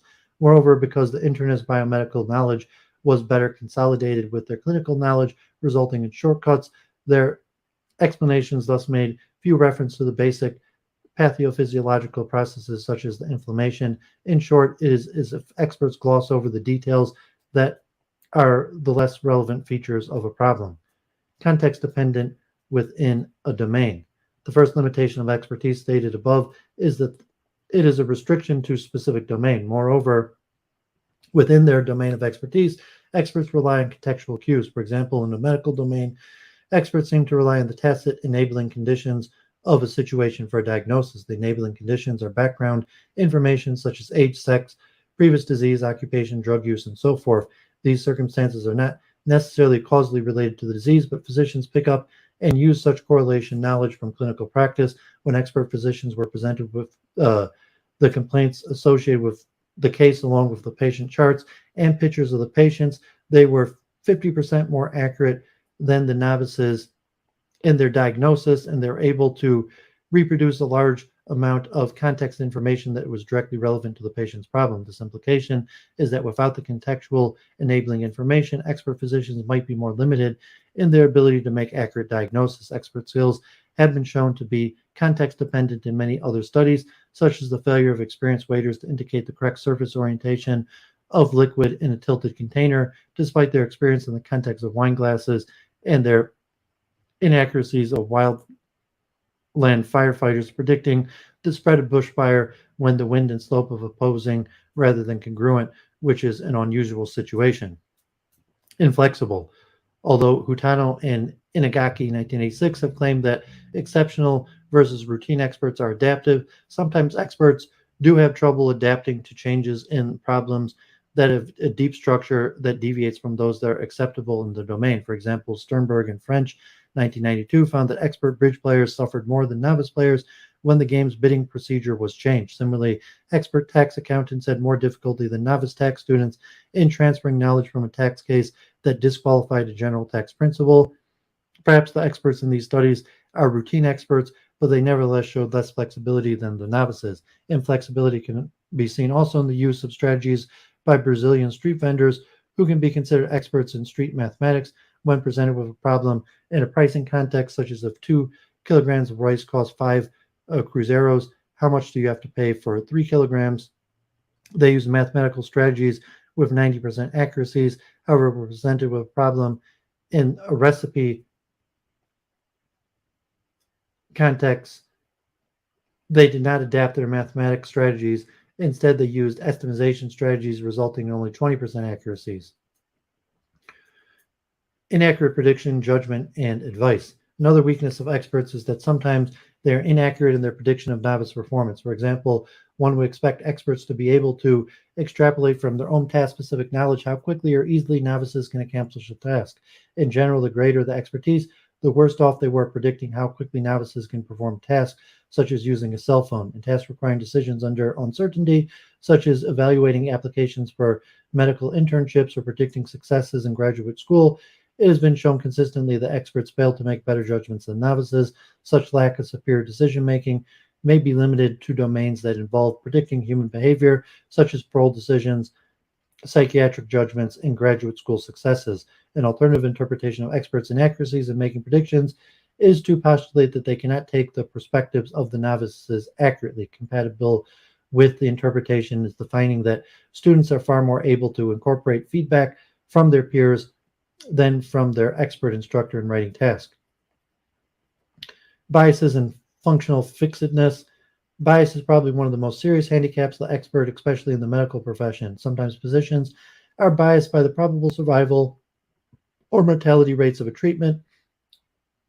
Christensen, Heckerling, Mackenzie, Bernstein, and Eldenstein 1991 found that residents were more susceptible to let the probable survival outcome determine options for treatment, whereas novice students were not. Fortunately, experienced physicians were not affected by the mortality rates either. In another study, however, my colleagues and I found that experienced physicians to manifest serious bias. We presented several types of cases to specialists such as hematologists, cardiologists, and infectious disease specialists. Some were hematology cases and others were cardiology cases. We found that regardless of the type of specialized case, specialists tended to generate hypotheses that correspond to their field of expertise. Cardiologists tend to generate more cardiology type hypotheses, whereas the case was one of blood disease or an infectious disease. The tendency to generate diagnoses about which they have the more knowledge clearly can cause greater errors. Moreover, experts seem to be more susceptible to suggestion that can bias their choices than novice. Greater domain knowledge can also be deleterious when creating mental set of functional fixedness in problem-solving context. There is some suggestion that the more knowledgeable participants exhibit more functional fixedness and they have more difficulty coming up with creative solutions. For example, in a remote association task, 3 words are presented, such as plain, broken, and rest, and the subject has to come up with a 4th word that can form a familiar phrase with each of the 3 words, such as the word home for home plate, a baseball term, broken home, and rest home. A misleading set of 3 words can be plate, broken, shot, which the correct solution is glass. High baseball knowledge subjects were less able to low than low baseball knowledge subjects to generate correct solutions to the misleading type of problem because the first word plate primed the baseball knowledge so that it caused functional fixedness. In conclusion, the two sections above each summarize 7 ways in which experts excel and 7 ways in which they fall short, although much more research has been carried out on focusing on ways in which experts' greater knowledge allows them to excel. It is equally important to know ways in which their knowledge is limiting. The facilitation and limitations of knowledge can provide boundary conditions for shaping a theory of expertise. Okay, so I found that article pretty interesting, and there we're focusing on generalized expertise and taking expertise to the general level, and then even seeing that there's negative impacts of expertise where expertise perform in some cases worse than novices. Okay, so another Fernand Gobet article on the future of expertise, the need for a multidisciplinary approach, which is DUVID, multiple truth hypothesis, and interdisciplinary studies, the cognitive revolution, and the difficulties. So important article, the future of expertise, the need for a multidisciplinary approach, from the Journal of Expertise, 2018. Much progress has been made in cognitive psychology and neuroscience in understanding the mechanisms and underpinning expert behavior. Concurrently, expertise has been extensively studied in several other disciplines, in particular sociology, philosophy, and artificial intelligence. However, there has been relatively little communication between these disciplines. This is regrettable, as many contradictions between the disciplines have been ignored and many opportunities for cross-fertilization missed. For example, psychology is focused on performance-based expertise and emphasized the remarkable feats displayed by experts, while sociology has directed its attention to the shortcoming of reputation-based experts. It is proposed that unifying forces between disciplines is the way forward for making progress in our understanding of expertise. Introduction. Expertise fascinate. Long anticipating the positive psychology movement, researchers have studied the amazing performance of athletes, scientists, and artists as a way to understand human psychology. For example, as early as 1894, Binet studied mental calculators and chess players' remarkable memory. The interest in underlying expertise is motivated by several reasons: to shed light on learning mechanisms, to develop better training methods for coaching experts, and more efficient instructional methods in general for schools and the workplace, and to better understand human cognition. In this respect, research into expertise offers a mirror image to neuropsychology. While the latter studies impaired performance to understand normal cognition, the former examines superior performance. The last decades have seen a substantial amount of research devoted to the study of expertise, which has resulted in massive literature. In recent years only, the field has witnessed the publication of 2 handbooks, 2 textbooks, several edited books, and several monographs. Much is known about the psychological mechanisms underpinning expertise, and several regularities have been identified in experts' behavior across different domains. There is no space in this brief article for a full review, but a list would start with the role of perception, the omnipresence of chunking, the importance of innate factors and practice, and the fact that experts are highly selective in their search. At the same time, there are still many gaps in our understanding of expertise. For example, little is known about the exact nature of the interaction between practice and talent, and about the role of emotions in superior performance with respect to how emotion states affect expert performance in general, as well as how specific kinds of expertise involving emotions such as acting are required. Many scientific disciplines have studied expertise with a dizzying array of different methods. Psychology has tended to use hard science methodologies such as behavior experiments, eye movement recordings, and computer modeling, but it's also collected softer data with questionnaires and interviews. Neuroscience has used a panoply of techniques, including fMRI and EEG. Philosophy primarily uses introspection and critical analysis of classical texts. Sociology tends to employ descriptions and historical analysis. In artificial intelligence, the question of expertise has been important in the fields of expert systems and machine learning. Other scientific disciplines study expertise: anthropology, ethnography, and economics, but this brief discussion should suffice to illustrate the large variety of techniques used to study expertise. Definitions in schools. In these scientific disciplines, the variety of methods is reflected in the different definitions of expertise, which could be summarized in 2 broad classes. With performance-based expertise, P expertise, the emphasis is on superior performance, which typically can be replicated in controlled experiments. This is the kind of definition commonly used in psychology and neuroscience. For example, Gobet defines An expert is somebody who obtains results that are vastly superior to those obtained by the majority of the population. With this definition, examples of experts could be athletes, chess players, or pianists. With reputation-based expertise, our expertise is defined using social labels such as professional certificates, diplomas, PhDs, or simply unofficial recognition. This definition, which is often used in sociology, recognizes that such labels are sometimes given irrespectively of the expert's real competencies. In some cases, there's a reputation but no knowledge. Some vocal commentators in popular media hardly know more than the well-informed person. In other cases, the experts have acquired a considerable amount of technical knowledge, but this knowledge is useless for the task at hand. Astrologers base their predictions on pseudoscience, and investors in the stock market cannot predict the future better than chance. Talking about disciplines might give the wrong impression that each discipline is homogeneous. Nothing could be further from the truth. For example, in psychology, numerous approaches or schools can be identified, which only differ in important ways. Among the main approaches, one might mention those based on cognitive psychology, genetics, giftedness, psychometrics, and decision-making, just to mention a few. The same variety can be found in other disciplines. Transversal themes. Given the diverse methods and definitions used in the different disciplines, and given the varied approaches within each field of study, it stands to reason that there will be many differences in the way those disciplines study expertise. I propose to use 8 themes to compare the way disciplines tackle expertise. Definition, identification of expertise, rationality, knowledge search, generativity, diachronicity, nature versus nurture, environment, and society. Examining specific disciplines through these lenses turns out to be illuminating. Let us briefly consider the theme of rationality as an example. The first observation is the concept has many different definitions. For example, in cognitive science, Newell, 1982, argues that an agent is rational to the extent that it fully uses its knowledge to reach its goals.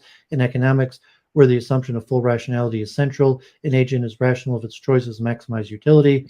In recent years, a similar assumption has been made in several theories of psychology, theories based on Bayesian inference. Among the many definitions put forward in philosophy, Montero and Evans, 2011, proposed that agents are rational if they can always justify their decisions. The study of expertise is very informative about rationality. If the best humans in a domain do not behave rationally, then it's very difficult indeed to argue that humans in general are rational. In psychology, expertise research concludes that humans are far from being fully rational. Experts make minor and occasional, even major mistakes in domains such as chess, medicine, and sports. The point has been in particular documented in research carried out in the judgment and decision-making tradition. This conclusion is, of course, consonant with the concept of bounded rationality, according to which a decision maker's rational choice is limited by cognitive constraints, in particular limitations in knowledge and computational resources, such as limited capacity of short-term memory and slow learning rates. But then, how can individuals become experts in spite of their bounded rationality? The answer is knowledge. By acquiring vast amounts of perceptual, declarative, and procedural knowledge, experts manage to automate many processes and rapidly identify the key features of the problem. In philosophy, there have been many discussions about experts' rationality. For example, Dreyfus and Dreyfus, 1986, argue that experts are irrational in the sense that concepts of rationality does not apply to them as they act intuitively without making decisions. By contrast, Montero and Evans contend that experts are fully rational in the sense mentioned above, that they can fully justify their actions. The theme of rationality is relatively less important in other disciplines, such as education and sociology. The necessity for a multidisciplinary science of expertise. Research into expertise has been successful in examining several questions within each discipline. It has been much less successful in reaching a broad multidisciplinary understanding of expertise. This is in great part due to the traditional boundaries between fields of study, which impedes communication. Over the lack of conversation within the individual discipline also is part of the problem. When there's little positive and productive interaction within each discipline, think of the acrimonious debate about deliberate practice and talent in psychology, as exemplified by the July-August 2014 issue of the Journal of Intelligence devoted to the acquisition of expertise. It is hardly surprising that there is little dialogue between disciplines.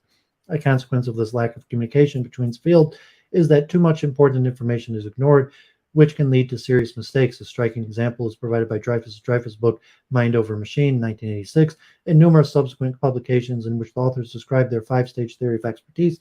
They argue that experts do not carry out search nor use analytical thinking, rather they act in pure intuitive ways. This argument is plausible in principle, but is fact inconsistent with empirical data. Dreyfus wholly ignore the considerable body of evidence first collected by de Groot on chess, but later replicated and expanded in other researchers, showing that experts do in fact carry out considerable amounts of search when necessary. It is an interesting task for historians of science of future generations to explain how such a theory, which is at variance with empirical data, indeed common sense, had such an impact on social sciences and beyond. The fragmentation of scientific knowledge about expertise has several additional consequences. First, some research is duplicated, which leads to a waste of resources in so much as this research is not properly accumulated. For a statistical point of view, this is tantamount to sampling with replacement, not an efficient approach. Second, as information is not propagated properly across the nodes of the knowledge nexus, there is a tendency to direct most resources towards relatively few questions. For example, psychology has focused much effort on the question of deliberate practice, and philosophy has devoted a considerable amount of resources to the question of knowing how versus knowing that, incidentally, mostly ignoring the research in psychology about declarative procedural knowledge and implicit explicit knowledge. There is no arguing that these questions are unimportant, but the point is that many other important questions have been neglected. The solution to these issues consists in fostering multidisciplinary research and cross-fertilization between scientific disciplines. In the following, I will treat pluri, inter, multi, trans, and cross-disciplinary research as synonymous. The idea is obvious: to create mutual empowerment where the strengths of each discipline are brought together in order to create a gestalt-like entity which is more than the sum of its fields. This has been recently exemplified in undertakings such as the Human Genome Project.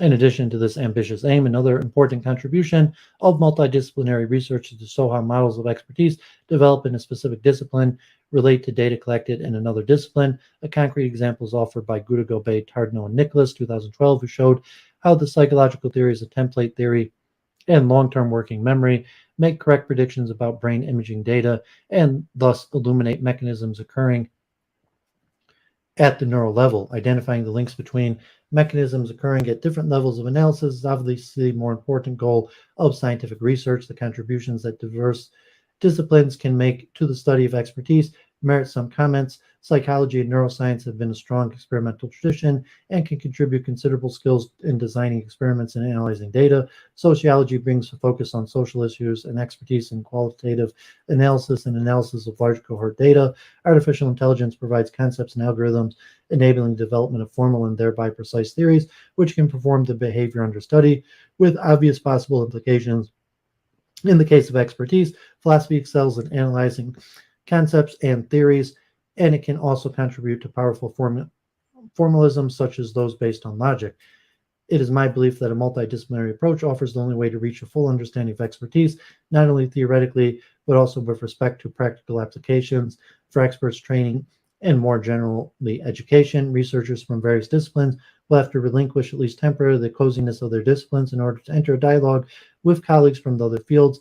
In the extreme case, a new field may be created. At this stage, it is not possible to predict what the outcome of such an enterprise would be, and no research on expertise has so far been truly interdisciplinary. However, it is certain that it will highlight parallels, but also differences between the individual disciplines, and that it will pinpoint contradictions between theories.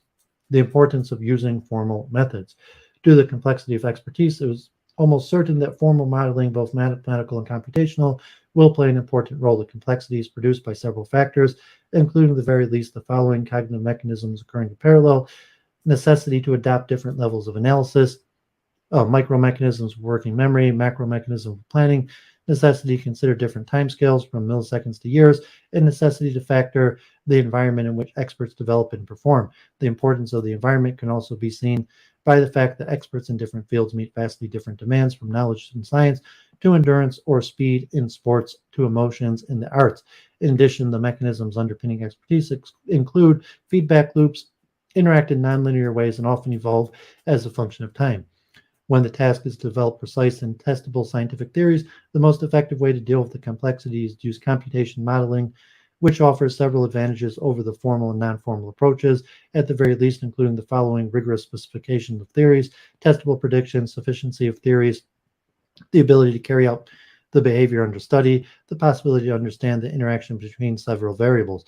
Another advantage is that computational modeling makes it possible to study the role of the environment, sometimes together with more mathematical techniques. A good example of this is offered by research in the acquisition of first language, which can be seen as a kind of expertise. For example, Freudenthal, Pine, and Gobet, 2009, show that small differences in the characteristic of child-directed speech in German, Dutch, and English led to subtle but clear differences in children's speech, such as the fact that in Dutch and German, root infinitives tend to refer to actions more than static situations.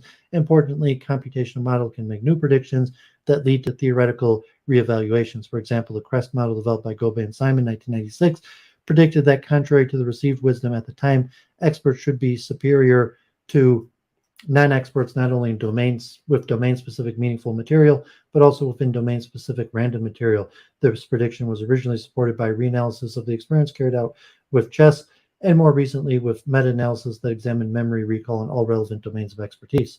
Some hurdles. While the prospects of a multidisciplinary research on expertise are appealing, it should be acknowledged that this kind of research is not easy to carry out. Organizational structures, specialist terminologies, traditions, loyalties, and mental states due to training mean that scientists often eschew such collaborative work. In addition, even if multidisciplinary collaboration is initiated, the problems of communication between different disciplines are considerable. Miscommunication is not always blatant and can be insidious. Even when participants believe that they understand a specific term, it frequently turns out that different members use the term with different meanings and epistemological connotations. In practice, it is often the case that at least one member of the multidisciplinary group should be an expert in several fields, but the danger then is that the person will assume leadership and impose a theoretical and methodological assumption on the original field. Conclusion. Starting from the observation that many different disciplines study expertise, this article has argued that the current state of research into expertise is problematic, as knowledge is currently fragmented and communication between disciplines poor. The way forward for the field of expertise is to join forces and carry out multidisciplinary research. This is probably a difficult endeavor, but is potentially a very fruitful one. While the process is likely to be uncomfortable and even painful, it offers a prospect of interesting insights, more understanding within each discipline, and the development of greater theory of expertise. Okay, so I got one final article. This one's a little bit longer, from Pertti Saariluoma from Finland, Helsinki. So pour myself another drink.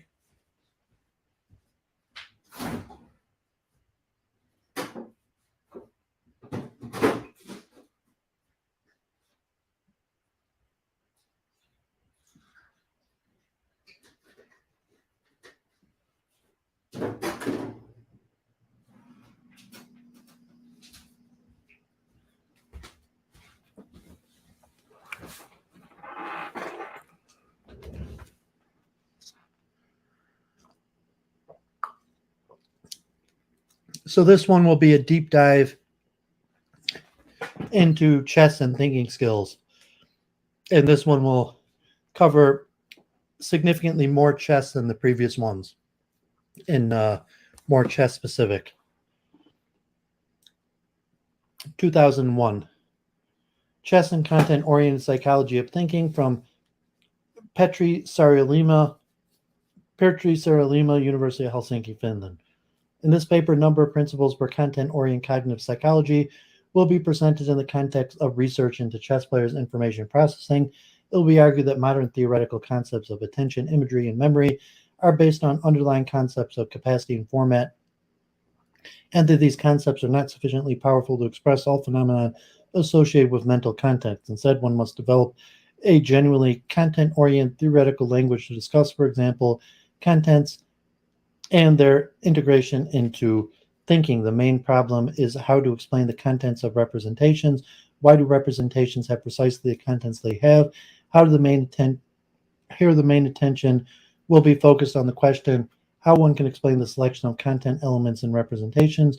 To formulate the basic concepts of content-oriented thought research, several issues must be discussed. Firstly, it will be shown that traditional attention and memory research is capacity-oriented and therefore unable to express mental contents. Secondly, it will be argued that there are content phenomenon which must be explained by properties of other content phenomenon. Thirdly, it will be shown that in chess, people integrate information into representations by using functional rules of reason, concepts and rules which tell why some information content must be included in a representation. It will then be shown that people integrate information around learned thought models whose content, together with functional rules or reasons, explain and clarify the content structure of mental representation. It will also be argued that the analysis of contents is metascientifically closer to the linguistics with its basic method of explication and content analysis than natural sciences, which form the most common underlying model in current experimental psychology. Finally, content-oriented cognitive psychology and its presuppositions will be compared with neural and computational approaches to show that it gives an additional and alternative theoretical resource, but not a contradictory conceptual platform to the previous theoretical ways of working with human thinking.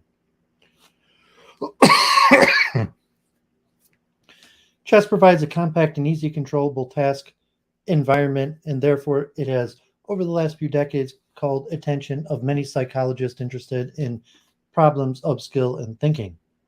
The main goal has mostly not been in understanding chess per se, but investigating a number of theoretical issues related to human information processing, expertise, and thinking.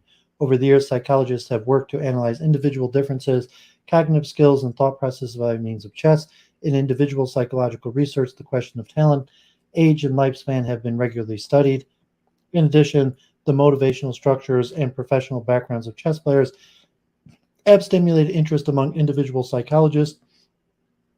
Questions of skills enter chess psychology with Cleveland's 1907 work on chess players' thinking and its development, but the most important work has been on the memory and thinking.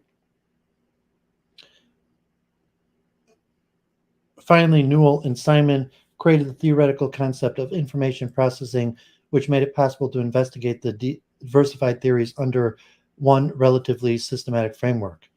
The ideas of Newell and Simon took the human mind to be a computing machine or a physical symbol system, and this aroused enormous enthusiasm among other researchers. However, the positive reception was not animus, and many cognitive psychologists and scientists strongly opposed the idea that human mentality is essentially computing. The systematic critique of the computational power of computational concepts centered on the issue of contents. The computational dispute has always relied on the arguments based on chess players' psychology. This is not surprising because chess traditionally as a whole provides a psychological microworld which can be used to investigate very fundamental issues such as theoretical concepts one should use in investigating human thinking. The main claim of the opponents of computational psychology have been that computational concepts lose something essential about human mentality, and consequently the power of computational concepts is too low to express all the essential aspects of human mentality. But this as it may, the problems are unresolved, and we do not have a clear idea about the possibility and limitations of computational models, because arguments in this discussion have been so strongly associated with chess. It is possible to investigate the basis of the computational psychology of thinking, the validity of the argumentation, and the type of language one should have when discussing human thought processes in the context of chess research. The core of all the problems is mental contents. Computational researchers believe that mental contents can eventually be explained in computational terms, but opponents claim that this is impossible.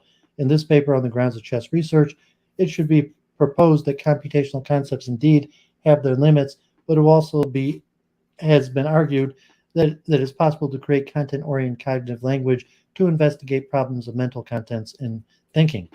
Attention in chess. Attention is an important notion in chess because chess players must be able to detect various kinds of possibilities and threats. The logic of chess is clear.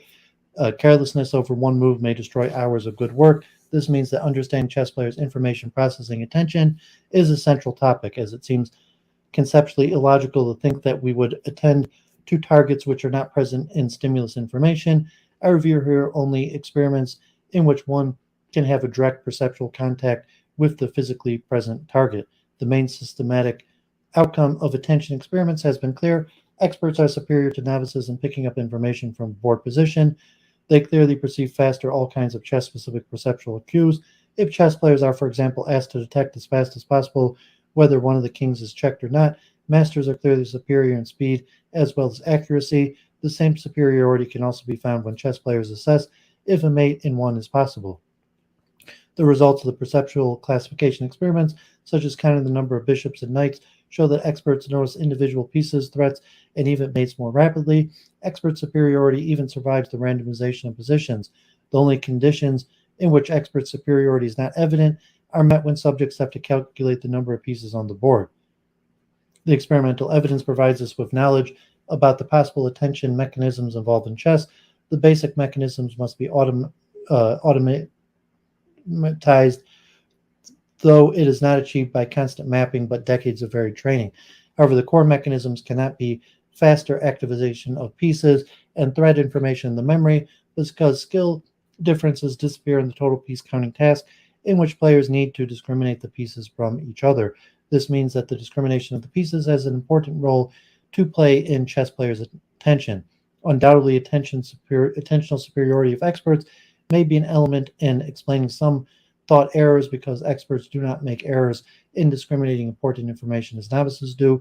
When investigating real games, experts very seldom make errors by leaving pieces on pre, whereas these kind of errors were very common in novices. However, attention cannot really offer exhaustive explanations because there's no information about the selection of relevant targets nor about search in imagined problem spaces. Mental images. Attention is a stimulus-bound process. This means that the information that we attend to must be present in a perceivable stimulus. We cannot attend to atoms, for example. However, the explanatory limitations of attentional concepts can be surpassed by investigating higher cognitive processes. Here, the main problem is the function of the mental imagery in chess players' thinking. When our visual attention picks up information from spatial locations, imagery, if it is involved, should for its part release processing from the immediate stimulus control. A major problem for chess psychology has been to show that imagery processes are involved in chess players' thinking. Chess players' intuition has favored this explanation, but experimental evidence is slow in coming.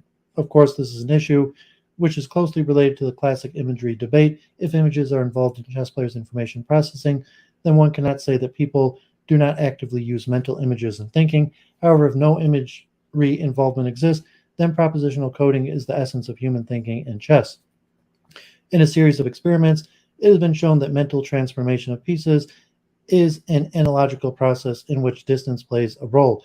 However, this role is related to the level of skill. When novices have to perceive threats between close and distant pieces, there is a correlation between spatial distance and reaction time, but it is much more difficult to find such correlation with experts. A paradigm which has also provided clear evidence for the active imagery involvement in visual suppression is the working memory. When working memory experiments have been carried out, a systematic effect has been that articulatory suppression has very little, if any, effect, but visual suppression has the central executive secondary task cause substantial impairment in the level of performance. In addition, experiments in blindfold chess have also suggested that people actively use images in solving chess problems.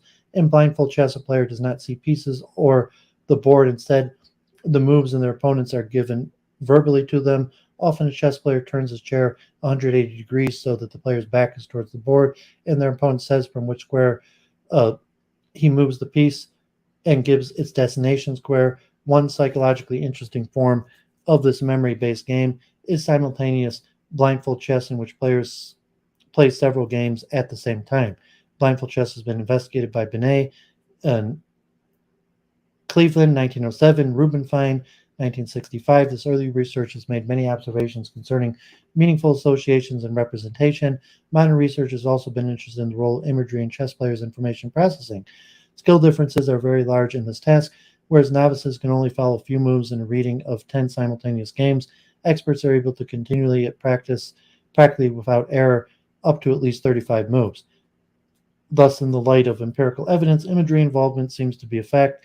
It is not feasible to say that imagery is not involved. This raises a very interesting issue, which was first discussed in the context of chess by Anderson, 1978, namely the relation of propositional and imagery information in human thinking. What are the roles of these two information formats in chess thought when the idea that images are epiphenomenal cannot be empirically supported? The problem with the notion of the image is that it does not bear on contents. Mental transformation experiments may show that transformations depend on analogies with the physical world. However, imagery concepts does not provide us with information about whether a subject should transform on the right or on the left.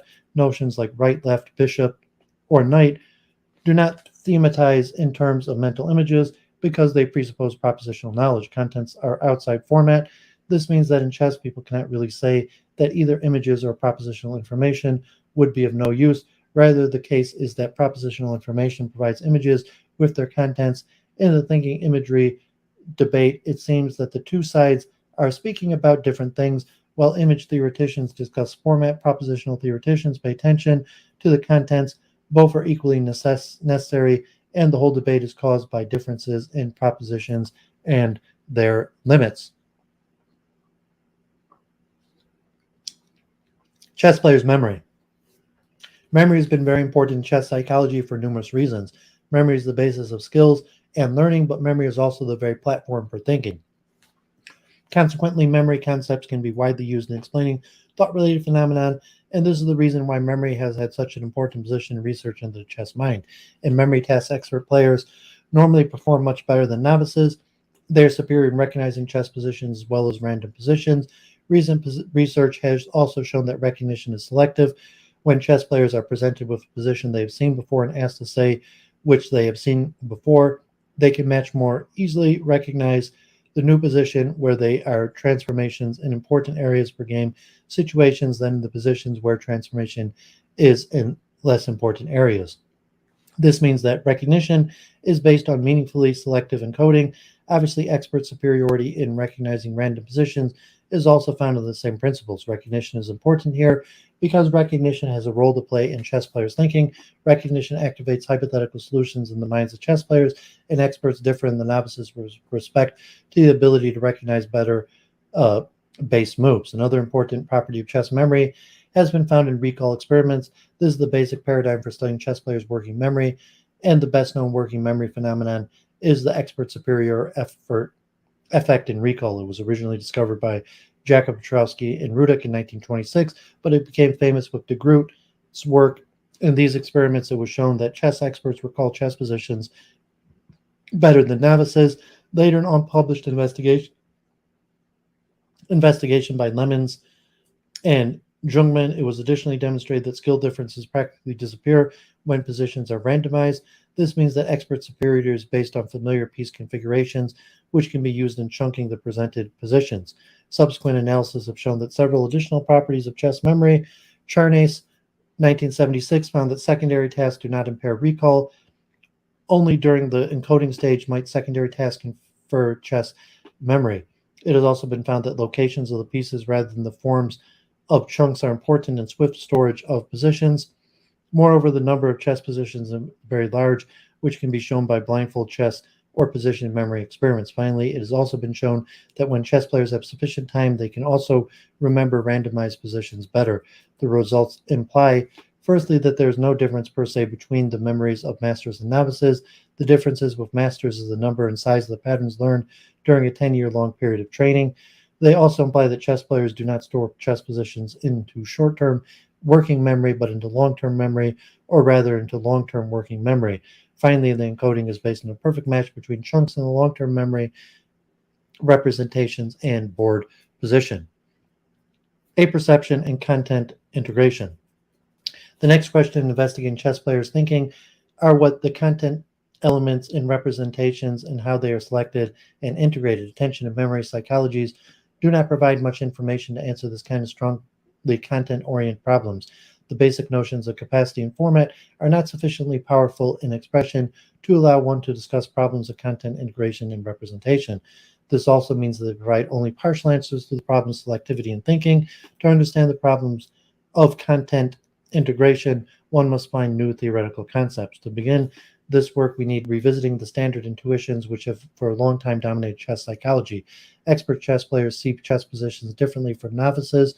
Whereas novices only see a set of pieces, experts concentrate on intellectually and emotionally satisfactory ideas. Naturally, it is cognitively very interesting to discover how one can explain what experts and novices see in chess positions because it gives us information about the nature of information selection and integration to human mental representation. Chess players see cannot be object perception or attending. Their seeing is not modality specific, but they can imagine visually or auditorily presented chess position as well as they can normal positions. The contents of seeing are thus quite independent of the perceived stimulus content, and the argument against seeing as object perception are clear and self-evident. Consequently, the ambiguous term see is best to replace by the classical term apperception. Apperception refers to the conceptual perception or construction of representational content. It assimilates the perceptual stimulus and conceptual memory information into a semantically self-consistent representation that is characteristic of the human mind. Apperception is thus a content integration process. Apperception determines which semantic elements of conceptual memory and the stimulus information can and should be integrated into the prevailing representation. The content of a perceived representation need not be directly related to the stimulus environment. To introduce empirical content in the notion of apperception in chess, one must investigate how chess players select the relevant contents in a stimulus among all the possible alternative paths in a problem space. Chess, like most games, has a tree structure in which all the possible move series in a position form a basic problem space. However, this tree is normally far too wide to be searched by the human mind. Therefore, apperception abstracts a few small problem subspaces around which chess players' problem solving is organized. These problem subspaces have been called mental spaces. To understand apperception thus means to have a clear idea about the content-specific selective and integrative mechanisms involved in the mental space abstraction. It means to answer the question, why are precisely these moves relevant in this mental space? The content structure of mental spaces. To open the content structure of mental spaces, it's good to begin with the defender who attempts to parry the attacker's action. When this action necessarily runs through a set of squares, and this set can be called the path. Obviously, only those moves make sense which can bring a piece into the path and thus prevent the intentions of the attacker. The role of these two mechanisms in organizing the defender's move is explicit in the following example.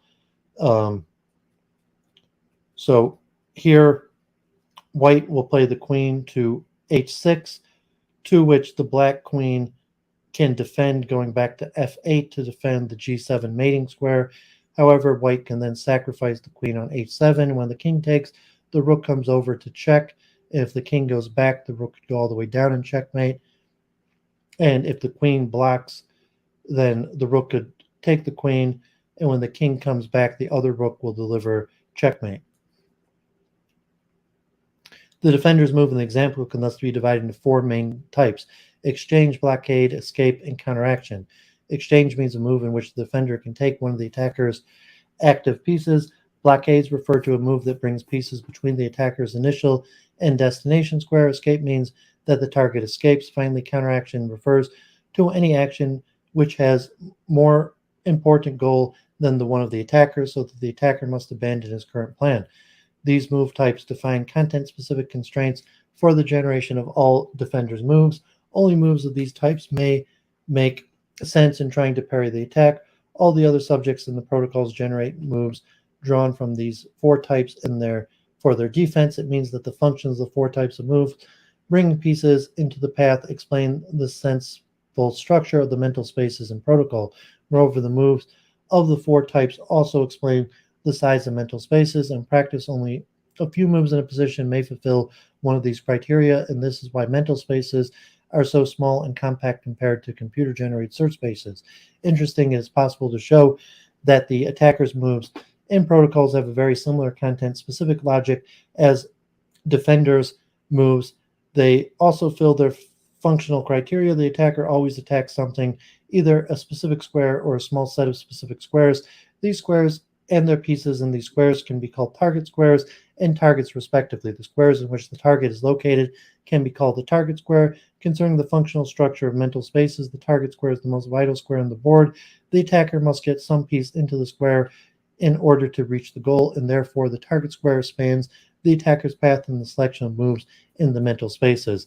Let us assume that this target is the king in a real game position. The king can normally be threatened only by a few pieces, if it can be threatened at all.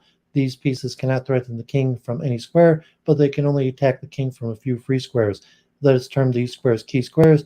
To threaten the king, a piece must be able to move into a key square. In practice, the attacker's pieces do not have unlimited opportunities to do so. The key squares must be free for the attacker's pieces so that it not exchanged or blockaded before it can reach the destination. And typically, the number of such squares is small. The target and key squares helps us now to derive a classification scheme for the attacker's relevant moves.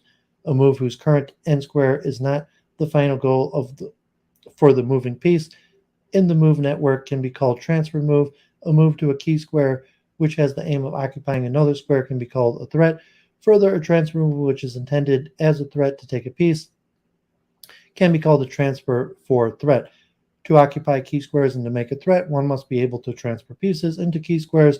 The pieces cannot, however, be transferred via squares which an opponent is able to defend. An opponent must be able to exchange the key piece or blockade it, nor can the opponent exchange or blockade some of the following pieces. This means that sensible transfer moves do not have much freedom on a board because the key pieces must be transferred to the key squares along a safe path.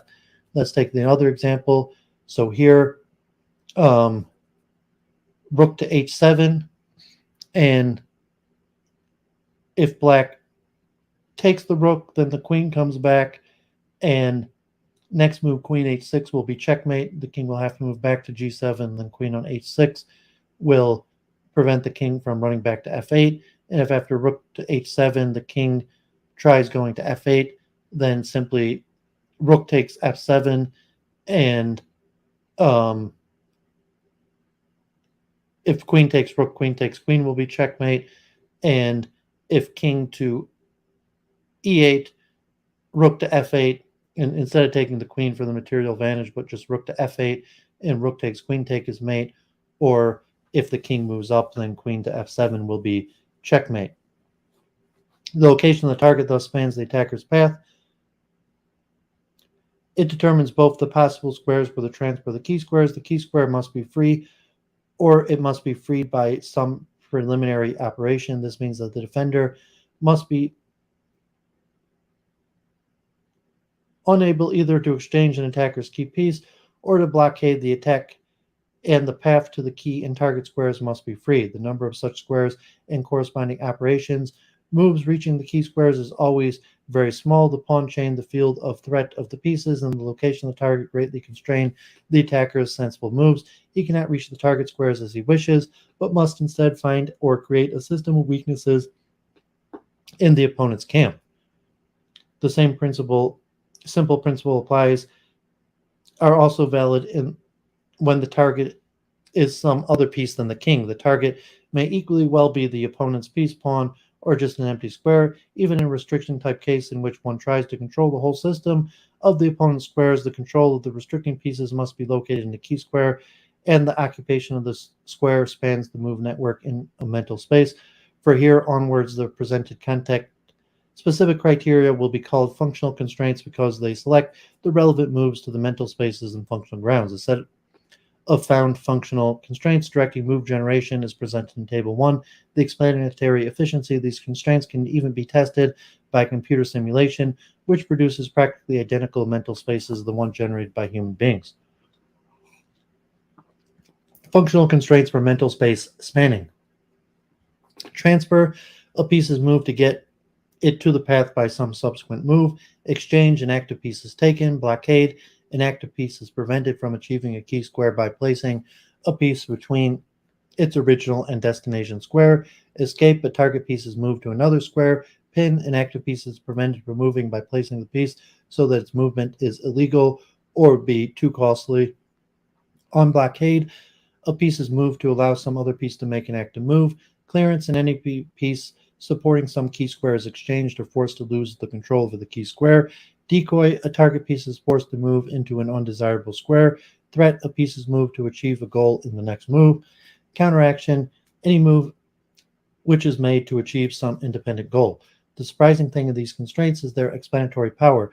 They can explain the calculation process in any protocol we have met so far, and they can explain precisely the size of the human problem subspaces in a chess protocol. Since the number of constraints found so far is small, it is evident that they tell something essential about how a perception works in constructing meaningful representations in chess. It may be possible to find some additional rules, but it does not change the principle of content integration in chess players' apperception. Thought models. In order to use the apperception research in chess as a prototype for content-oriented cognitive psychology, we must introduce one further theoretical concept. This is called a thought model. It has been argued that in chess position, a chess player recognizes a familiar piece configuration and assortment set of moves. This kind of piece configuration or pattern and several associated moves can be called a thought model. Recently, Gobet has made similar theoretical conclusions with somewhat more computer-oriented terminology. On the grounds of protocols, one can claim that chess players' apperception is organized around thought models. Chess players recognize familiar models in a position and integrate the relevant moves following functional constraints. Thus, functional constraints explain the selection of moves in a particular problem position. Only very rare cases and with absolute novices in the process independent of thought patterns, but these cases are relatively rare. A thought model consists of characteristic piece configuration and a set of associated moves. Chess players often call them themes or a combination and often have specialized names for them. Smothered mate, Daimano's mate, Apollo's mate, the typical names for thought models in chess. Attempts have been attempted to stimulate them by means of templates. Thought models control human information processing in several ways. They are learned and form an essential part of chess experts' knowledge storage. They better the player the more he has such models. They're activated by recognition, but apperception can combine and embed these models into more complex structures. Nonetheless, their main function is that they define the paths organizing information integration. Models are not completely similar from one position to another, but it's primarily necessary to check whether the problem subspace activated by a thought model can be realized. However, the moves which they may refute the problem space are selected by given functional roles. Thought models can be seen as a specific type of mental model. They are content and task-specific models, which are used by apperception to organize human thinking. As a whole, the presented system of functional constraints and thought models explains why human problem subspaces have the kind of structures they do. These concepts also explain the compactness of human search spaces, explaining contents by contents. The final topic of this discussion will be more general by nature. Instead of going into further detail of chess players' information selection by means of presented principles, attention is called to the meta-psychological consequences of empirical findings in chess. In fact, the way problem spaces and apperception are analyzed has some characteristic features which can be used to discuss the bases of content-oriented thought research, namely research which works to explain content-based selectivity and information integration in human thinking. The presented explanatory model for information integration in chess players' thinking is based on the idea that mental content in psychology are explained by other contents. It is the representational contents which justify the selected content elements. There are constraints which explain why the moves make sense or why they are sensible or meaningful. The functional constraints, nevertheless, are not merely causal. They're reasons, or to be more accurately, functional reasons by nature. In a chess move, making sense in a mental space means for a chess move that there is a reason or a set of reasons which justify that move. If the contents of the explicated functional constraints and thought models which explain the generated moves and thus investigating contents of representation presupposes explicating the underlying thought models and the systems of functional constraints which explain the selection of the moves into representations. One may now wonder whether this kind of highly chess-bound model can be used to form the basis of content-oriented psychology of thinking. Contents, after all, can be so different.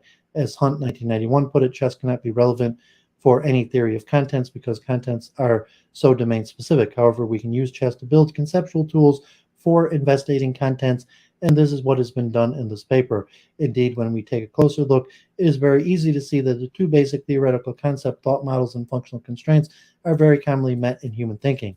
Thought models are by nature complex sets of associated elementary actions which people have learned. Large parts of our knowledge used in thinking is organized around such wholes.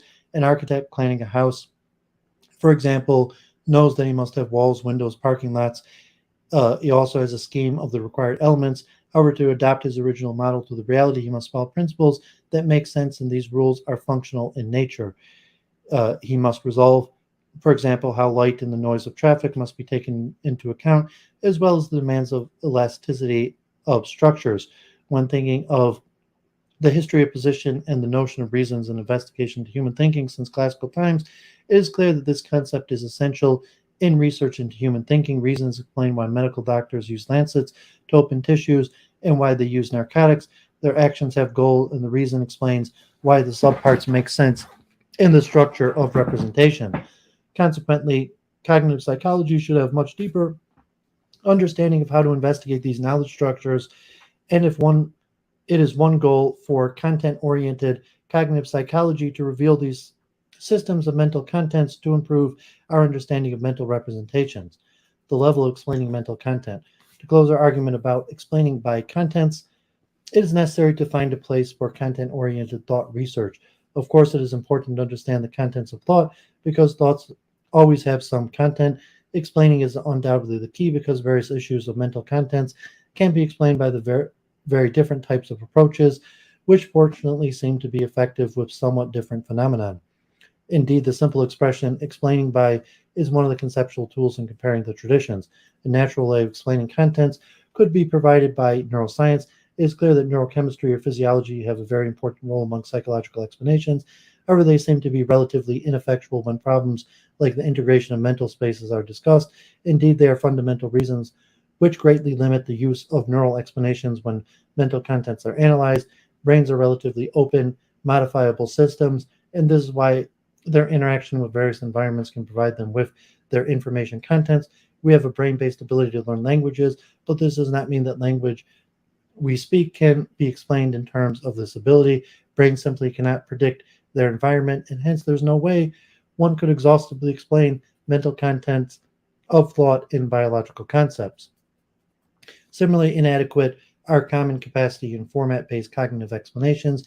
Even though it is true that a working memory has the capacity of only a few items, the capacity could be filled with an infinite number of mental contents. Consequently, capacity cannot explain content. And of course, the same is true with formats such as mental images. Imagery ability does not either explain mental contents. The main field of investigating mental contents has been simulation. However, even simulative models entail problems in giving a full account of contents. There are formal structures which abstract contents and therefore a number of difficult problems arise. The most problematic issue is the relevance of selected contents elements. It is well known formal systems cannot decide which content elements belong to each other. The programmer must always decide the relevance of the particular contents of elements. Consequently, models have not been able to solve such relevance-related problems as frame problem, match, conflict resolution, and exponential growth. Even explaining by semantics is conceptually too modest an approach for the type of content-specific explaining used concerning the sensibleness and coherence of mental spaces. This may sound odd or controversial, but contents and semantics are two different things. By knowing all the semantic rules of a language, one cannot generate a single representational content. Semantic explaining typically of semantic networks, for example, cannot give a precise account of mental contents. The semantics of any language is not sufficiently powerful to explain the contents of thoughts. In fact, mental contents can never be described exhaustively in terms of language. This means that the main explanatory model used in chess is explaining by contents. The contents of the rules and thought models are used to explain some psychological phenomenon. In this case, a set of implicit content rules are used to explain the structure of representation. Of course, this means that in any chess representation, one can use these rules to predict the structure of the search process. Naturally, this is a special case, but it may give information about the nature of psychological explanations. The key point in the discussion of explaining it to this point is our theoretical concepts of limited powers of expression. Of course, the problems in the scope of scientific concepts have been known since the time it was shown that the sides of the diameter of a square cannot be expressed by means of natural numbers. Similarly, there are reasons why neural language cannot provide us with exhaustive explanation of mental contents. On the other hand, there are problems which are not resolvable without a good understanding of contents. Therefore, it is important work with the small pieces of understanding that we have about explaining by contents. Human chess players, a perception works with previously learned thought models and follows the conclusion. Human chess players, a perception works with previously learned thought models and follows when generating mental spaces, very simple functional constraints, defining relevant moves. The recognized thought models set the goals for search, and functional constraints explain the generated moves. This mechanism tells why subjects do not generate more than 10 to 100 moves for positions in which computers would generate millions of alternatives, but it also explains why some moves are selected and why some other moves are neglected. The number of moves fulfilling the functional constraints is always very small compared to all possible moves. The whole economy of chess players, a perception, is based on these very simple principles. They define what is essential and what is not in a network of moves. Neglecting one move which does not fulfill the content-specific constraints is not sufficient, but neglecting a relevant move may jeopardize the problem-solving process. Moves are sensible only if they are designed to parry or to aid some operation and hence fulfill the functional constraints for relevant moves. Consequently, the presented principles can be used to explain the nature of search moves. Interestingly, the functional constraints presented here are not widely known among chess players. Types of defense moves and by and large also the attacker's moves cannot be found in chess books. They are too primitive to have prominent places in chess theory, nor can they be found in protocols, yet chess players use them all the time when calculating variation. This means that human apperception often uses unconscious or implicit primitive principles in separating the essential from the inessential. The use of unconscious content-specific principles is probably the most interesting aspect of the constraints on moves because it raises the question to what degree human apperception is based on similarly unconscious task-specific principles. The concept of content-oriented cognitive psychology have also important theoretical consequences. An almost standard argument against cognitive psychology is that it is internal. It does not take into account cultural connections. The explanation for the ahistorical character of modern cognitive psychology is the very clear biological origin of capacity-based explanation. Cognitive structures determining the limits of capacity in attention and memory are independent of culture and history because they are biological structures. However, mental contents are different because they depend on culture. Therefore, content-oriented thinking provides theoretical concepts for investigating mental and internal processes and develop in cultural and historical contents. In some chess players, apperception uses content-specific and unconscious principles to provide mental spaces with sensible structure. Only information which fulfills the constraints is acceptable. Thus, chess players' apperception is an example of content-specific information selection and thinking. The explanation of information selection is based on the sensible structure of the representations and not on capacity or some other principles. This means that content-specific psychology is basically the explication of the partly unconscious apperceptive mechanisms which create the logical structure and contents of human mental representations. Okay, so that's the last paper I'm going to read this week. Thanks for everybody who's tuning in. Not much going on in the chat, but I'm glad I read Brentano and Herzl last week in Phenomenology and Derrida because this this apperception here was pretty complicated and a lot to it. So probably in the next few weeks, I will also be focusing on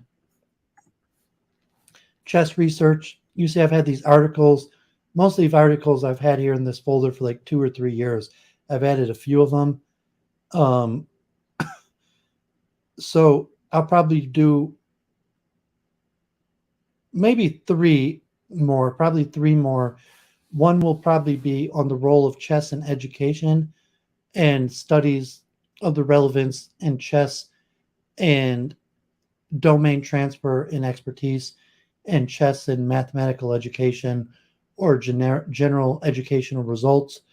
And another deeper dive into chess expertise in these models like CREST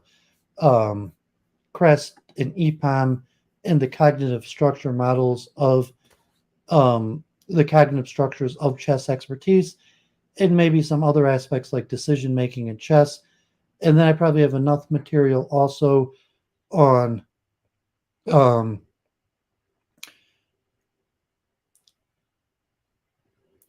computer programs, chess computer programming, and machine intelligence, and the latest connection to machine learning, artificial intelligence, and chess algorithms. So people could look forward to that over the next few weeks, or if it's uninteresting, it's what I'll be covering anyways. So I appreciate people tuning in. Orfeo, Lambie that were in the chat earlier, Samish, Professor Ben Said. Appreciate you being active in the chat. As usual, I will timestamp and put in the description and link the papers. So, just in conclusion, I felt good about 2 months of research on truth and a deep dive and a lot of due diligence into the history of philosophy. And we talked a lot about like Kant and Heidegger and Frege, and a little bit like of a foreshadowing of what's to come in terms of eventually a return to the history of mathematics and logic and Platonism. I will return to monism. Like I talked about monism, and Russell when I return to logic and mathematics, and maybe I'll return to Russell and Wittgenstein, and from there monism will be important, and from like the Platonic view of mathematics. So that will be topics I plan on returning to in the future. But because I'm writing now on chess, I've had these papers for a long time. I thought this would be a good turn to just pound through some of this. And the chess coaching, thank God this week had the 20th anniversary of the Detroit City Chess Club. I've been a chess coach there for like 10 years. So the school season's about to start back up. Our numbers are keep on increasing, a lot of new students. Kids are doing well. I feel good about the coaching. So hopefully this research will help with my chess coaching, and and the ability to help improve the students' chess abilities and general cognitive thinking skills. And some of my most popular articles were related about chess. A lot of my biggest demonstration expertise is within the field of chess, so it's very likely that if I'm going to get back into writing, that it will be related to chess. And as I started with the 7 basic theories of expertise that were not chess specific, so I talked mostly today about chess, but the first article was just generic in the theory of expertise. And so I'm going to come back. So I'll probably do a few weeks on chess, and then I might go to another subject, and then I'll come back to do a thorough overview of all of the major schools of expertise. And the first paper you saw the 7 major theories of expertise. However, there's more theories than that. Dreyfus and Dreyfus. I read their book, their 1986 book on. Talked a little bit about chess, and I remember in middle school or high school, like I'd read Dreyfus and Dreyfus, and found it very interesting. And a lot of their thought about computer intelligence and AI, and that point in like the 80s or 90s.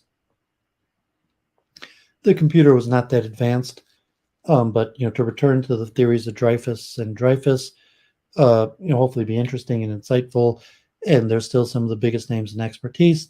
The Hoffman theory of kind of like modeling Freemasonry and the workers' guilds, like modern day union structure. So it might also be interesting to do a deep historical dive into maybe Freemasonry or the formal apprentice system. And so, hopefully over time we'll return to that. And I have more literature. One of my most popular videos, I think the second most popular video I did this year, was on Freemasonry. The most popular was actually math and physics. And I'm definitely going to return to math and science. And I still want to finish my series of the philosophy of science. So you will see. And I have some more Ask the Rabbis coming up too. So, I'll probably wait till Elul, and I'll continue on the origin of the Jew-Gentile distinction, Tikkun Olam, and the Noahide laws, and slavery in biblical and rabbinic Judaism. So there's 4 more Ask the Rabbis that I plan on doing. So probably over the holiday season. And, hopefully I'll get all 4 of them done, but I'll do at least 2 of them. And, at least 2 of them. So, and then Michael, maybe, this week is Rosh Chodesh Elul. So, Rosh Hashanah is coming. Rosh Hashanah will be in the middle of September. And, Elul, the time to start taking Judaism and repentance more seriously. So, maybe I'll try to do some more Ask the Rabbis or a more Judaic topic also. And, maybe me and Michael if he doesn't go to Israel, we'll try to do another introduction to Jewish prayer, and we'll cover the high holiday Rosh Hashanah, Yom Kippur, or Sukkah. So if he's around, maybe he'll come over Sukkah, or at least an introductory to the Rosh Hashanah, Yom Kippur prayers, because there's a lot of prayers and beautiful prayers and songs. So stay tuned for that. Like Elul, the king is in the field. It's a time to reflect, self-reflection, try to become a better person, to repent, to consider the mistakes we've made in the past, minimize conflict, and all these other things. So with that, this is actually a little bit shorter, 5 hours than most of the weeks. So we'll see maybe next week also. We'll see how many papers I pull out on chess. But God bless. Thanks for tuning in. Have a great week, and we'll see you next week. And if Luke Ford reaches out and wants to stream again, maybe he'll stream again this week. But generally I don't have too many plans for streaming, and I'm limited to just my week in review and sharing my research. But anyone in the Discord or wants to talk or has any suggestions, feel free to give me my feedback and or try to set up conversations. So God bless. Have a great week.